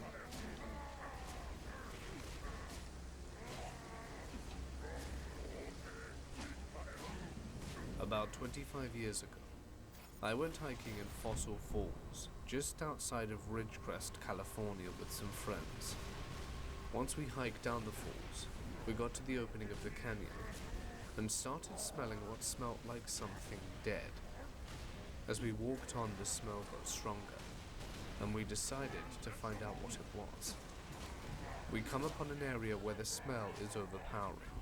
On the surface of the ground in this area, there appeared to be a few oil slicks pulled at the Are top you of the fucking surface of kidding the me? ground, which appear to have been dug recently. We attempt to dig down about 6 How did inches, but the how did smell that is one not go anything so we much can worse do. than the others? We decide to leave and call the cops.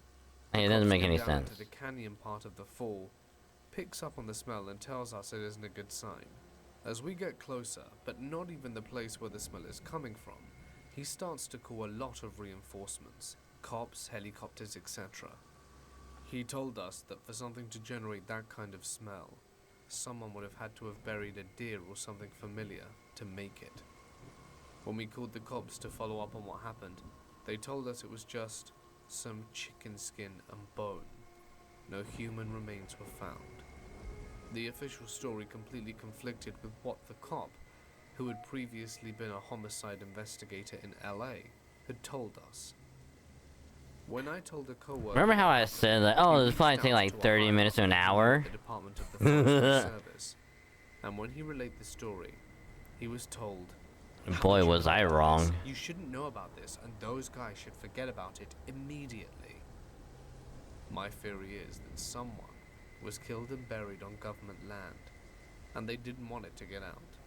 There's no way in or out of that canyon unless by military access road from the China Lake Weapons Center. This is my dad's story. My dad was always a pretty interesting person and has had a lot of paranormal things happen in his life. Here is my favorite story when from he was a kid.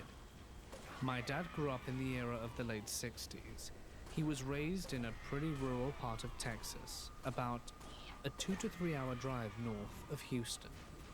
My grandpa was a big fan of hunting, and so was my dad. One day when he was about 12, he woke up before dawn to get ready to do some hunting with his brother, who was about a year younger than him. My dad goes to wake up my uncle, but he didn't budge, so my dad said screw it, he'd go alone. He leaves the house and ventures into the woods with a flashlight, his rifle and some trail mix. He walked for a while, enough to where the sun was coming up and no longer needed the flashlight.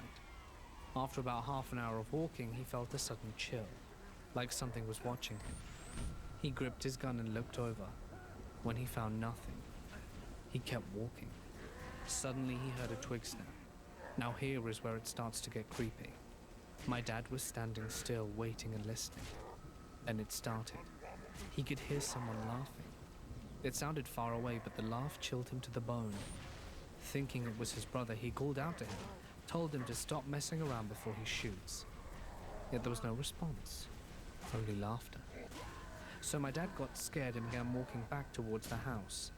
Now he was quite a distance, at least an hour's worth of walking away. As he walked, he could hear the laughter. It sounded much closer. He started to jog, but it seemed the faster he moved, the closer the laugh got. He got angry and started yelling for whoever was following and laughing to stop, and that he was armed. The laughter escalated and became unsettling and was coming from all around him. Then, abruptly stopped, and a deep voice said, "I'm gonna get you."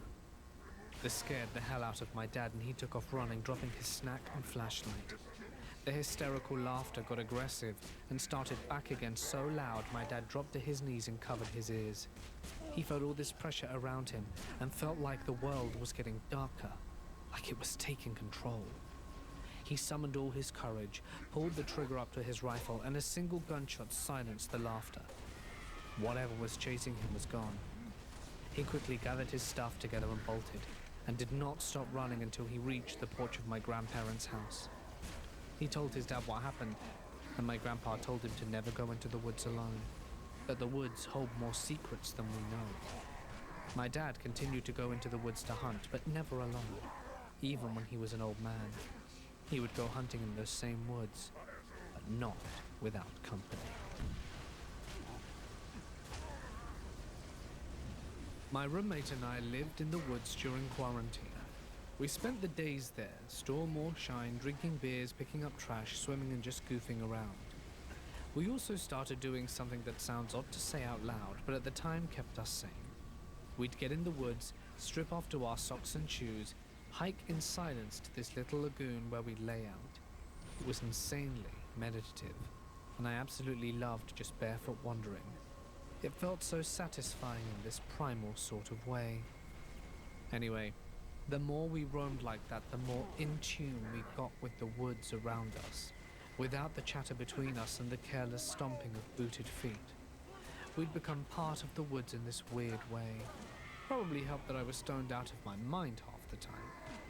We'd surprise people pretty often without meaning to, passing within a few feet before they noticed us.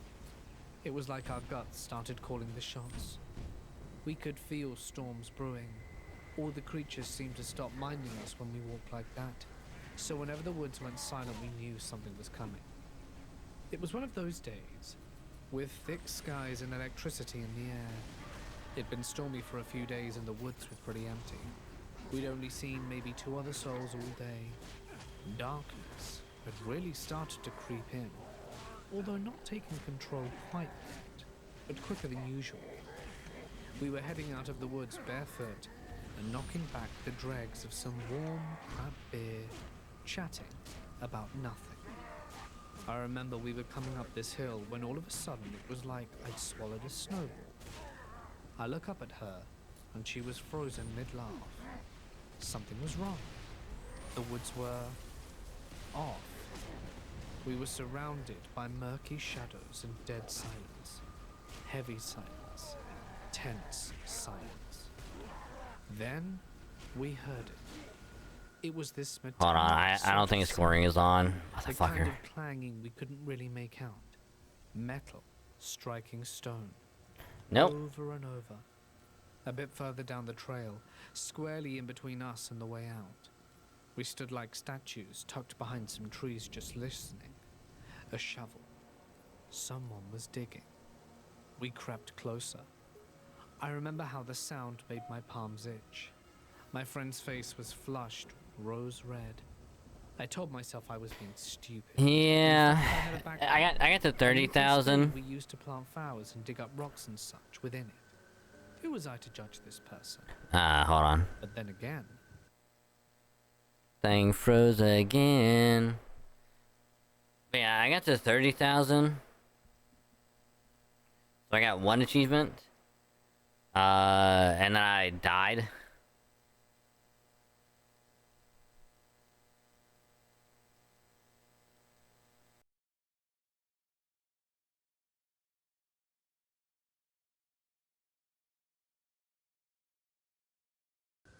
that was a little garden spade. And as we got closer, it became clear that this person had a full-on shovel and was digging in the middle of the trail. I kept trying to explain it to myself. This person was just digging. Sure, it was dusk and a lightning storm was hastening our way, but we all cope with quarantine differently. And sure, it's odd to carry a big shovel this deep into the woods, but maybe they're burying a beloved pet. And sure, it makes no sense they'd bury their pet in the middle of the trail, but maybe they're digging a bike jump. And yeah, they don't have a bike, but on and on like that. My mind churning out reasons. I mean, and it's still, I mean, at least I got to 30,000, so like I know it's possible. we were It's almost on just, him now. I think it was a him. Though they were wearing a scarf, hat, and heavy clothes, all black. A bit odd. For it was just, but again, I don't know how I'm gonna be able to get to Sweet 150. who loved that spot, in the middle of a narrow dirt trail. With every step, my stomach hurt more. We were both shining in sweat. The sound of metal striking earth and stone Cause like I seemed know deafening. I had to try and hit Sort each of elite fear in the was back, Rooted but deep it's in our like, guts, completely deaf to every excuse I was handing out. We were just waltzing along 1 minute, cracking jokes, slugging beers, and suddenly it was like every neuron was firing, every muscle tight enough to snap. My mind racing. I was taking stock of everything. 2 girls, barefoot, in swimsuits and overalls, 2 empty beer cans, and a bag of found trash, and a backpack of random stuff. My friend was holding our bucket of rocks. though we picked skinny flat rocks for skipping, not for self-defense. I had a can of pepper spray buried somewhere in my bag, but much to my mother's dismay, I bet I couldn't easily access it. And that stupid spade. It feels so insane looking back. I've never been in a fight. I've never raised my voice. I spent most of my days talking to toddlers about emotional regulation, and yet, here I suddenly was, tallying up what I had on hand against a total stranger. But all these excuses I'd fashioned for I'm him just hoping that just by staying in this spot right here, maybe this gut feeling that is it's like wrong. the more Maybe enemies this that feeling show is up, a million things. the Maybe more I I can just like feel melee in the embarrassed back. seeing us bolt away. What is the cost if it's right? If we walk past and he And it swings sucks the that it's shovel, like, then it also doesn't matter like how much health you still have.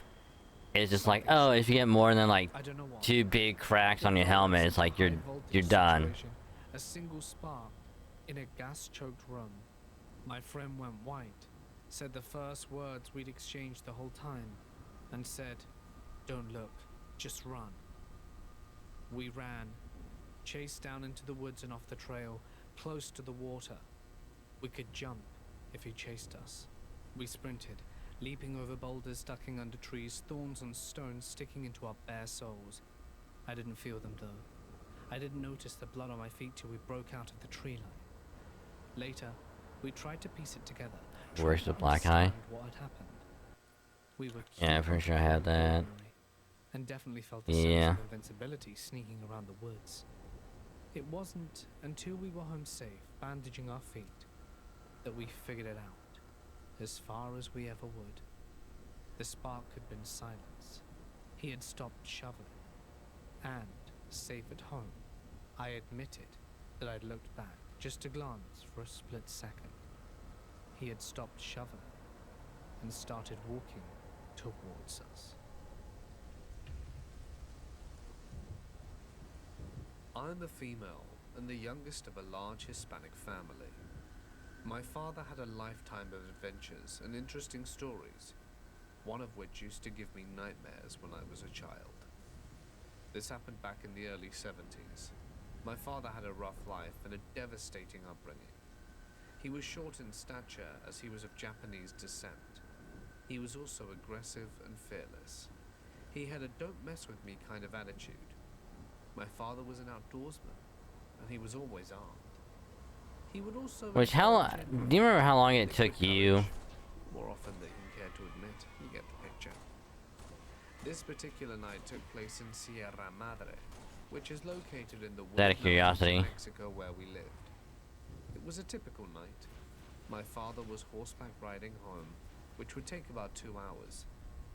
In his drunken stupor, he heard someone calling his name from the woods. Tranquil. Hey, tranquil. It was a raspy voice he didn't recognize, and although it was too dark for him to see, he wasn't concerned. He replied by shouting back angrily, "Who are you? How do you know my name?" But he kept on riding. The voice persisted. Tranquil. Hey, tranquil. At this point, the unnerving voice put him on edge. Suddenly, the horse got spooked. Father was bucked off by his horse, who took off galloping into the darkness.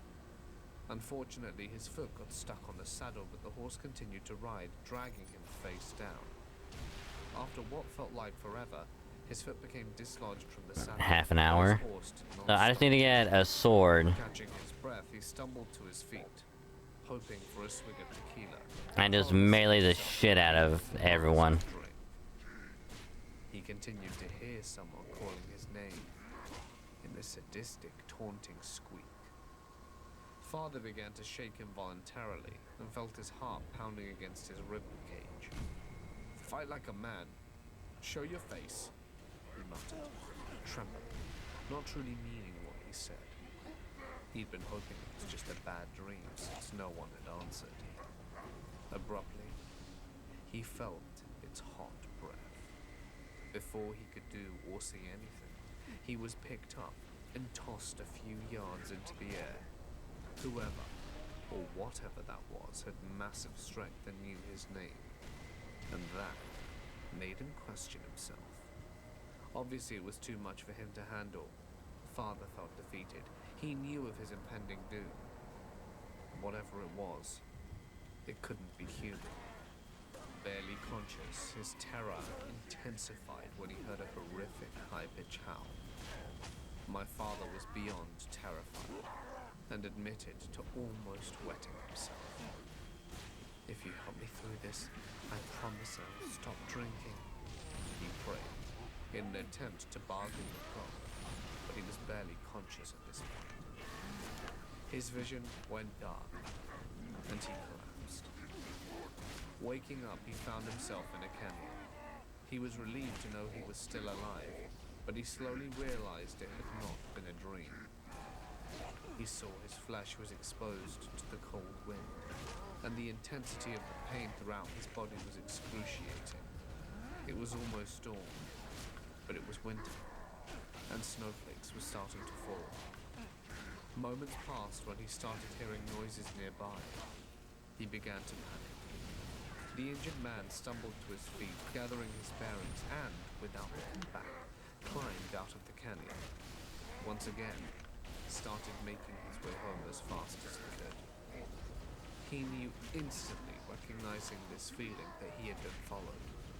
Not just being followed, but being tracked at a great speed.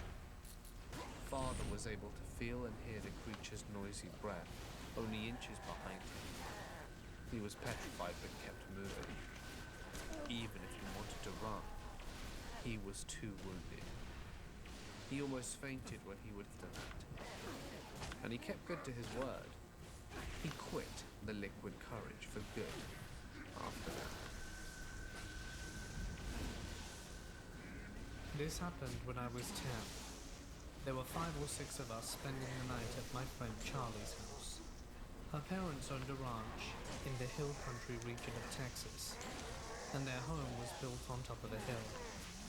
Other than the dirt driveway up to their house, the hill was wild land covered in cedar trees. It was a clear, slightly chilly night in October or November. It's been a few years since I was 10, so bear with me. But after the sun went down, the moon was out. So we stayed out playing hide and seek, using the driveway as a base. Their ranch was far enough out the way and well fenced, so her parents didn't have a problem with it. Anyway, during one round of hide and seek, me and my friend Gina were the last 2 hidden.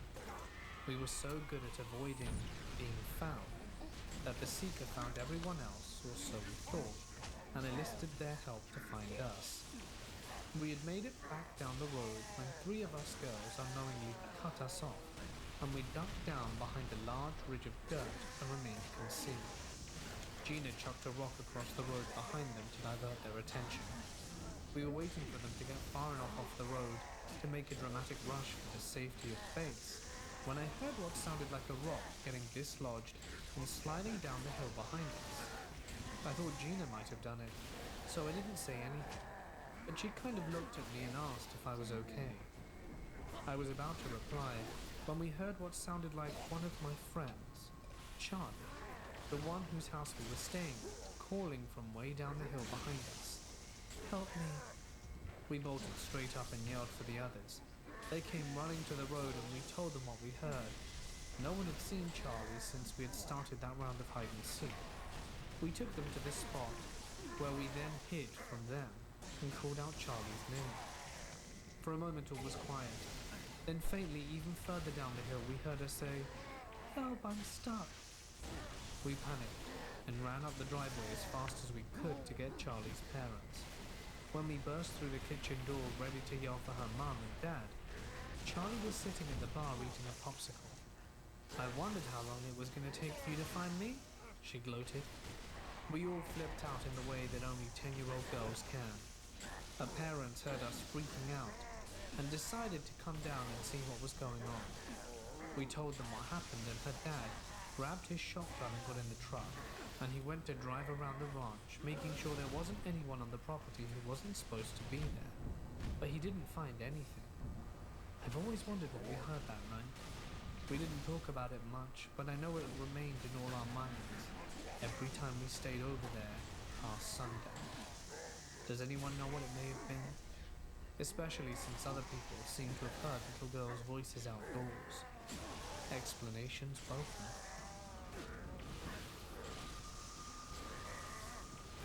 When I was a preteen, I went on a bit of a solo hike up the tallest mountain around. This was Central Texas, so you can substitute tall hill for mountain to be more accurate. Anyway, I walked and cut through passages and climbed fences until I climbed out to the top. It was the first time I had done it solo, and it was a lot of zigzag in my route. I sat there enjoying the view for a bit before deciding to come down.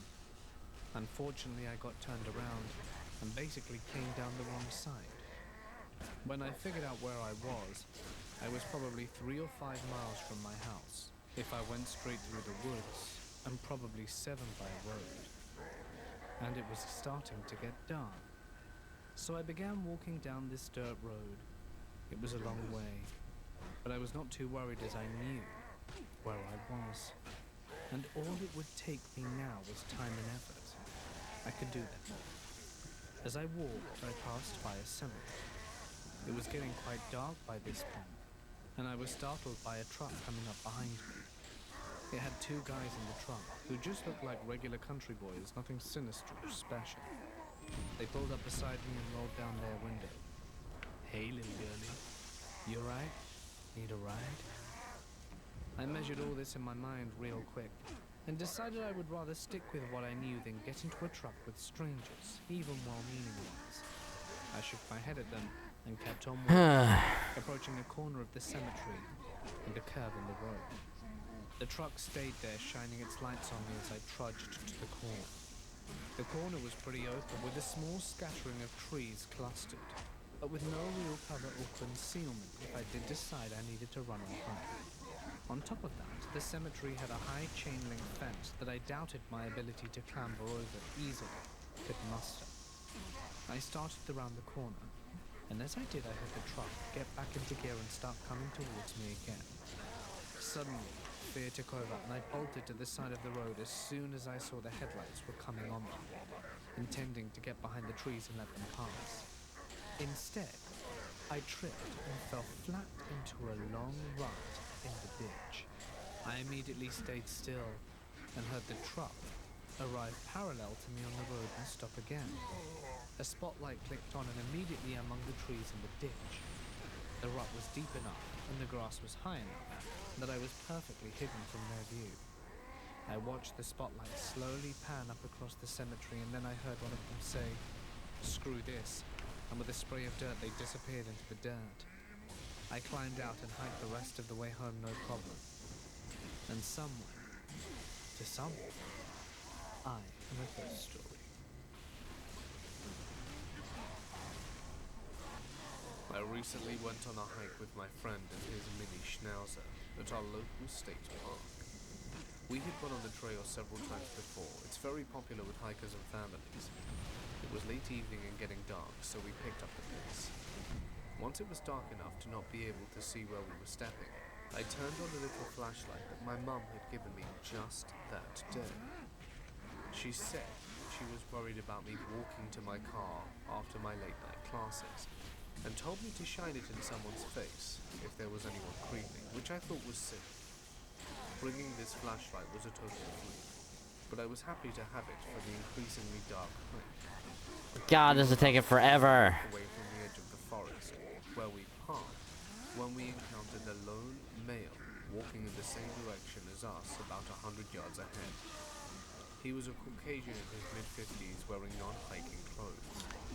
He was walking slowly, which was odd, because it was very dark, and most hikers on the trail were long gone. And if not, they would be hurrying out of the woods. The man did not have a flashlight in the very dark forest. My finger slipped from the flashlight and it turned off for a few seconds. I turned it back on, and the man had stopped walking and was standing in the path ahead of us. He quickly moved to the side as soon as I turned the light back on, and said something into his cell phone while we continued forward towards him. As we walked by the man standing on the side of the path, our normally friendly dog barked and growled at the man. The only words we heard the man say were, "Ah, she's an ankle biter." He was suddenly not talking on his phone. I shined the flashlight in his direction while we walked by to know where he was located in these extremely dark woods. I had a really weird feeling about it and started jogging away with my friend. We ended up in a full run out the woods. As we were getting back to the car, we saw the man exit the woods maybe a minute after us and walk quickly towards us as we got in our car. He had to have been running because we ran the whole way out the woods and we're in our mid-20s. This guy was significantly older, so it would have required effort to run that far and fast for him. When we got to the car with the man still quickly approaching, I told my friend to floor it, and we got the hell out of there. When my father was in his 20s, he liked to frequent a remote hiking trail that was about a 30-minute drive from his house. This trail was situated on the outskirts of his town and was a popular beauty spot. Although it was a huge tourist attraction of the weekend, it could be extremely quiet during the week. Now this was in the 1960s, when stranger danger wasn't prevalent and he never considered the dangers of being alone in such a remote place. However, this was all about to change in September of 1968, when he took his last ever solo trip to the trail. He had been frequenting it for about 3 months at this point, with little to no incidents. He had done the same routine where he would park at 5:30 and continue east to take the larger part of the trail, which then looped around and brought him back to the car park at 7:30. This was the summer, and evenings were relatively light until about 8 p.m. My father was particularly strict with his timekeeping because there was little light on the trails, plus the change in temperature hugely decreased at dusk. He was always afraid he would lose his footing or be unable to find his way back to the car, so he always ensured he came back before dark. This particular evening he had arrived later at around 6 p.m.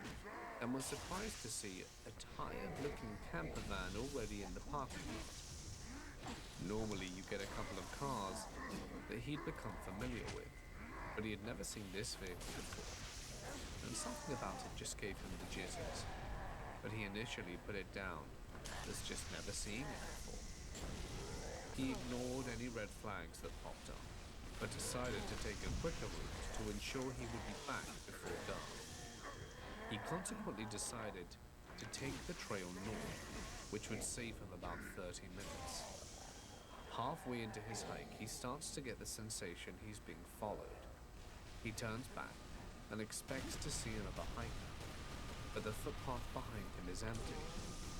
He looks around to see if there are any animals or a ranger in view, but he can't see any. Putting it down to paranoia after seeing the van, he continues, but tries to tune into his environment as best he can, listening for any sound or movement. Deeper into the trail, he becomes more and more uncomfortable and realizes that he is totally alone. He hasn't seen another hiker, and the feeling of being watched hasn't left him. He knows he has another 30 minutes of walking, so turning back wouldn't make any sense. He continues but quickens his pace and tries to rationalize why he's feeling like this, but it's no good, as he still feels like a deer in headlights. As he approaches a bend in the trail, he immediately gets into the fight or flight feeling when he senses he's in immediate danger. He half expects to see someone as he turns the bend, but no one's there. Still absolutely terrified, he decides he needs to hide from whatever or whoever might be out there, so he hides behind some bushes and tries to remain as quiet as possible.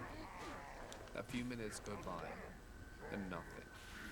Not a sound. And he starts to convince himself that it is probably safe to continue. He's about to come out of his hiding spot when he can hear shuffling sounds. It's very light, but coming from the direction it came from. He's hoping that it turns out to be a deer or another forest creature, so that he can laugh about it, and that he's been afraid of nothing. But he sees the outline of a person. He can only partially see them due to his obstructed view, but senses this is a man with a very broad frame. He's walking slowly and carefully past the bushes, as if he doesn't want to be seen. My father then comes to the realization that it is probably who had been following him, and what set off his warning messages to hide. He quickly ponders what he needs to do. He can't go back in the opposite direction, and it's a good hour of walking and nightfall is approaching. He also doesn't want to continue the remainder of the trail, because he may meet whoever was following. He considers the possibility of hiding for a bit longer, but that would mean being stuck on the trail in the pitch darkness. Then he realizes where he is. He is about a 10-minute run up to the main road that is situated behind the wooded area where he resides. All he has to do is get to the road, and it's probably another 10 minutes to his car. But it's 10 minutes of being in the open. He may just get away with it. So he waits until he suspects the man is out of view and makes a run for it. 2 minutes into his running, he starts to hear the branches snapping to his right. It's the man from before. He's now pursuing him through the trees. My father manages to outrun the man and makes it safely onto the road, and pauses for a second to catch his breath and then jogs back to the car park, too afraid to look back. On safe arrival to the car, he notices the caravan is still there, but the other cars have since left, leaving him alone. He quickly gets to his car and drives out as fast as he can. As he's pulling out of the road, Something tells me this is gonna take way longer. and the man is just standing in the road. He's staring wide-eyed at my father, with no expression, no movement, just stood there staring. My father drives in the opposite direction, and can see the man just stood in the road, still watching his car as he pulls out of view. My father still has no idea if the man actually meant any harm, but it took him a good long time to return to the trails. He would always take a friend and preferred to go at busier times. He did report the incident to the park rangers, but nothing ever really came from it. I have recently ventured up the trails, just with friends, to confirm that it's not somewhere you would want to be alone. I live near the Canadian border in central Washington state. More bears than people in my little valley. One afternoon I was walking up the hill near my house and saw, after passing a large tree about 20 feet away, a very large cougar. My estimate for size, probably very accurate. Weight 175 to 190 pounds, length from nose to tip of tail close to 9 feet. Thick, bulky, male, muscles on the back of his neck like a large pit bull or breeding bull. Not a scar on him that I could see, no chunks of his ears from previous fights missing.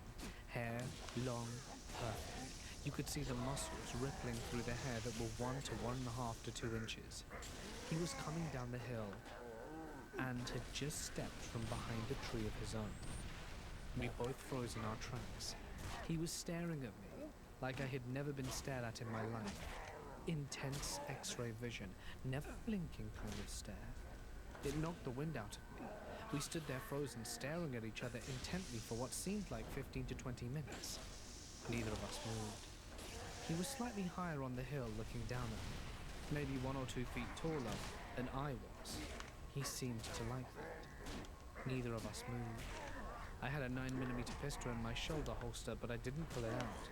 I could have very quickly, but probably not quick enough considering they can jump really far. It was a very intense sharpening of the senses and perception. Probably the effect of adrenaline. It was like time stood still, and I could count every hair on his face. After 15 minutes or so, to my great relief, he slowly blinked once, still staring. However, the spell had been broken. He took a deep breath and slowly and smoothly turned uphill and walked away at a pretty good clip, never looking back. It's been 3 years now, and I have seen his tracks twice. One of my neighbors got a picture of him from a local trail cam, so he's still there. Sometimes I think he's around, but it's impossible to tell. But I don't know how anyone else would react to that. But for me, it was a very creepy encounter. Because at the same time I realized how lucky I was to have that encounter. I love this place because he's there. The bears too. Had some encounters with them as well, but whatever you think and whatever you've heard, the male cougars in the wilderness are the apex predators in the northern woods. I've seen a whole lot of cougars in zoos. Nothing in a zoo can even come close to this guy. He was the most perfect and terrifying specimen I've ever seen. Supremely comforting and dangerous. I was with my older brother, spotting deer a couple of miles from our house. My brother had just started driving a few weeks ago, so we decided to take up my mum's car for a spin. We were on a very narrow and windy dirt road with no streetlights at all. We didn't see any deer, so we were about to leave the area. I heard some twigs or something snapping in the brush, and it sounded no more than a few yards away. Me and my brother both shined our spotlights towards the sound, hoping we would see a deer or turkey. But we saw something that will probably never leave our minds until the day we die. There were over a dozen people standing right in front of us looking at us. We were so scared we just zoomed out of there. We didn't really tell anyone because we were pretty much on private property, but it was terrifying. Just the way all those people were in the woods, standing in the dark with blank faces. We never went anywhere near that road again. I was hiking deep in a valley on the island of Hawaii. I hit the trail that morning and had gone non-stop for about 7 to 8 hours, stopping only for minor breaks to check my trusty compass. Yes, I still use a compass for hiking. Drinking water or to pick up any trash I find, as my mum had taught me to do so when I was a kid. I'm rounding the clearing of one of the larger and lesser-known waterfalls when I hear a shrill mixture of laughter and trashy rap music coming from a cheap speaker. A group of 5 young adults had taken up residence around the falls and were having a little soiree, which is completely fine, except as I get closer I realize that their camping site is littered with disposable red drinking cups and beer bottles. I pop open the bag I used to haul all the trash I've been finding, and sure enough, most of it is red plastic cups and beer bottles, the same brand they have. I'm 31 and have no problem with the youngsters being youngsters, but I can't stand it when people litter back home, especially in the beautiful forest. They hadn't seen me yet, and I didn't want to startle them, so I announced my presence by stepping as loudly as I could. The group eventually turns to silently acknowledge me, and one of them turns down the speaker. I politely introduce myself and make sure they understand I'm not any type of government employee or anything, just a friendly local who loves his home. I showed them my collection of debris that seemed to match theirs and asked if they knew where it came from. This is where it got dicey. 2 of the 3 guys then got pretty agitated and asked me in what I could only assume was an attempt to impress their female companions. I got real close to me and turned the testosterone on blast. Yes, Oz, what you gonna do about it? And all of that. Now, like I said, I'm 31 and really have no desire to meaninglessly scrap with the idiots in the woods over some garbage. That being said, I completely remember the years of my life where that would have been my one and only reaction to the situation. I remain calm and civil and try my best to sequester the coming violence by offering to take the rest of the trash they have, just so they wouldn't worry about hauling it back down to the start of the trail. All I asked in return was that they try to leave the place just as clean, if not cleaner than they found it. This argument goes on for 5 to 6 minutes when one of the girls suddenly shrieks and points towards the trees behind me. claiming she just saw someone running in the distance. I've been told that I can be a pretty intimidating guy when I want to be, but I don't know if it was the liquid courage in their cups or opportunity they saw as I turned to check behind me. And one of the alpha males decides to throw his now empty cup to the back of my head. This causes me to drop my compass and knuckle up for a beating. I take a slow breath and slowly turn back to face him, but not before an audible crack punctures the air, and this guy is on his knees and clasping the back of his head, some blood pooling between his fingers. His friends are panicked and looking at the top of the waterfall where I just barely make out the shadow of a figure against the sunlight before it ducks back beyond the cliff. I'm at a loss for words when I notice what actually struck the kid's head had skidded to a stop by my feet. It was a narrow piece of lava rock that was shaped for use in native Hawaiian war sling, or ma'a. I decided to capitalize on the apparent fear in the group's panicked youth faces and cordially announce, maybe it's time for you guys to move on. The group scuttered around hastily, picking up their gear and being sure to grab whatever trash they had. Oh my god.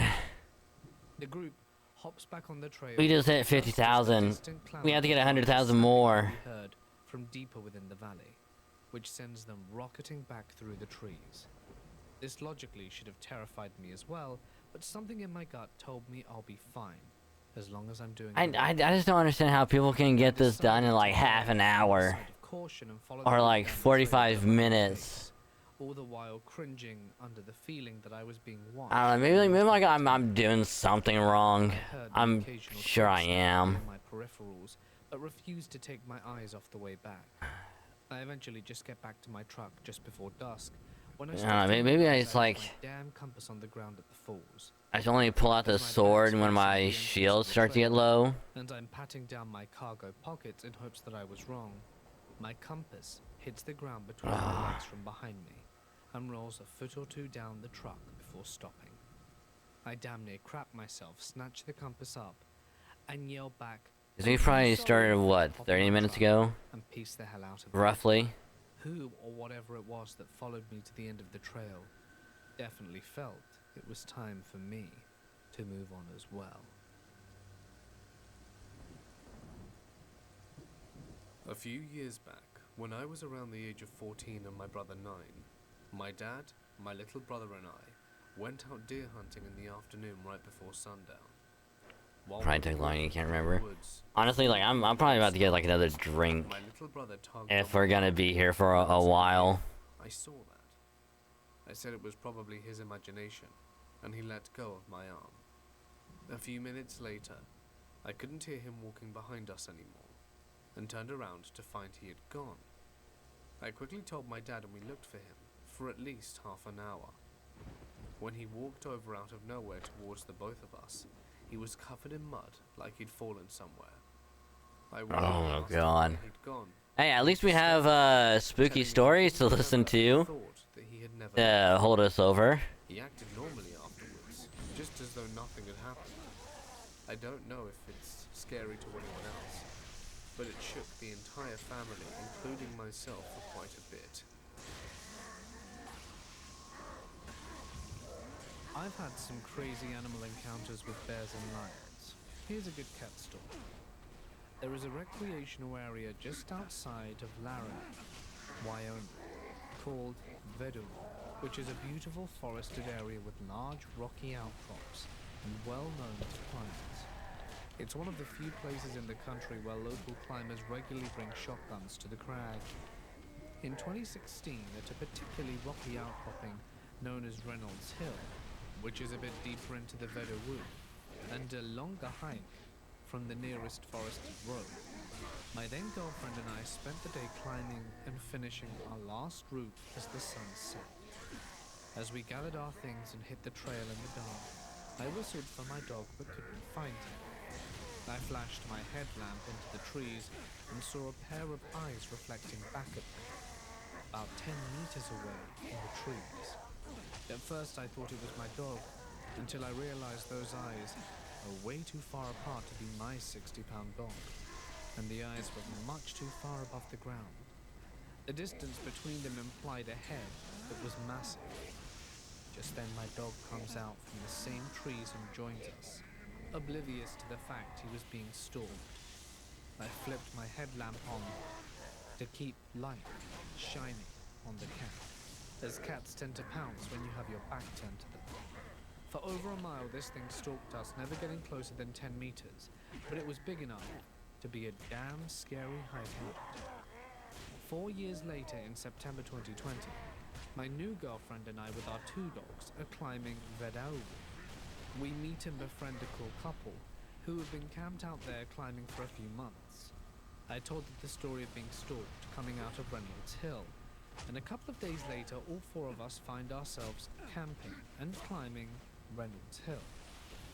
After a late session finishing up that same route from 4 years ago, we begin hiking out in the dark. It's such a deja vu feeling that as we come down the rocks onto the trail, I stop to retell the story, explaining to them, "Hey guys, this is the exact spot where I flashed my light into the trees and saw the eyes." Literally, as I'm recreating the story, I happen to flash my light and catch a pair of eyes reflecting back at us, about 15 meters out, and up high on a cliff wrap. They think I'm messing with them, until the cat comes down and gets within 10 meters of us. We proceed to hike out in the dark, and the cat stalks us the entire way out near the trailhead. The trail winds through an aspen grove, and just before we entered it, the cat comes within 5 meters. The previous cat was much bigger, but this cat got way too close. The other guy and I were hiking backwards, eyes and lights on the cat, knife in hand, while our girlfriends were huddled close but hiking forwards. It was sketchy. Crazy how the exact same plot unfolded, with the same hill after the same route. I like to imagine it was the original cat's offspring. A couple of days later, my girlfriend actually saw a lion about 30 meters away down the small valley, in a full sprint chasing prey. No one else saw nor heard it. I tend to ask all the climbers I interact with out there if they've seen any cats. Most of them haven't, but if you're keeping a watchful eye, you'll see them out there for sure. The locals know that, and they carry shotguns. This happened last year. I'm a guy in my early 20s, and there's a park close to the place I live. You follow this road that goes down the small river. The road begins in a fairly populated area, and as you go down the river maybe 200 meters, you get to the park near the small river. The park doesn't have any lights, and even though it's surrounded by many residential buildings, it's still isolated with the trees all around like a smaller forest. There's a specific area that I go to when I chill out for a bit. It's at the end of a path, and there's a stone I like to sit on. To get to this area, you have to walk across an open grassy field, and I come here when I want to chill out by myself, have peace of mind, and escape from the everyday madness that life can sometimes be. It was around 10 p.m. when I grabbed my bike and start riding towards that place. It takes no more than 3 to 5 minutes to get there on a bike, even though it's night and the park is pitch black. I still wanted to go and smoke a cigarette or two near the river in the beautiful nature, so I get there, park my bike next to it, and light up a cig, pull out my phone and watch something on YouTube while enjoying the calmness around me with the sound of flowing water. I spent half hour looking at my phone when I caught a glimpse of something in the dark. I'm getting chills as I remember this. At first, I thought my mind was playing tricks on me. It was pitch black after all. And after a few seconds, I realized something is actually definitely there, 10 to 15 meters away from me. I got up to get a better look, and noticed that the dark silhouette is slowly approaching, as if to not make a sound, and then it suddenly dropped to the ground. As I saw the movement on the ground, I thought it must be an animal, a raccoon perhaps. Why the hell would a person slowly move towards me and then drop to the ground when I noticed it, right? I turned on the lights on my bicycle and pointed it towards the dark figure. It was not an animal. It was a Middle Eastern man ducking down and staring at me. Now keep in mind I'm at the dead end of a park and no roads lead to here, so you have to get through an open field to arrive. The light of my phone was definitely visible to him. Hi, I say as soon as the light revealed him. I did this kind of automatically. I guess I was looking for a reaction. I did that just to bust him trying to sneak up on me. Turn it off, he says. Why? Turn it off. I'm just gonna leave, I say as I'm getting on my bike, still carefully watching for his movement. As Not I'm gonna driving lie, away, shit I'm got still real looking at my dicey. phone. He got up and made a few steps towards the place I was sitting at, then ducked down again. I got far enough away to feel safe and instantly wondered what would have happened if I'd have kept my eyes on the phone. Guess I won't be chilling at that place anymore, at least not at night. What were his intentions? He definitely was trying to stay quiet in the dark. And this is a good reminder that sickos do exist. Be careful out in the woods, everyone. I have an experience to share with you that happened to me and a group of my very close friends. But before I get into it, I'm going to give you a little bit of context. My name is Tom. I weigh about 160 pounds and stand at 5'11". I'm 25 and love the outdoors so much that I actually started a club in high school called the Outdoor Grizzlies. It was a very small group of us who would set up different hiking trips to go on. We had hiked all the way to the beautiful Sleeping Giant State Park trails in Connecticut, all the way to the Julia Pfeiffer Burns State Park in California, which has a fantastic 80-foot waterfall with a lavish scenery.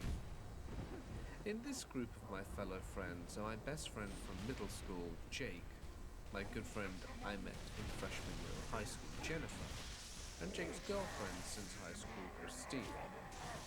The four of us were insane, and we went on all of our hiking trips together in high school.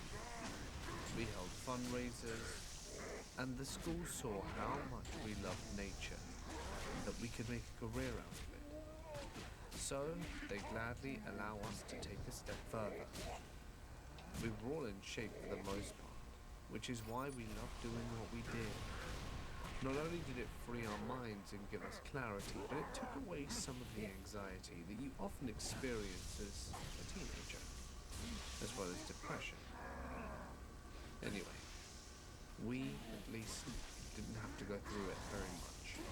As I said, the hiking really helped deal with it. Even our teachers at some point went with us and said that it really helped manage their stress and anxiety too. But after graduating from high school, things sort of died down at the club. We all kept in touch and stuff, as most people in high school do, but life happens. The only one I really spoke to was Jake. He and Christine were still together, but I barely spoke about hiking because it just wasn't in our world anymore. Jennifer did her own thing, and was seeing a college jock called Robert. And with the exception of Jake, we all drifted for a few years. One evening, in May, I decided it would be nice to throw a bonfire. Just a few close friends. Christine didn't really want to hang around people she didn't know, and she had the bright idea to invite Jennifer. Through the power of social media, it turns out Jennifer was actually very happy and wanting to come.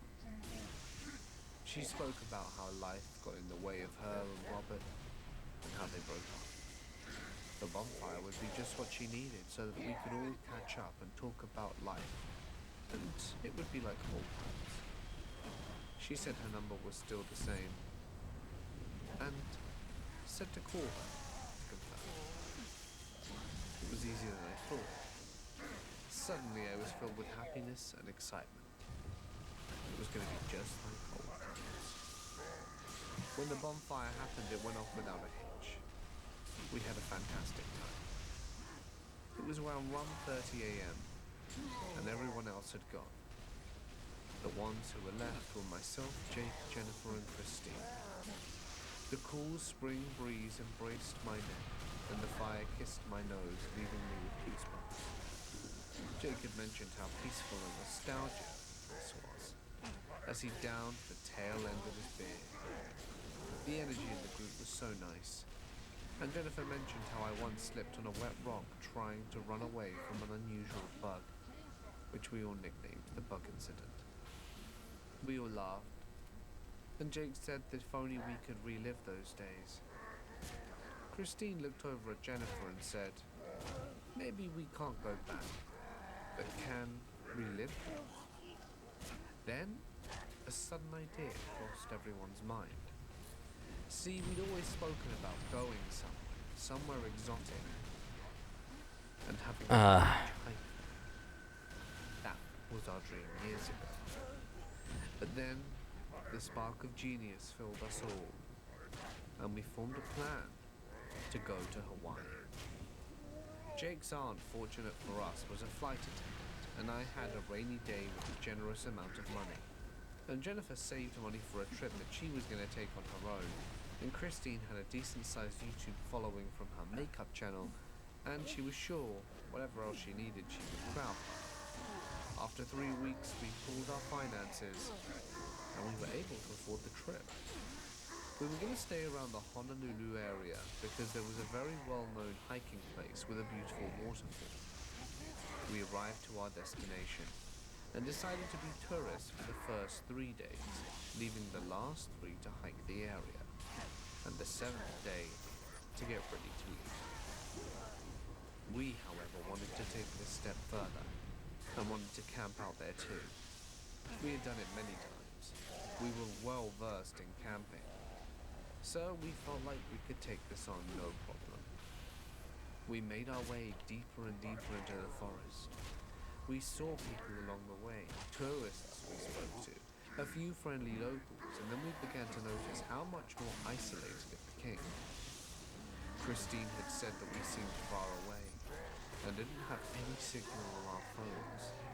She bought a compass and a map, so she said we should just find a place around the area that we were in, and we all agreed.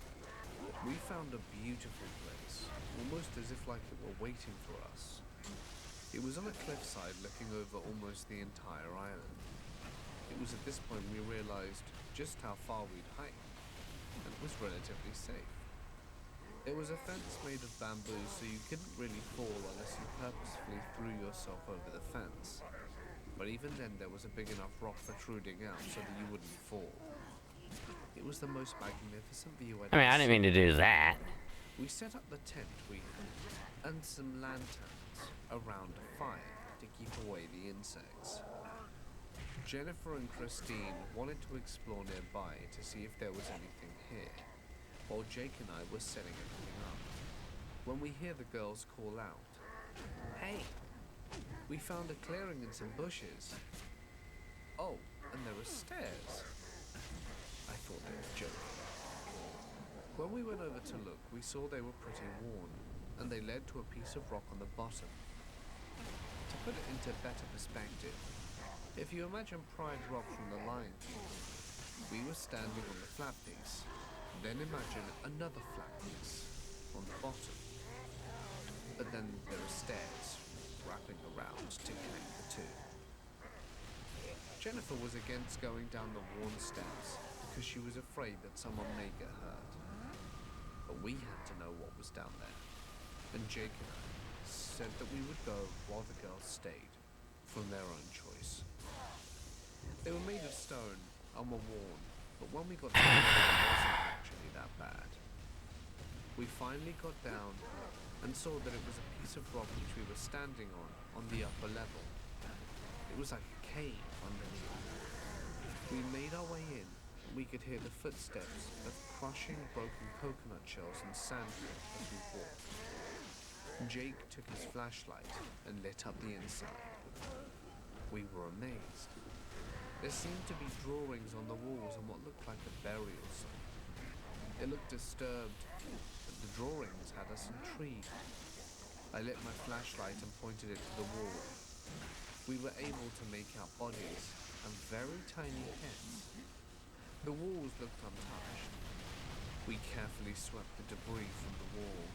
We needed more light to understand the carvings, and we called the girls to come down, who did so with reluctance.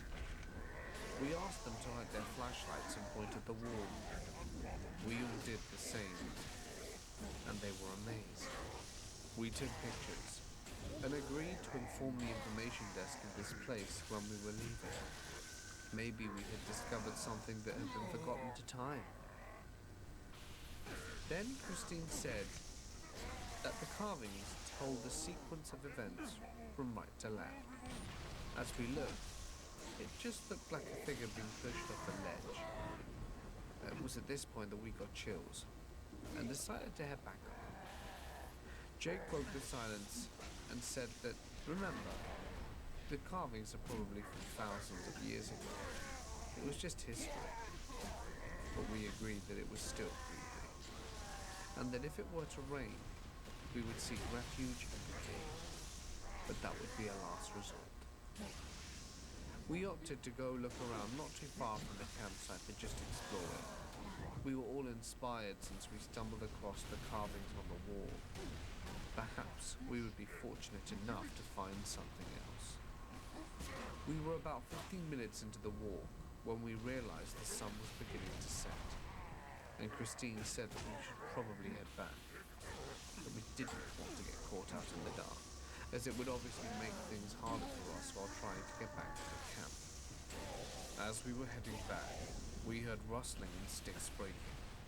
Christine grabbed Jake and Jennifer locked arms with mine.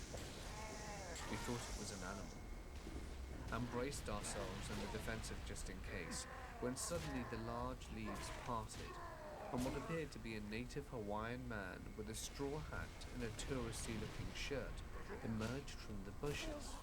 A straw hat and a Hawaiian shirt? We explained Luffy, is that you? and that we have a campsite not too far Is from that the king of the pirates? We told him about the strange carvings we saw on the wall. His eyes widened, and they felt like they pierced our very souls. He said he would give us a little bit of advice, and the advice consisted of pack up and leave. The bad things happen here, and that a curse had been placed on the area, that we should go. We all asked why. The man stared at us before saying, the night marches. He then said that fought approaches, and to get somewhere safe, and to never look at them in the eye. With that final cryptic message, he went off. We all looked at one another. Jake said, did we really come all this way to leave? We decided it was only going to be one night, and dusk was approaching soon. As the morning comes, and we'll just pack and leave. We didn't want to touch anything. So we made our way back to the camp. I don't care how long it takes us. We're gonna get this damn thing done tonight. 2 cans of clam chowder with pita bread. You know the funny thing is, this is a lot more bearable than Spartan Ops. It was one of the best nights we've had. It's like I'm probably should have done this first and then Spartan Ops, because this is... Christine looked at her 'cause watch. at least with this, Quarter to 1 a.m. I have a chance of The night. not dying. We decided to get ourselves ready to sleep. 2 people could fit in one tent. This is more of like a fair fight, so to speak. I opted to admire the stars and lay out and fall asleep under them. I remember thinking to myself, I only see skies like this on wallpaper for my computer. It was so magical I dozed off. I remember waking up to use the bathroom. There was really no bathroom, so I decided to go into the woods. It was silent. There were no animals making noises, no insects, nothing. It was eerie quiet. It was as if time had stopped. I quietly walked behind the tent into some bushes to release, when suddenly I heard a horn. I'm not sure what it was, but it sounded like a horn. I just passed it off as me hallucinating and headed back to sleep. Suddenly, as I was drifting off, I heard what sounded like a drum. My finger tapped the ground to the beat of the drum as it began to get louder. Jake awoke and peeked outside the tent and looked at me. How do you have service, man? Turn it down. I told Jake it wasn't me. Now, if you knew Jake, he could be very serious and would only call me by my full name in these situations. Thomas, stop joking around and go to bed, yeah? You know we've got to get up early. He rubbed his eyes looking at his Apple Watch. Suddenly a horn noise went off again, this time louder. Jennifer sat up. Suddenly, the drum was even closer. Christine was still fast asleep. That's when it dawned on us that the sounds were coming from all around us, and we felt All around me are familiar faces, worn out faces. Jake went back into the tent, and you could hear him whisper to Christine. I was trying to gather our things, and I motioned to Jennifer to grab her bag, but she was just staring behind me. I had a sickening feeling in the pit of my stomach. I turned around to look, while I could hear Jake gathering his things in the tent. My fight or flight kicked in, as my head slowly turned.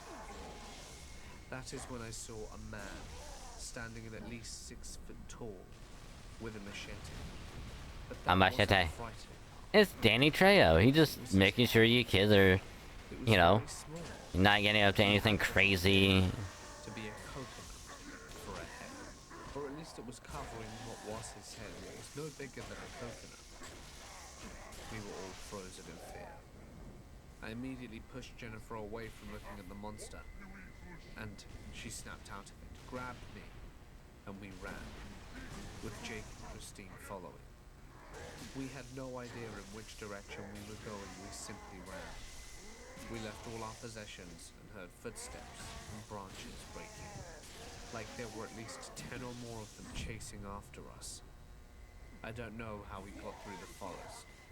Christine noticed a strong river of water and figured that we could lose them if we crossed. We all jumped and began making our way through, but it kept getting deeper, and before we knew it, the river had overpowered us and carried us away. We looked back and saw 5 of them at the riverbank, with various weapons in their hand. They were no longer following us, simply staring. That moment will be etched into my head for as long as I live. The look of them at the riverbank as we were slowly departing. I don't think I'll ever forget the beings with average height but small heads, and I ended up passing out. I woke up with the sun in my face and Christine hitting me. She had a gash on her head, and Jake and the rest of us were covered in scratches and bruises. Before we could even talk, we heard a helicopter over our heads. They airlifted us to the island nursing triage to get checked out. I asked them how they found us. Apparently an Apple Watch ping sent the coordinates at 4:55, and they've been searching for us for 4 hours. Christine just cried, and Jennifer hugged her. Jake and I looked at one another. The guy added that we should never have been there anyway. The local authorities came to speak with us and asked what happened, and we told them about the drawings and the men with the small heads. They went on to explain it was just folklore, that people get so frightened with the night marchers that they end their lives because their minds can't take what they see. They had only 2 instances of documented suicides, one from a 19-year-old girl who jumped off the rock cliff that we were carrying, and the other person they called off the search for because authorities refused to search when night approaches. The area was closed off to the public when they found 4 headless bodies in the 1980s, and perpetrators were never found. He continued that we must have been way off the trail to be at that rocky area because it's completely closed off. They seemed puzzled with how we even got there to begin with. I had chills running down my spine. What the hell did we see? Was there even a head at all? How could they have breathed or seen anything with the coconut covering them? I asked if the night marchers have heads. He said, since we're alive to tell the tale, they didn't remove their coconut shell. That had we died and jumped off the cliff like a young girl, we would have apparently known the answer. After this, we decided to take a very long break from hiking or camping and just met up at a bar. The 4 of us don't really talk about this anymore. I'm sure it's to no one's surprise. It almost ended our friendship. But I'm glad now that after 4 years, we can sort of move past it.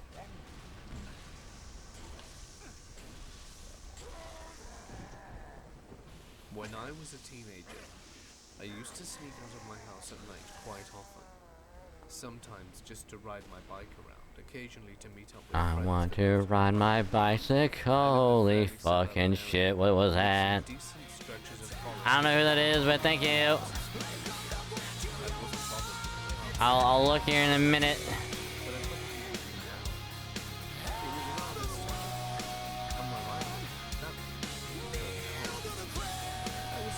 Hey, Leoto. Good. Welcome, welcome. There's a wraith shooting at us.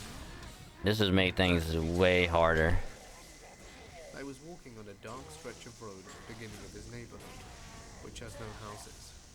Which I suspect is for drainage reasons, because while there are trees on the left, there is a recess clearing to my right, bigger than a football field, which is covered in thick brush.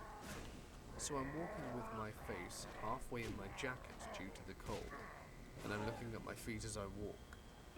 I'm approaching the only street light in sight. Give me 1 second. I gotta rest my eyes anyway. There's a deer standing Give me 1 second. And even though I know deer are basically harmless, Oh, I'm still shocked because I damn near walked into it. It's just standing there, my the eyes. deer looking directly at me. Ah. Before I can react, Holy shit, I it's 2 hear minutes. a I mean, roar. in the morning, Jesus A Christ. sound only a wild cat would But hi, Leoto. Out of the brush, Mamma Mia. hits this thing right on the neck, Sin. taking it down to I don't know how to pronounce his first name. Alien, I guess. I don't know. I'll say Sin, but It is so close welcome, it could have easily Raiders. Hope you had a good stream. What were you playing? In some lightning speed decision making, I figure this thing has enough food and is probably not interested in eating me as well. And that, the best thing to do, is to run all the way back to my house as fast as possible. Ah, you're doing the Pokemon Unite. After that, I haven't played that game in almost every time I tell a years. story, people assume I was high or drunk. I remember just playing it like once or twice, like 2 or 3 years ago when it first came out, I don't know. and then just like nice, never went back to it. It was probably not by choice. It was actually around the time that my internet got upgraded, and It was. You um, can imagine. Twitch Online service hated me. A bit more often after that. Oh my god, my eyes. By a pack of wolves for a Yeah, very I long time. definitely need to rest my eyes after that, because I was not blinking for at least 30 minutes. The terrain Oh, goodness. continually switched from steep Oh my goodness, but terraces to how's your stream?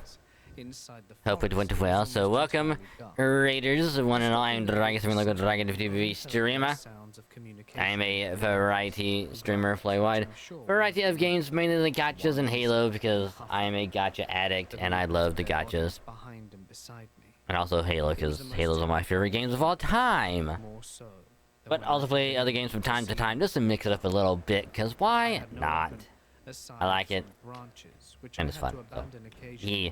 to make it down the Tonight we're playing some Halo MCC, getting some Many people achievements. trying to get across the We were stone playing coated some multiplayer earlier, had some decent stream games, and some barbed but wire now elevator. we are I almost trying to went get the one more entire fence achievement along for the with it. night, Only when I where took we the have to foot get down over the 150,000 shield, it points like it was nothing. on this final Shortly mission, after, the noises left all of a sudden. and 5 minutes later, I was standing on the nearest road and made my way I'm to pretty the sure we've been entrance at it of for like an Arsenal. hour. I still wondering Like, left total, and right.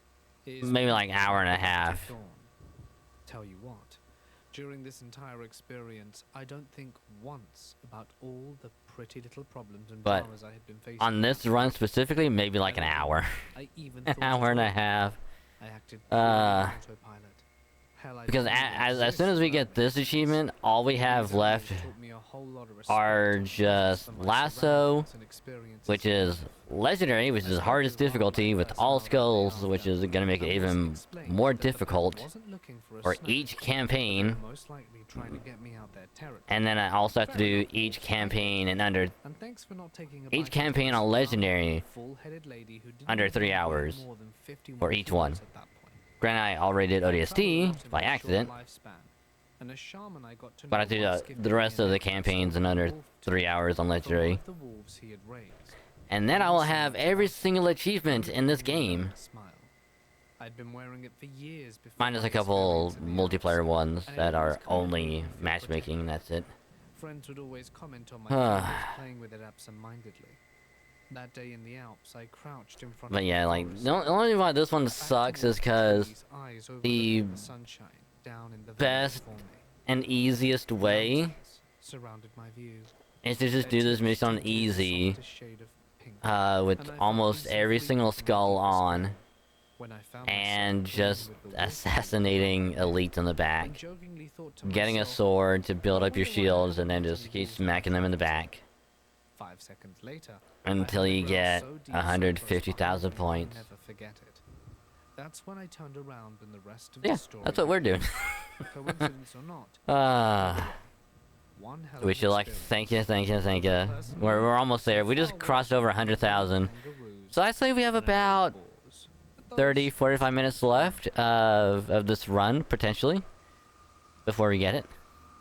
This hopefully. past winter, If I die right before, I'm gonna the high cry. peaks in the AD A lot. caves with a buddy of mine.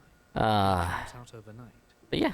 Everything was Yeah. fine the entire Also, thank you for the follow as well, Sin. Much appreciated. Welcome to the cave. Call this wonderful, wonderful place.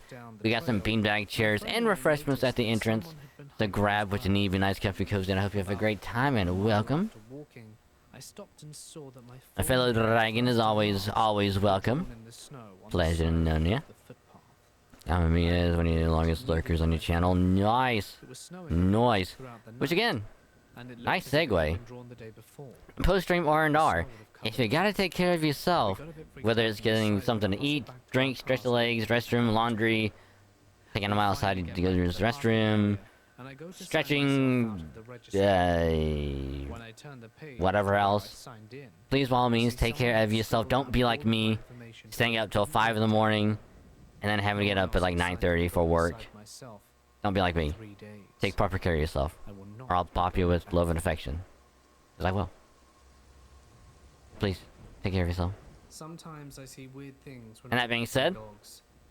if you're gonna be This time I took lurking, them to some little forest I that's do not too far appreciate the from lurk. home. Just remember, Usually you can this either mute forest the is tab very or you can turn the quiet. volume down on the There aren't many people stream. around, which is Just why I don't enjoy mute the stream going. yourself. That way your view can still On this count. particular day, my Helps dogs out a started lot barking more at me. than you think, and I say thank you because you're awesome. But if you're gonna be heading out for the rest of the day and or night, thanks for stopping by, checking out the stream, supporting like everything, and thanks again. I'll catch you in the next stream. Much appreciated.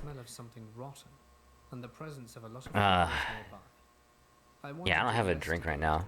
I should probably get one real quick. Which, hi Rennick, thank you for the hydrate. I shall get a drink really quick. I will be RB, But instead I found this huge which bundle. I'll It be. looked more like a sack, and it was Check your tied pasta. with a very large Make sure your pasta is nice and wet and wiggly. Because if your pasta isn't good, it will break. It will snap, crackle, pop, and it won't be good. So, you're back. Let me get a drink. Because I definitely need it. And that caused a cacophony of flies to come emerging from it. But that smell, the awful rotting smell, stuck in my nose. The barking began again, but I didn't find anything, so I carried on. I returned a week later. I tried to stay away, but my curiosity got the better of me, and I went back to investigate. This time there were more flies than the last, and someone moved it not too far from the bush, trying to dig a hole where it was originally.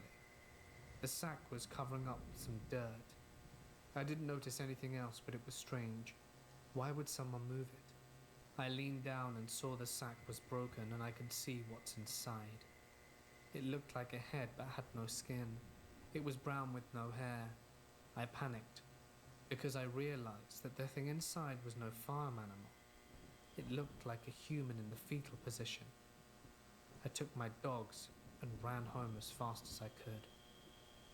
I wanted to call the cops, but when I got there, my family wanted to be sure, and we returned there. But strangely enough, by the time we arrived, the sack was gone, and half the hole under the bush was filled with dirt again. I think someone was watching me and saw me snooping around. We didn't end up calling the police. Why would they believe me? There was no evidence. It was very creepy, though.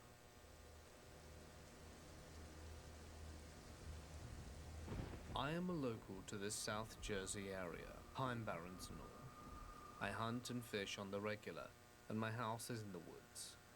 I'm used to the sounds and things that regularly happen around New Jersey. Alright, I've had two experiences that I could never grasp. drink has been acquired. Still give me chills. Yeah, that too, I was thinking of stupidly. It was a Yeah, cold, it's just a 6-foot really firearms bad habit of It was mine, opening day. where it's like, I had set my it'll be setup like in a new 2:30 or spot so, at and the it's like, front alright, door. I'm off to sleep, so I can I'm following you know, my bright eyes, get reflectors, proper rest and all that. and it's pitch And then it's like, I'll just be, I'm I'll saying just be on minus 4 YouTube with the wind. for the next like 3 hours or so, like So it's 2.5 already hours, just like walking through the watching pines. YouTube shorts, and it's just like, 25 yards oh, from it's my now tree 4:30. when I almost stop to light a 5. cigarette before I go on. I got work in about As 4 I'm sitting hours. there a mile I deep should in probably the get some sleep now. Alone in the dark, I hear a grunt. Not a deer grunt, a full-blown snarl. It stops and goes on for a minute or two. At this point, my shotgun is stacked But yeah. to the rim. I am I'm also looking towards the noise. a It charges me, fellow gets about 10 master of yards out, lurking, because any and my stream that I shotgun mostly is watch, sitting to the left of I'll me. be working on like This sets whatever me up for the stuff where it's like, So I figured, when, like I'm get playing a into game tree or now. So I moved. editing, whatever. It's like I'll It was just about 10 be, yards away from my tree. And I'll just be lurking, and it's just like, all right, time to work and work and lurk, as I like to call it. I went face down in delusion. Whatever Yep, it was is hit 2 me. a.m. for me right I now. stayed in my tree until 10 a.m. when it was So light. enjoy the My lurk. description of the thing would be a hog mixed with a goat. It was terrifying. And by the way, we don't have any wild boar. But yeah, I did hear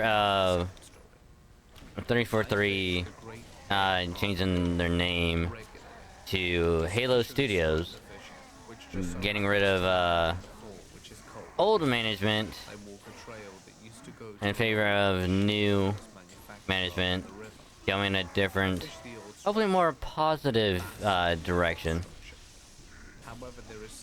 Working on more titles and stuff like that, which honestly it's like whatever allows them to step away from like the bad history that their previous name has been associated with. And when it comes, we knew it was gonna pull. I wouldn't really say I wouldn't say woke direction, it's just Once they're inside, making some weird choices just chill for a bit and explore the rules. because of how out of touch It gets creepy. the upper management is with like So we walk up to the second almost floor. everything. There's a line of rooms on the right and a balcony on the left overlooking the building. As we Where approached the it's first door, my like- friend regretted it. He didn't want to go in. It's like having modes that should have been in at launch I like exploring. be added in like years later. Checked the first room to find when nothing it's like- spectacular, and kept walking, checking It's the like rooms this one should have just by been one. in at the beginning. Like, Get to the what second happened? alarm It's like, and I got this weird well, you know, sensation. Microsoft being like, hey, Almost like I'd received we know you're still working on it. I broke down. And the upper 343 is like, hey, I know we're still working on it, Upstairs, where I found that my friend but how about we just send it out? left and already headed Because Microsoft said so, and I think it's in a good enough shape to just send that shit out.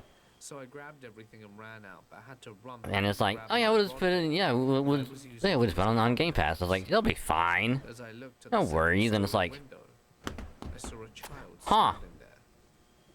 It was the scariest moment. And yet of you my wonder life, why people aren't and I would happy. never And it officially takes get you years just to get it to a working, positive state. Others, this following thing will not sound that scary. But given the context, So perhaps you'll understand them why. trying to move in a more positive direction, just and like that alone, Go for runs. already just being like that, like up front, like On one hey, morning in particular, it changing our started name, and it was missing. moving in a new direction, Running with a flashlight moving like step away from that, Suddenly, around you the know, corner new of work this attitude, trail, all that stuff is like early morning, awesome. 5 a.m., Just make a sure to whole group just of fully packed put your men money where your mouth is, work on it, do what you say you will do, University ROTC and programs everyone would run it's like full people will come back to you backpack. and be like, They run with no it's good to be a limits. Halo fan again. And in the mist, it felt like something out of a World War II. And like not even to mention branching out to like different My friends and I were determined to make it to a certain spot before setting up camp, what's the right word, like different stories in like which I don't the recommend Halo anyone universe, would like experience, do more like And even ODST stuff, but we would do more RTS stuff like Halo Wars, There are 3 of us You know, walking up just this trail. do stuff like that, All of a or sudden, the guy in front of us says, whatever else. "Oh crap!" and we all freeze. Because here's the thing, people loved ODST. I love it. People loved Halo Wars. Locked onto the I loved it. It's really good. The eyes. But then they just keep on going back to Master Chief, Right at going us, back to Master Chief. It's and like it looked like a Master cougar Chief is all was getting good ready to and jump. all, We but there's arranged also to all run, this other stuff from like the and books cougars are in the air. and like the comics and stuff. We Like take a few steps to imagine forward, just exploring those for like one game some bear spray. or like Once whatever we get a few as steps like a little forward, spin-off we see a just to system enjoy it and then we coming can right back to rotate and Infinite. eat while It's like, still man, staring that was at us. awesome. Phew.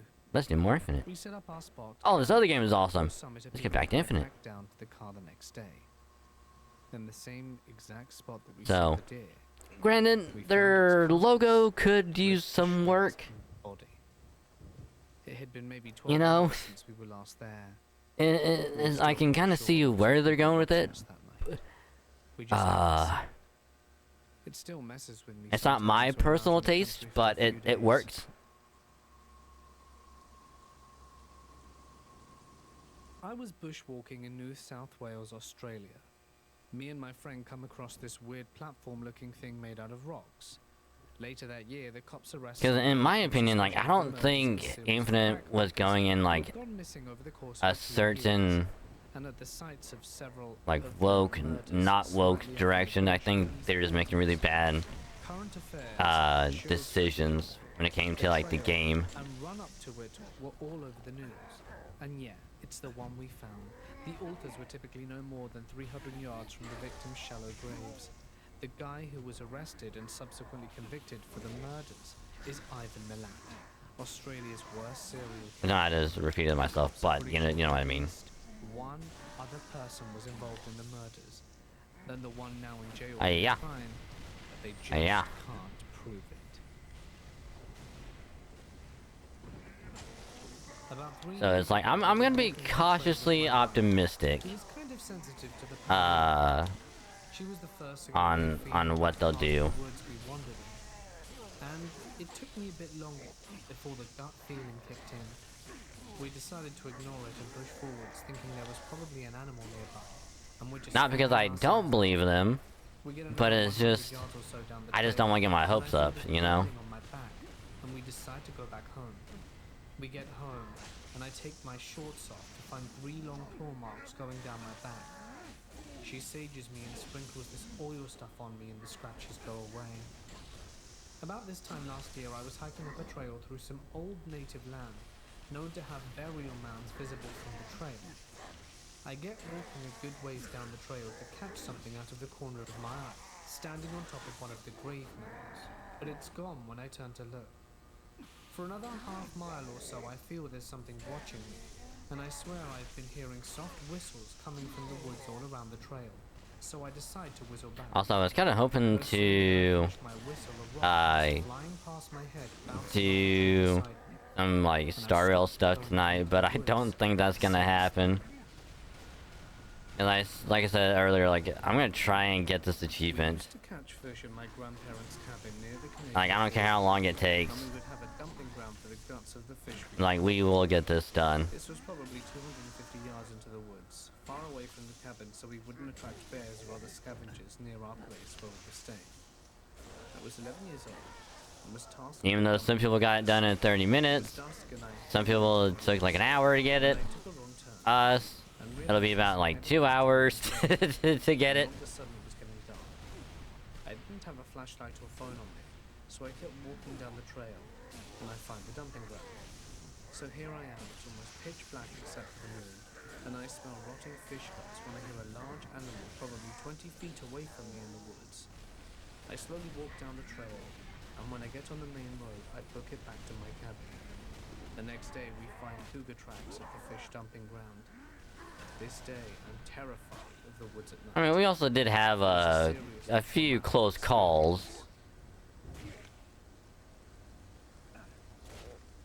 I was mountain biking. I have a few LED lights for night riding, a wide floodlight on my handlebars, and a narrow beam spotlight on my helmet. I'm in Florida, and was riding through a swampy jungle when I noticed Alright. that I was covered with these little sparkly emerald green shiny things. I assumed they were quartz crystals or something, except the trails were mostly sand, and shouldn't have anything like that. So I decided to stop and see what the reflection was, and it was light reflecting back from the eyes of a giant wolf spider. The trail was literally covered with spiders, hundreds and hundreds of them, and these were the ones that were facing me. Also, we are listening to some spooky stories in the meantime as well, to pass the time. Reflecting on the trail back at me. They were low to the ground, and I thought they were a raccoon or possum or something. As I got closer, they started to rise up, and got up, and some more, until they were, it seemed, as tall as a person. Just as the creature got into range of my spotlight, it turned around and bolted into the trees. I only saw its back in my spotlight for a moment, but whatever it was big and covered in medium brown fur. I'm guessing it was a deer, but I'm not entirely sure given the shape. But as you can imagine, I wasn't going to stick around and find out.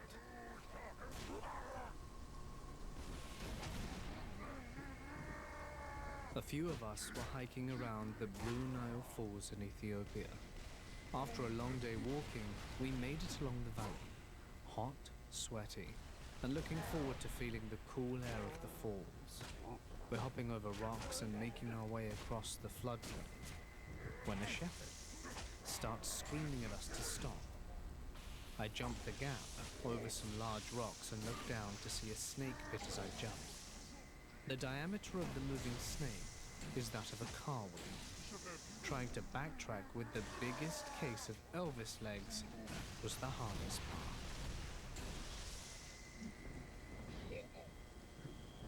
I spent a week with a Sher family in the Amazon, about 15 miles from China, Ecuador. Little background. 3 of us gringo medical/pre-medical students were staying with them on a medical educational rotation, learning about traditional remedies. It was a blast. I'm also gonna try and blink as often as I can, so my eyes don't start watering. Those beasts had to have wandered too close to camp over the years. The jungle is a loud place to sleep. Millions of animals and insects clamor all night long, and it blends into a sort of peaceful cacophony. After a gunshot ran out at 3 a.m., the cacophony was gone. Absolute silence reigned. It was the scariest sound I've ever heard. We clung to my 2-inch knife, telling ourselves it would protect us from whatever was coming. We cowered across the entrance to our shelter, awaiting what was to come, certain a tiger was lurking, although our lovely hosts had decided they were sick of us, and we sat and shivered through the night. The silence was terrifying. When the sun rose, we finally felt confident enough to venture outside. It turned out an unlucky capybara wandered through camp during the night. Poor little bugger got shot in the face at 3 a.m. and it was the first meat we'd eaten all week by 7 a.m. Tasted like greasy venison. I'll never forget that night, or the lovely family. I was about 17, and my friend came round to tutor me in calculus at 10 p.m. at night. I let my friend drive my car to his house. He lived out in the outskirts of town where there's nothing but orchards of almonds. Passed by cattle ranches with lots of lights, silence in the car. I'm on shotgun. I see a bull running on two legs like a human. The bull turns and heads towards us, eyes glowing red. It looks like it's ready to spin around, but then evaporates. I look towards my friend and ask if he saw that. My friend replies, "Did it look like a bull running on two legs with glowing red eyes then vanished?" "Yeah, I saw that." That was about 10 years ago. My co-worker came in the next day off work just to tell his friend the exact same story, 6 years after my incident. My ex was also in the car but didn't see anything and was on her cell phone. I wonder what it was. People have commented Wendigo or Skinwalker. What do you guys think? I have a rather big forest near my home. There's nothing special about it, neither creepy nor mystical, and not pretty either, just a forest with trees and bushes and so on. I used to go there a lot with my dog since it was conveniently close, and we could run around on it while I was minding my own business. Around 2 or 3 years ago, I went there rather late, at around 9 p.m, where it started to get dark soon, but I still wanted to go for a short walk. I always stay on track so I do not disturb any wildlife or damage the plants. As it's getting later and later, I'm somewhat in the middle of the woods, but I feel all good. I know every small track there, and I would always find my way back home. As I'm walking, I hear some weird noises rather close to my left. I couldn't make out what it was, but it was definitely nothing I've ever heard before. It didn't sound like anything earthly, as stupid as that may sound. Then, my dog comes bursting out of the bushes, his tail clamped between his legs, totally focused on me and desperate to get going. He knew there was something weird going on.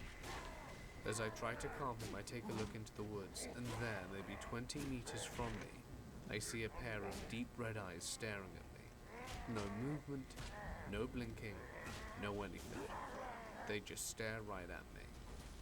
I'm struck, and somehow can't really move, but I keep staring into those eyes. They were seriously red. I don't know how to describe it, but again, nothing I have seen before. I knew that something there didn't belong, but I didn't know what it was. It was almost like I was dreaming. A very eerie feeling was in the air. It was dry and crisp as hell. And I also felt really calm for some reason, and just told my dog to follow me, and backed away slowly. I never looked back, but I know for sure if I had looked, the eyes would have still been staring at me. After a few meters, I suddenly woke up from my trance-like state, and it just hit me. And I begin full speed running with my dog through that forest, scared out of my mind. I'm crying big time while I'm running. I don't even know why, and what really happened, but everything just felt so freaking wrong, and I wanted to get as far away from there as possible. To this day, I don't know what I saw there that night, and I don't think I really want to find out. The only animals that live in that forest are deer and wolves, but the eyes were a human face on it, something between 1.5 meters to 2 meters. I never stepped foot into that forest again. It is now the territory of the unknown cryptid, but I haven't heard from anything weird going on down there either. I just want to make sure you understand. I didn't do any drugs or comparable things before going in. I'm pretty sure something weird or downright disturbing would have happened to me had I stayed in the forest. I was around 19 and had gone camping with 2 of my buddies in Central Oregon, a very remote type of place, taking hours of driving just to get to the trailhead. It was a 3-day backpacking experience. I will always find it That's what we had intended. somewhat humorous whenever the elites growl. It took us 4 days to find our way out of the dense growth. Incidentally, we stumbled into a deserted mining town by accident, which gave us our bearings. We rationed our provisions, so we were far from a dire predicament in this regard. and it was mid-August, so the elements did not impact us too adversely. Also, the back of my neck itches like fucking crazy. But when that happened in the fourth night of our trip, there's something that will not escape me soon.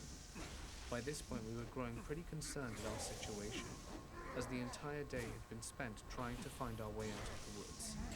We had settled into a camp for the night, wary and anxious. Our fire was dying out, so we threw in a few more hunks of wood and climbed into our tents in the hopes of catching some much-needed sleep. I can't be sure who woke up first, but it was Here's what's gonna happen when we get done with this. exactly what woke us. I'm gonna try and look back It sounded like a telegraph, or perhaps and see how long it's been taking, because it's definitely been over 2 hours of seemingly random for damn sure. I poked my head out of the booth to find both of my friends wide-eyed and staring. We were definitely all hearing it, but no one said a word. The fire was smouldering and ashy, and the sky was overcast so we couldn't see beyond our tents. The sound was faint and hard to pinpoint, but in my mind, I kept trying to rationalize the sound being a squirrel or a woodpecker. Before any of us had a chance to say anything, a new sound could be heard. It was distinctly more faint, but undeniably not an unnatural sound that you would hear in the middle of the woods, dozens of miles away from the nearest town. When we heard it, the noise that sounded like the transmission you hear between NASA flight Alright, I guess there's nothing but swords from here on out. overlaid with music that sounded like orchestra. A high-pitched beeping sound. Music, static, silence, unintelligible words being spoken by a male voice. More static, high-pitched beats, silence, music, static. The beat had a resonating echo. The static would go on for a minute at a time, broken by bouts of short silence. We were lost in it. The air was a thick damp, and I could feel the gravelly sound scraping against my senses. I recall my hand was trembling when I looked down. The whole ordeal lasted maybe half hour, but in a court of law I'd swear it was hours. None of us rest the rest of the night. We wandered aimlessly around the next day, tired and dazzled, growing increasingly terrified of the darkness that approached. Neither of us spoke of the incident after the trip. We never made any pact or anything corny. We just ignored it. And before anyone asked us, we weren't high or tripping anything. We hadn't even packed any alcohol. We were completely sober. I'm 28 now and have lost touch with my two buddies from that trip. Though I thought I found one of them was a KIA in Iraq last year. I still have dreams about that night, because they aren't necessarily as horrifying as they are incredibly rare.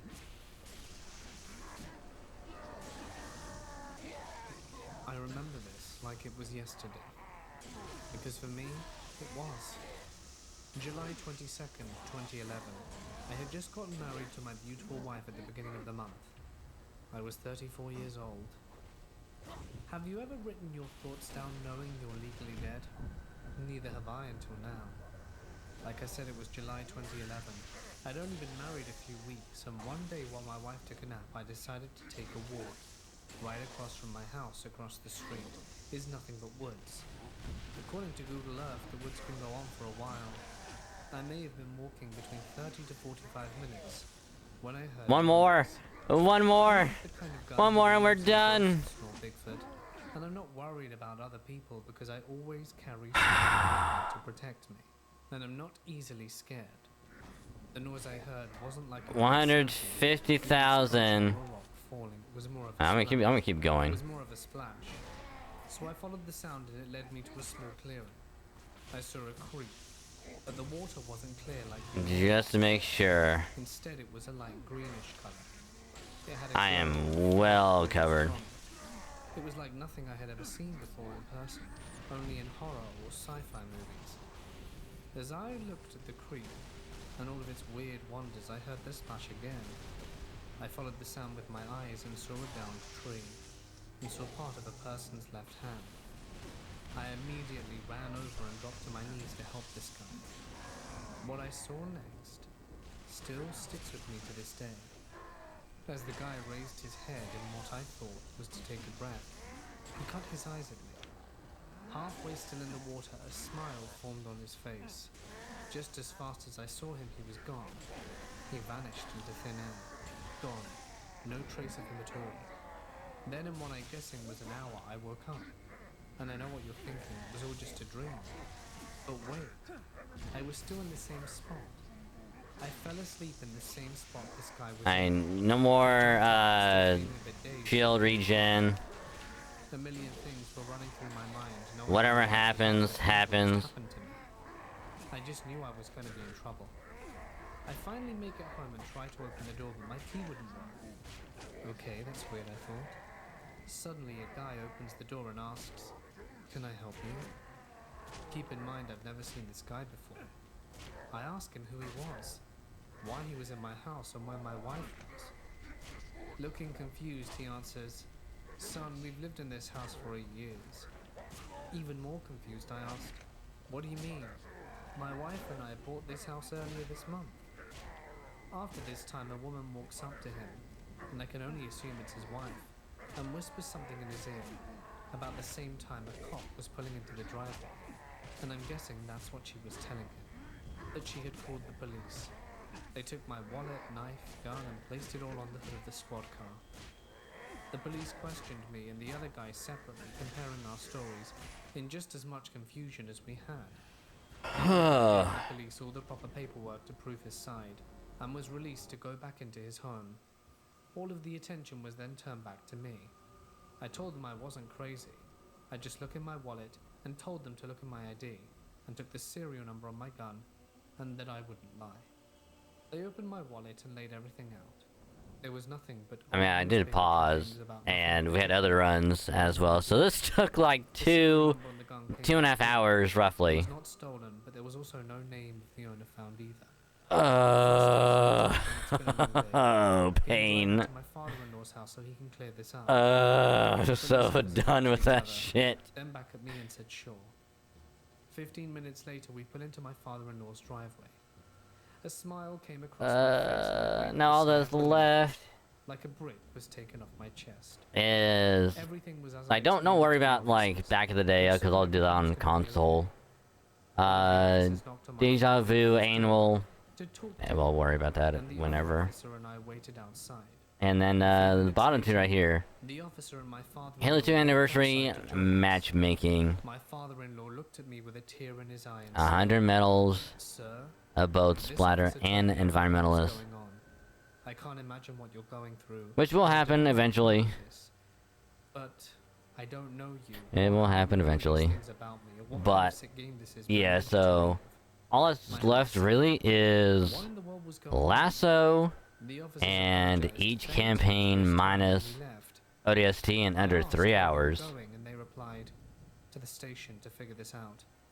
I begged them for one last try and asked to call my dad. Yay. If anyone could make sense of this, 98%. We only need 17 achievements. his name and number, the whole 9 yards. They pulled over and called him and told him everything. 683 out of 700. We're getting there. We're very, very close. A sick joke. He screamed he had no idea who this guy was or how he knew me.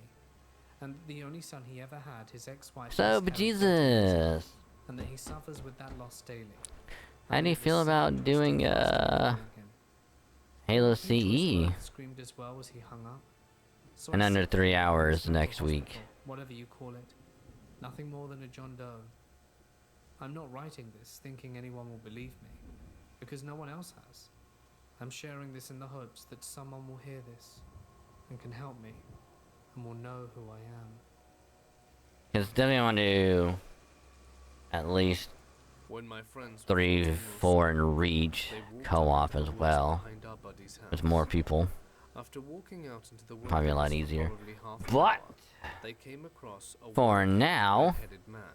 we got like Without what? saying a word, he began walking at them and proceeded to chase 3, them 4 achievements. all the So we got way like 5 achievements today. Once they got back into the clearing, he just turned around think. and walked back up into the wilderness. Yep, 1, 2, 3. Yep. 5 Worked with achievements. Someone who vacationed in Japan. So yeah, roughly 2 hours between Jog. that one and He that thought one. He was in a park, as it was relatively close to his hotel. Except it was too nice a park to be a park. And then he was surrounded by Oh my god, I'm so happy we're done with I guess he somehow found a with back way into most of the West. campaign stuff. He wasn't arrested. Because then all that's left is, Seriously. legendary. I grew up in a really rural No. town. I'm gonna call it there because it is Driving to get to any sort of establishment. 2:30 in the morning. My friend and I were standing outside. Pause that because we'll worry about that later. Oh my god. I gotta fix this.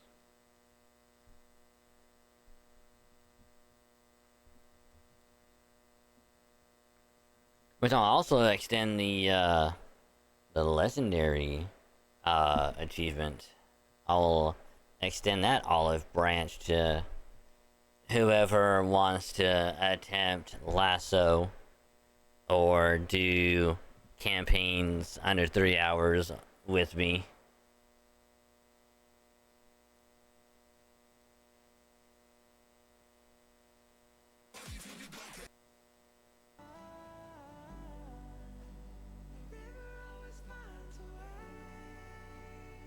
Alright, let's go ahead and fix this.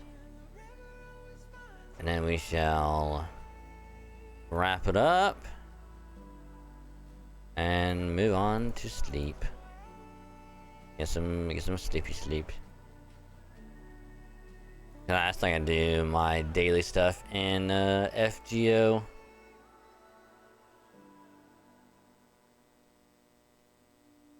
Do all the daily stuff.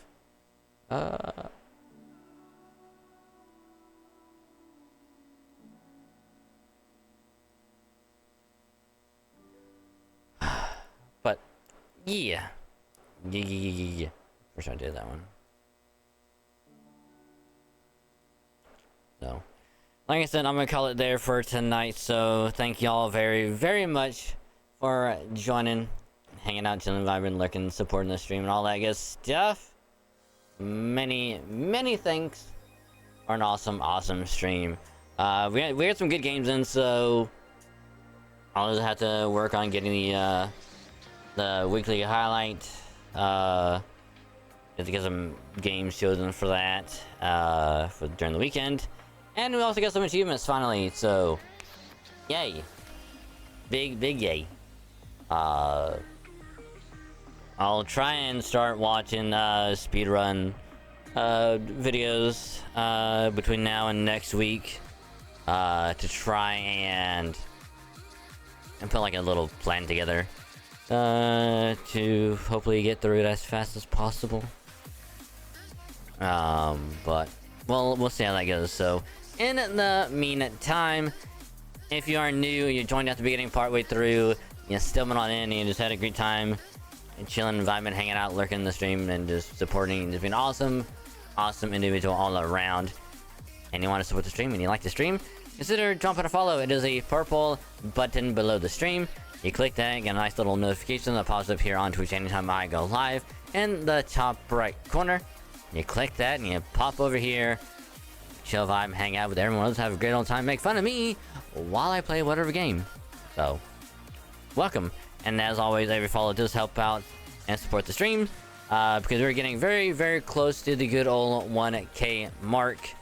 And so every follow does help out a lot. So, drop that follow, and also you get some pretty cool follower emotes to use for free anytime you are here.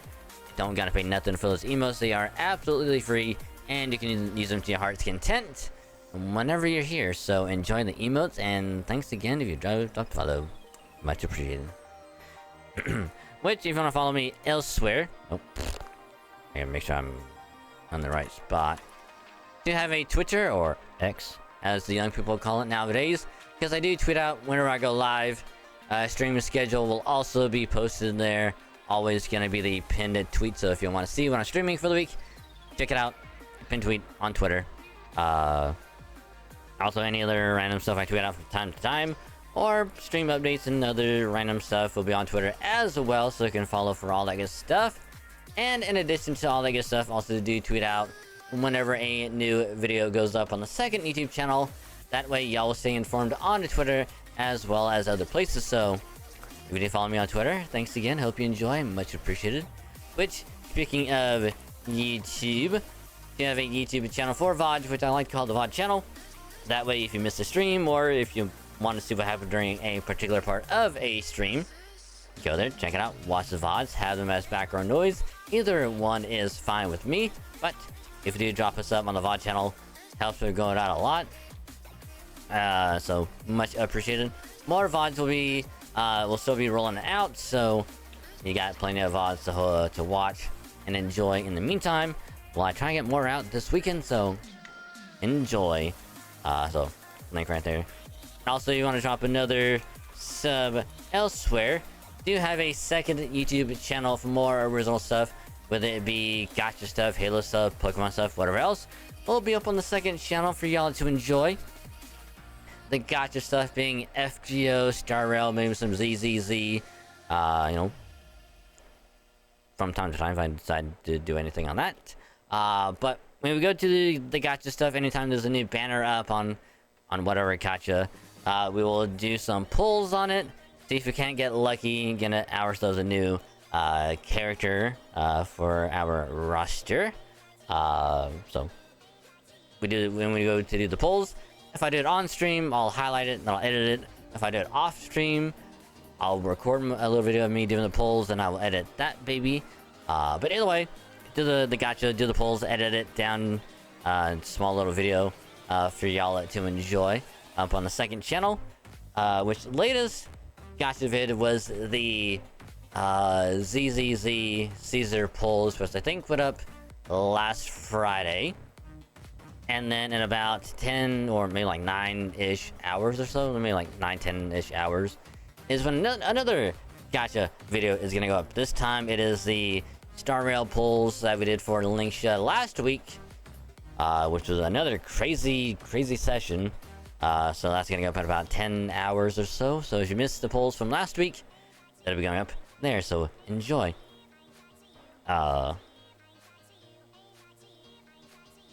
Then of course, Saturday we'll go do more FGO story. We'll do some more polls on that on both NA and JP. So it'll be just one big poll session as you go for a couple servants if you can't get lucky. So that'll happen on Saturday, and I'll edit that baby a little video afterwards. So, and then of course Halo stuff. When we go to play Halo MCC every Thursday, because I love Halo. Halo is a great game, great series, and I love it. It's just one of my favorite of all time. You know, we'll do some games, whether we do it solo or with friends. We just play some Halo, vibe, hang out, and just have a great time. Just playing some Halo. So like I said, played every Thursday, and then we go to play the games and stuff. I'll make a nice little weekly highlight out of some of the best games, funny moments, random stuff that happens during the night. Making a nice little 30-35 minute snippet of some of that good stuff. That way you don't have to sit through the whole 2 to 3 hour session that we do every week. Get to enjoy a small bite-sized bit of some of that good stuff. So I'll usually work on editing the highlight during the weekend, and I'll get that baby uploaded on Monday, because every Monday is when a new MCC weekly highlight is going up on the second channel. So again, if you missed the games, don't worry, there'll be a new weekly highlight every Monday, so you can just watch that instead, you know, get a little gist of what happened during the session. So every Monday is when that will go up. And then of course Pokemon videos will be uploaded every Wednesday. No set time on Wednesday, but they will be uploaded every Wednesday for y'all to enjoy. Currently we're going through our first ever ROM hack called Shining Gold Sigma, which is very difficult because it's a bunch of competitive shit, and it's very difficult, but I'm enjoying it nonetheless. So I'm having a lot of fun with it. Latest episode that went up the other day was episode 15, which was a very good episode. It's like a very chill one where we prep and get ready to take on the Victory Road, so enjoy. And then of course next Wednesday is when episode 16 is gonna go up. So in the meantime, you have 15 episodes to hold you over until next Wednesday. And if you somehow binge all of those, You also have the playlist of the previous Nuzlocke of Heart Gold and Fire Red to also hold you over until then as well. So there's that as well. So enjoy. And then of course any other random videos, if I decide to do anything else, I'll let y'all know first. Like, hey, I got an idea I want to do with this game, with this video. I kind of want to do it. Then I'll do it. I'll record it. Then I'll edit it, and I'll put that baby up at some point during the week if I have any remaining free time between everything else. So that will also happen as well. So in the meantime, second YouTube channel right there. Click the link, sub to it, get notified when a new video goes up on the second channel. And if you do drop a sub there, helps to really, really grow it out a lot. And as always, thank you for the support on the second channel. Much appreciated. You guys are awesome. So right there. And if you do sub to it, much appreciated. Hope you enjoy all the videos over there. And if you do enjoy it, consider spreading the word that other people know. That way we can get more people over there to enjoy all of that good stuff. So if you do that, much appreciated. Awesome. Thank you. And then last but not least, do have a Discord as well. If you want to join it, just click that link right there. It'll take you straight there. If the link doesn't work, just let me know. I will fix it so it will work. But if you do join the server through that link, because I hang out some awesome people, be chill, come vibe, and have an all-around good time. Pretty good people, if I do say so myself. They're awesome. And you also get notified when a new tweet goes up, video or VOD gets uploaded to either YouTube channel, and whenever I go live here on Twitch, because I do notify in the server. In case you miss it anywhere else, it'll all be in one place right there. Just click the link, and if you click the link and join the server, welcome to the cave called this wonderful, wonderful place. It is a pleasure to have you. So thanks again. Awesome. Oh man, what a crazy night. Like, holy crap. But thank you Tanger, thank you Runic, thank you Leoto, thank you Drake, and everyone else is here, joined in, all that good stuff. Much appreciated. So as with all good things, we got to close it here for the night, but not before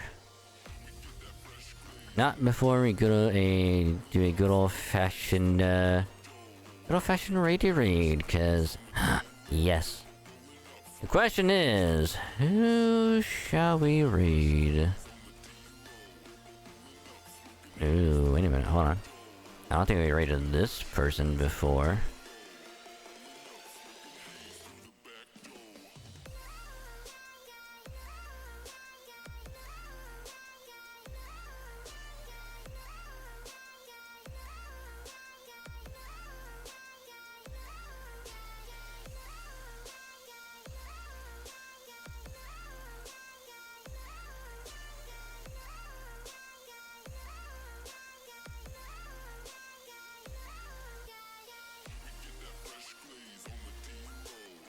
Gotta make sure that they're actually still going.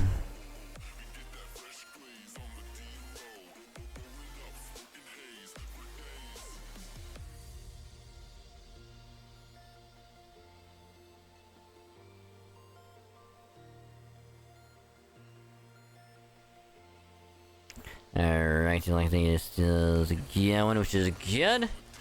So let's get this baby underway. Alright. Look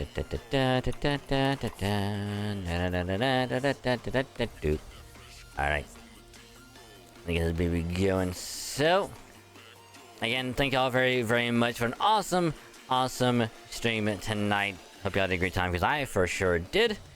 So we're gonna be sending all the good vibes, good times over to our good friend Astray, who's currently playing the new Dragon Ball Sparking Zero. So if you like Dragon Ball, chill stream, good vibes, and all that good stuff. You have a great time over there. So do support them if you can. They do heckin' deserve it. So if you are subbed, you have 100 channel points. Let's use the huggy emote, since we're getting hugs, good times, good vibes, and all that good stuff their way. So just copy and paste that, and yeah. So again, thank you all very, very much for joining. It was a pleasure to have all of y'all.